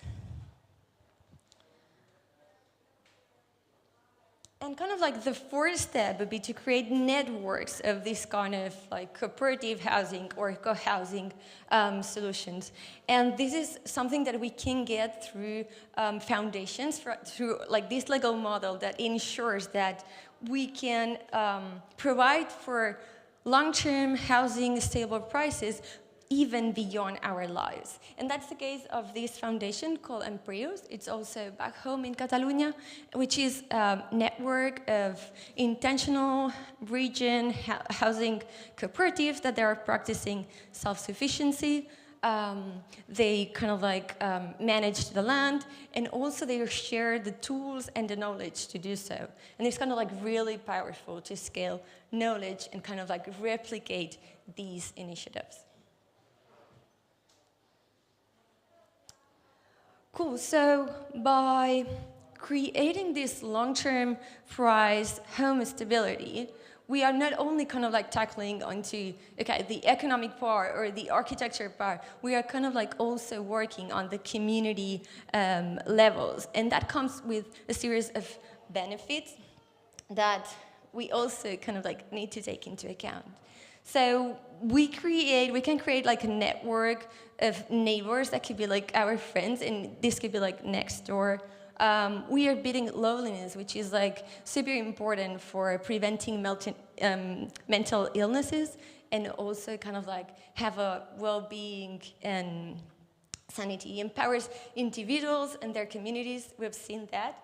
And it has an impact on many other verticals, talking about like mobility, food sovereignty, education, economy. We've seen that. And we also can create communities where we can take care of elders, childs, or even kind of like create intergenerational communities where we can tackle how do we want to empower ourselves to live our elder years. And this model also comes with some challenges. The ownership and governance is limited. There's a lot of issues on coordination, access to funding, and also it's a long process. So in previous talks, I talked about like the need, and we've seen as well here, like the need to accelerate, overcome these issues, and kind of like accelerate and replicate these models so we can make sure that it has like an impact. And we can do that with Web3 and technology.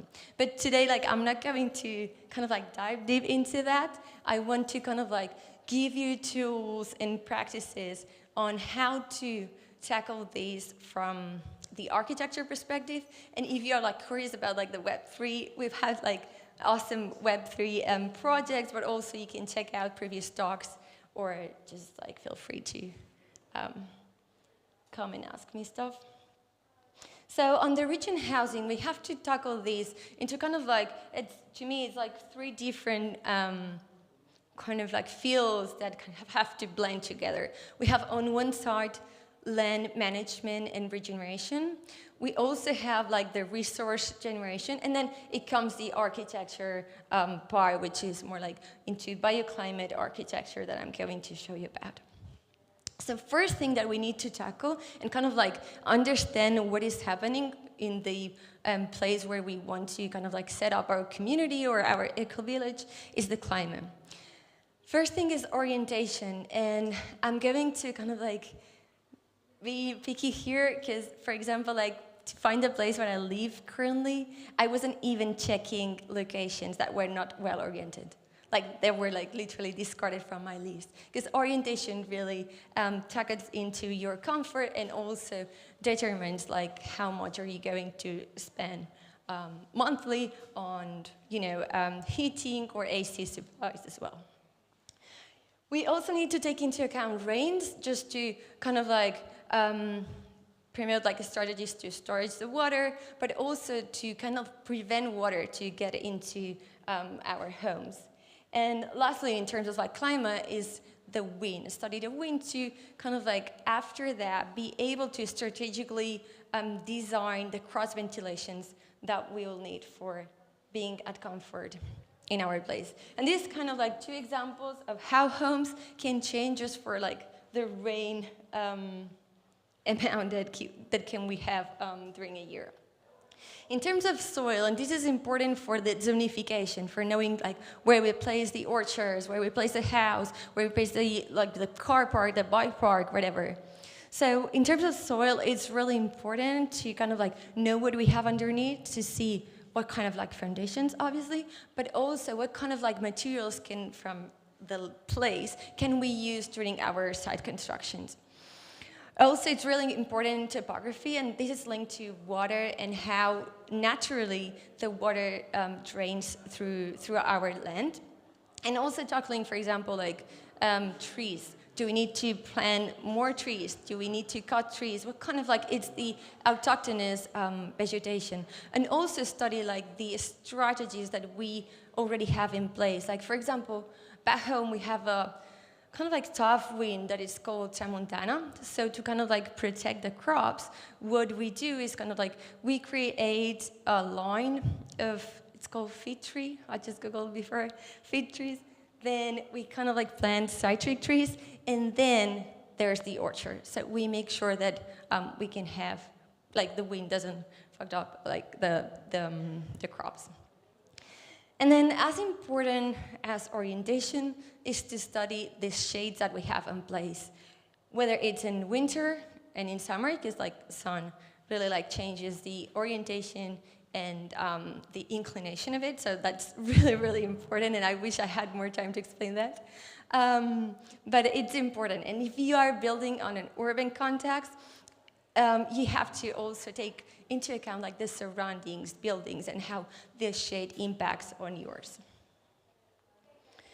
Cool, and last thing, like before kind of like tackling into design, is to take into account the traditional architecture.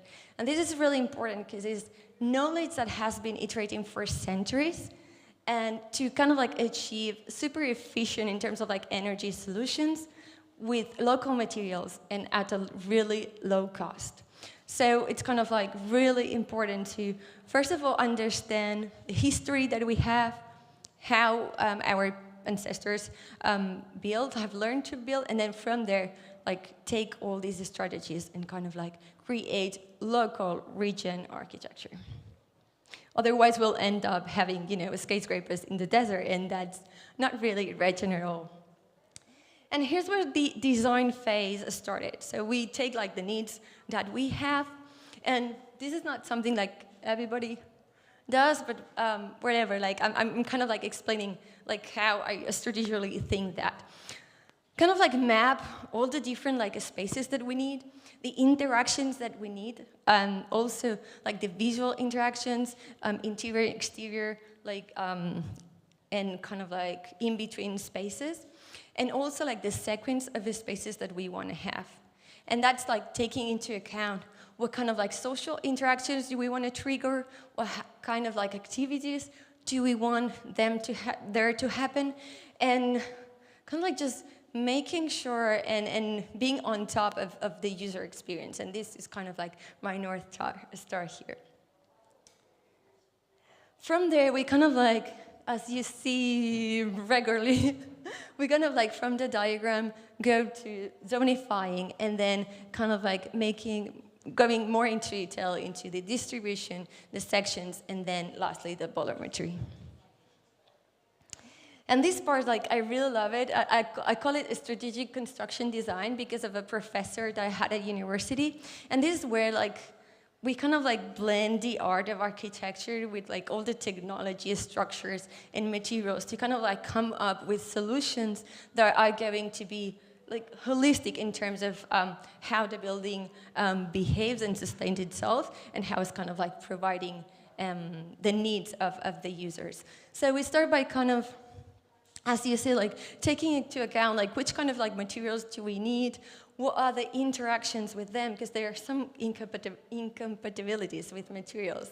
And also from there kind of like starting thinking more like strategically in terms of like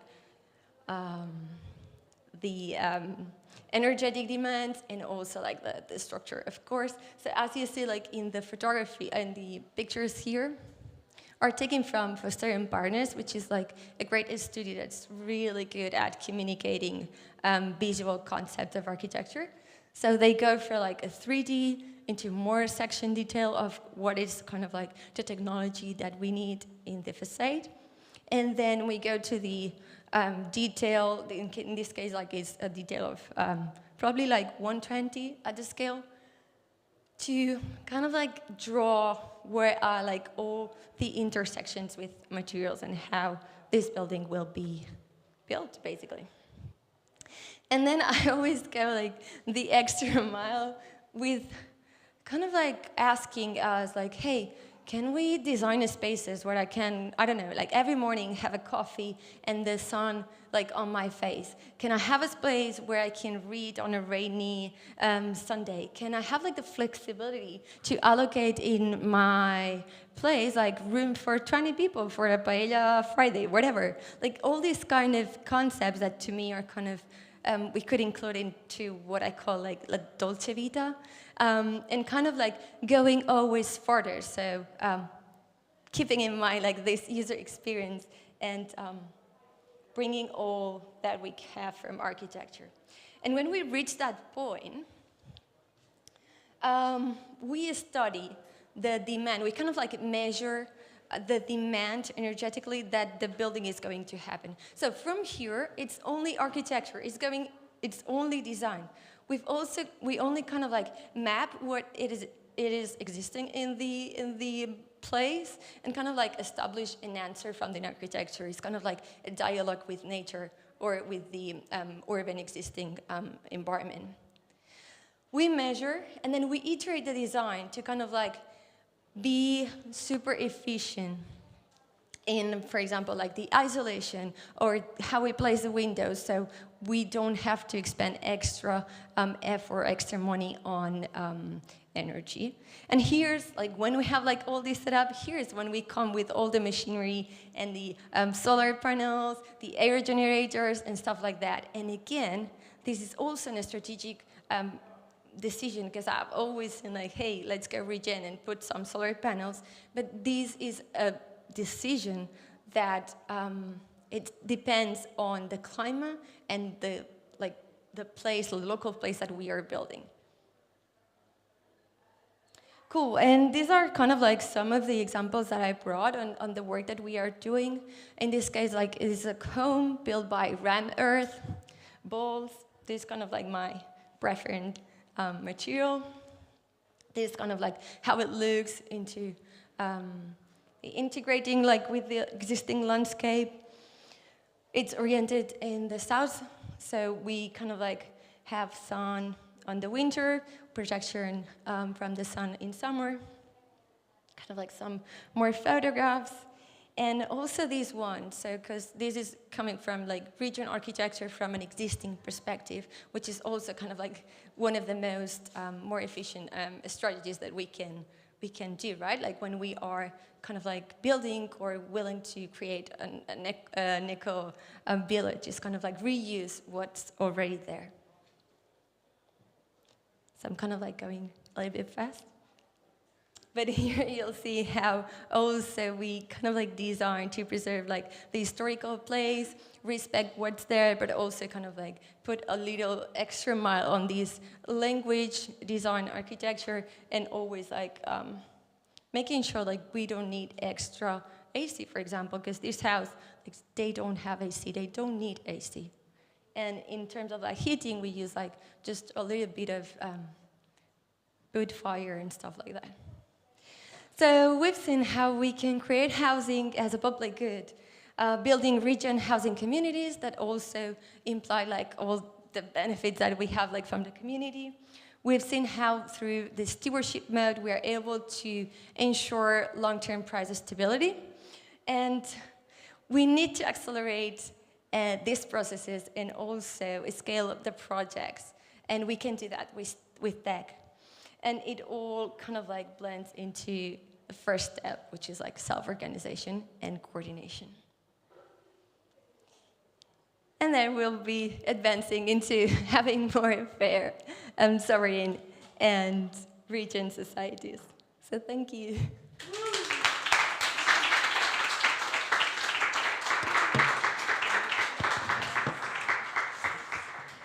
Thank you, thank you. It was lovely hearing about that build. Next up, we have on the schedule Tofi Saliba, but I work with Tofi and I don't see Tofi in this building, so I don't know what's going on there.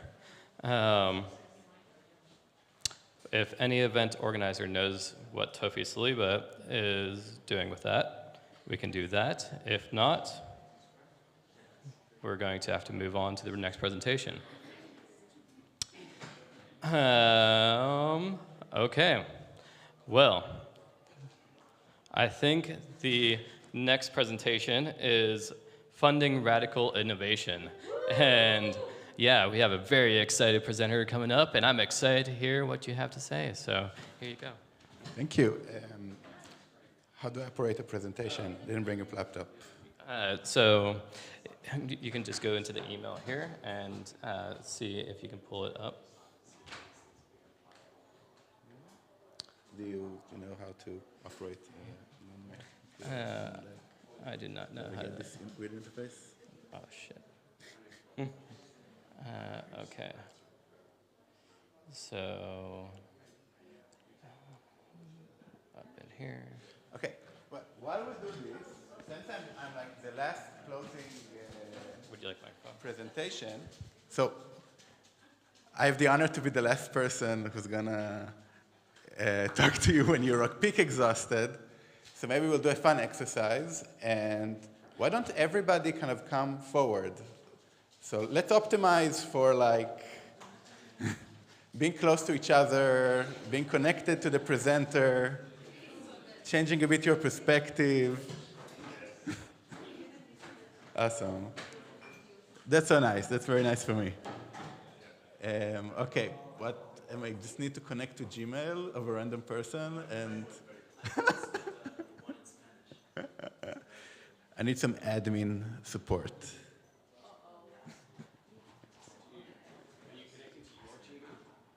No, I think they have like an admin account where I send them the slides. So you don't have a USB with your thing on it, right? No, I sent it to your email. I have a phone, I can... So right now we are in the process of finding the individual that knows the login for this computer. And yeah, we will be able to find that individual, and then once they are able to sign on to the email, we'll be able to pull up the presentation there. Can I also like forward you the presentation to another different email address? Or if that helps? I think we... Does anybody have a computer that we could potentially use that he could send the email to? Can you send us your email address and then log in? Yeah, could you try and log in with this computer?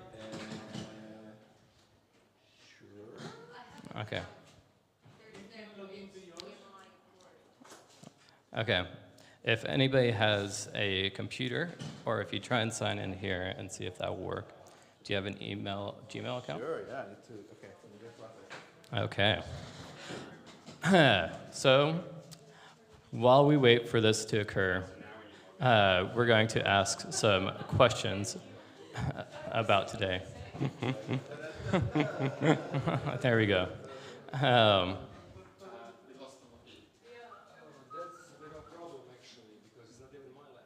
Uh-oh.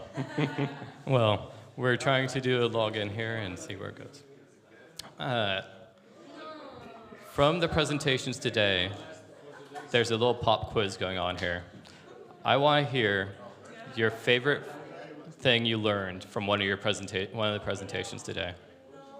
Anybody have one of the favorite things that they learned from their presentation today? Anybody?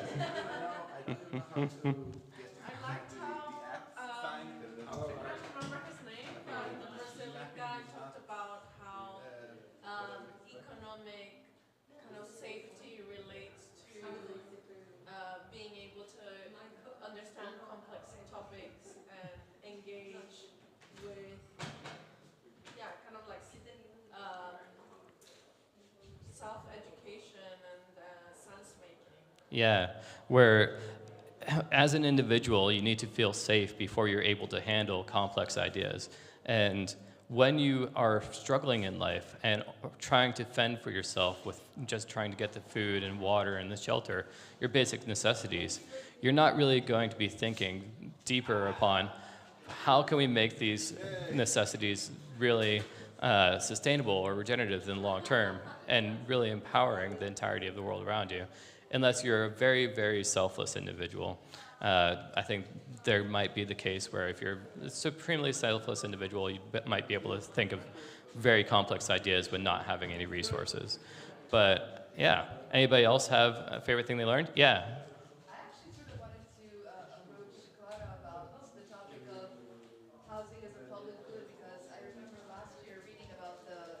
Rehabilitation of sorry. So I wanted to ask Clara, who discussed housing as a public good, about whether there's been any update about the rehabilitation of the micropueblos, where migrants have been given, I guess, temporary, maybe possibly permanent housing. I read about it last year. I haven't heard of any updates since then. Was it a failed experiment? Is this even your realm of knowledge? I know it's focused mostly in Catalonia, especially in the Lerida. Yeah, there's only like one maybe in Girona. So, I'm so sorry.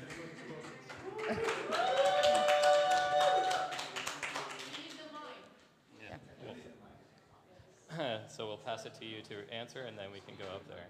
No, it's not much relevant. I was saying like this is more like in another region where I'm not like kind of like actively working, and I'm not really into the news actually, I have to say.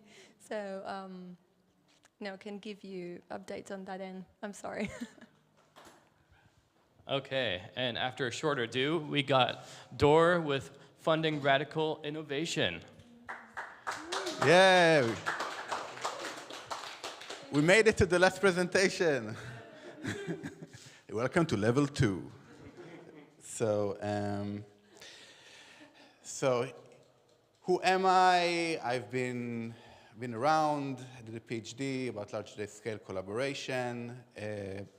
I worked since 2017 in 3 different companies: DAO Stack, Catalyst, ZK Ignite, working on basically like prototyping, experimenting, and refining the model I'm presenting to you today. And currently, I'm the founder of Radical Ecosystem, which is a consultancy that does exactly that, helps seed radical innovation funds. So this is kind of like yet another version of why we suffer and what's the problems that we face. Basically, all of us are suffering from the inhibition of our creative potential. It's kind of one of those, you're like a fish in water. You don't feel that you are in water because you're so immersed with it.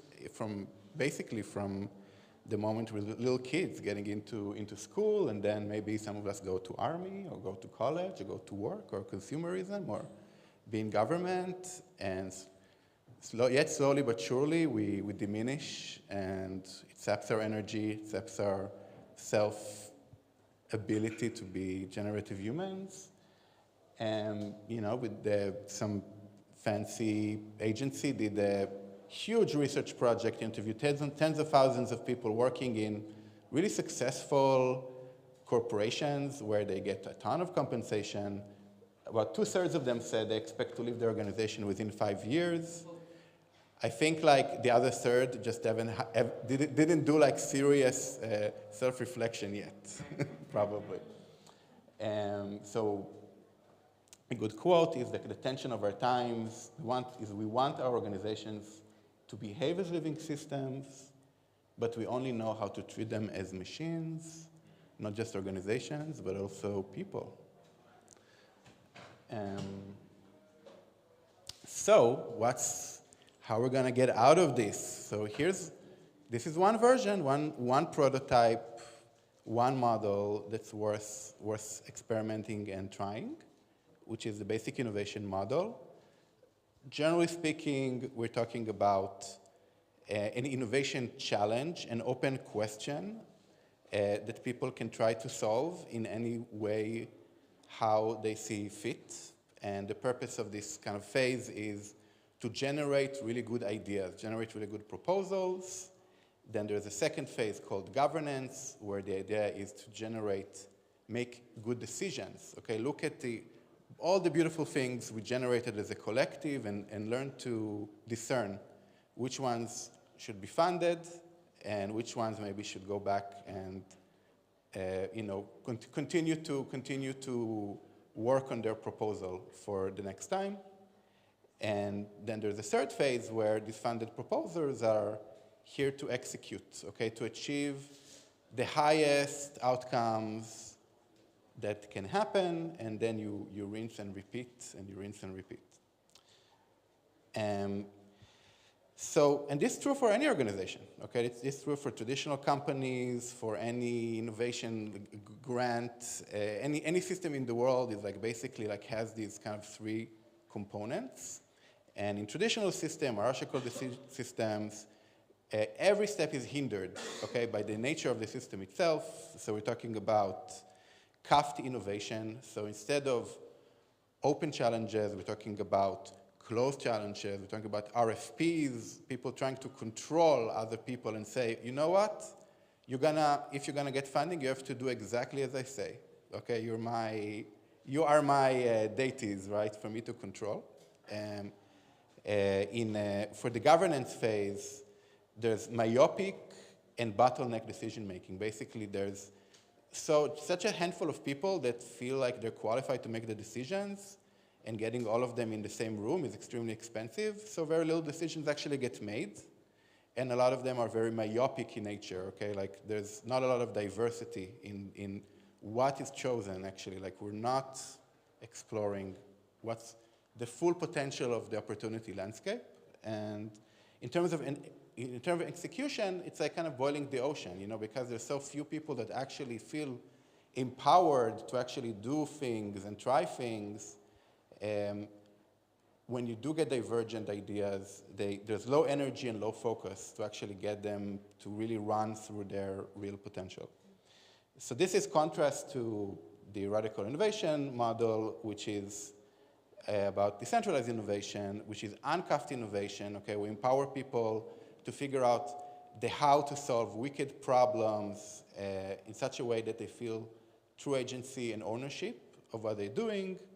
We're talking about scalable and diverse decision making, because there are many decision makers and each individual is empowered to make some subset of decisions. And it's because that in the execution layer, because of all this momentum that was generated in all the previous phases, there's empowered teams that are actually executing autonomously. The key questions, I think specifically for people building innovation on top of technology is, how do I build and what do I build? And for here, we have people self-organize into roles that they have in the different phases of the process. You have people who act as facilitators, people who act as proposers, people who act as assessors, so providing feedback, perspective, guidance, and electors. So those are the people actually making the decision, okay? And they have the heavy responsibility of deciding. Then you have mentors, like a technical mentor or a business mentor, and auditors, so people who look at the outcome and check that the outcome kind of fits the intentions and fits what this team was supposed to be doing, okay? Even if what's supposed to be doing is just try really hard and iterate and pivot when needed. But who are they actually beyond the roles? Who are the actually audiences that all participate in this process? So we have the builders, the end users, the investors, and the staff of the founding organization. So think a foundation, a blockchain foundation, or one of the founding entities, or people who are in the Genesis leadership group. So all these four groups need to work together to make this successful. One example of this is that in order to optimize decision making, what you really want is that the groups that are making the decisions, you want to design your system such that the deciders are actually the people who are like the end users that are consuming what the thing is about. So I'll give you an example. So if we're doing an innovation challenge, it's about creating decentralized applications, who's actually gonna consume these decentralized applications? These are end users, right? So the end user should be in a place where they can pick who is actually solving their problem, okay? And also like investors are kind of customers because they have a lot of stake in the game, like because they want to create successful decentralized applications that are adopted by users. So they should be in the room of the decision. If a challenge is about tooling for developers, so it's the developers that are consuming these tools that should be the ones deciding because they understand their problem space best. And the closer we get to this model, the higher quality the decision making becomes. So I want to go through these groups and their individual experience, starting with the builders. And I'm going through this model of like what we call like a system one, the gut, okay? Like my emotional center, my intuitive center, and how this kind of models work for them. Like everything in this program says, we trust you, we believe in you, we believe in your potential, and we're gonna let you manifest yourself in the best way possible due to this environment.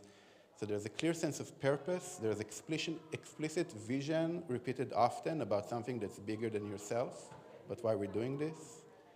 It's a journey of self-discovery. There's the freedom to try out different roles, learn and grow. It's about establishing a growth pact. Okay, you're gonna try, give us your hardest, you're gonna try hard, and we're gonna make you grow. We're gonna nurture you and nourish you over time. We're not gonna extract, okay, but we're going to build your own capacity and develop your own career and ability to navigate the world in the 21st century. It's about uncuffed innovation, working on wicked problems, not RFPs. About open innovation, that submissions are open and the feedback is open. You can understand why your proposal was selected or not selected, iterate and improve. And we're gonna treat you like an adult, and we're gonna let everybody see everybody else's submissions so we can get the most optimal ideas and the most idea for people to inspire and join forces and collaborate, and not a competitive model where people are incentivized to hide information from each other and create asymmetry. It's about receiving mentorship and support where you need and make you feel comfortable to share what you need. And it's about human connection, gathering often, meeting at least every week, have a chance to actually meet the people you're working with and connect to them on a human level. The second system, the system two, okay, it's our rational brain. And there, this is saying to you, you can bet the farm on us. You can make a long-term commitment and put everything you got here because we got you. Okay, so it means that there's long-term and predictable incentives. So there's like many rounds and they come and you go and you can continue to iterate and grow along with them. That there's diverse roles for adding value, and that they also, each one of them is incentivized so you can earn additional income as an individual, not just be a proposer that you get kind of funded or not funded. That there is follow-up funding, like if you succeed, you know, you're gonna get follow-up investment to scale and grow. That the systems are understandable and fair, okay? You can understand what's going on and there's no secret bureaucracy or implicit rules that only insiders get. That there's documentation, mostly technical. People see that people actually taking care, that people can understand and adopt what's being built, like the underlying technology, and that reputation accumulates over time. For the end users, it's about solving their problems, receiving incentives, and being able to influence the future. For funding orgs, it's about generating excitement and momentum around their key innovation, and attracting and nurturing grassroots builders. Like there's no mercenarism, okay? It's about treating your grassroots people, the people who truly care about your technology, that really want to do the thing that's unique to your technology and not just like copy-paste models that makes all blockchain utilities kind of like the same and not really have anything novel to offer. Get their community to be involved, not just as passive observers, but as participants. Research showed that people actually hold tokens longer when they earn the tokens and not just get them as an airdrop. To make their ecosystem attractive to investors and to decentralize their funding system to meet regulatory needs. For the investors, it's all about getting the exposure to early and promising projects and also the ability to influence that the right projects get built that also serve their interests. So I truly believe that radical innovation funds are going to change the blockchain industry. It's just a matter of time. We've been doing experiments for them, and so there's been 3 specific projects I know of that are pretty much following this model, give or take. Project Catalyst that has more than 60,000 participants, $48 million and counting in funding, distributed across well over 1,000 projects. ZK Ignite, that's a program we launched in less than 4 months and already on track to fund more than 100 projects building on top of Mina's Layer 1. And of course, deep funding that had already 29 projects funded, governing $3 million, and it keeps on giving, keeps on going. So a total of 14 founding rounds, I think well more than 3 years of experimentation, and these funds are growing and thriving, and all I can say is that I'm no longer a believer in these principles, I'm a knower. I get to experience this and see this and hear the people that get inspired by it and quit their job and are doing this full time. And so, you know, the next step for me is like, let's seed more radical innovation funds. Okay, let's see how far this can go. Let's see how many industries it can change, like blockchain and I think beyond. So if you're inspired by this, please reach out to me. door@radicalecosystem.com or Aleph with 3 H's in Telegram. And thank you for your patience and listening to me. Oh yeah, and right after this, we're gonna go and have a sharing circle actually to share from each other. And I think that's a really beautiful way for us to connect and meet each other, okay, in a very important level. And that's gonna happen on where we're doing the yoga. I think it's called the chill space. So I think we just should all like kind of head over there right now and settle in and have a bit more connective time. God knows I hate to just stand here and present. I'd much rather listen to what you have to say. So thank you.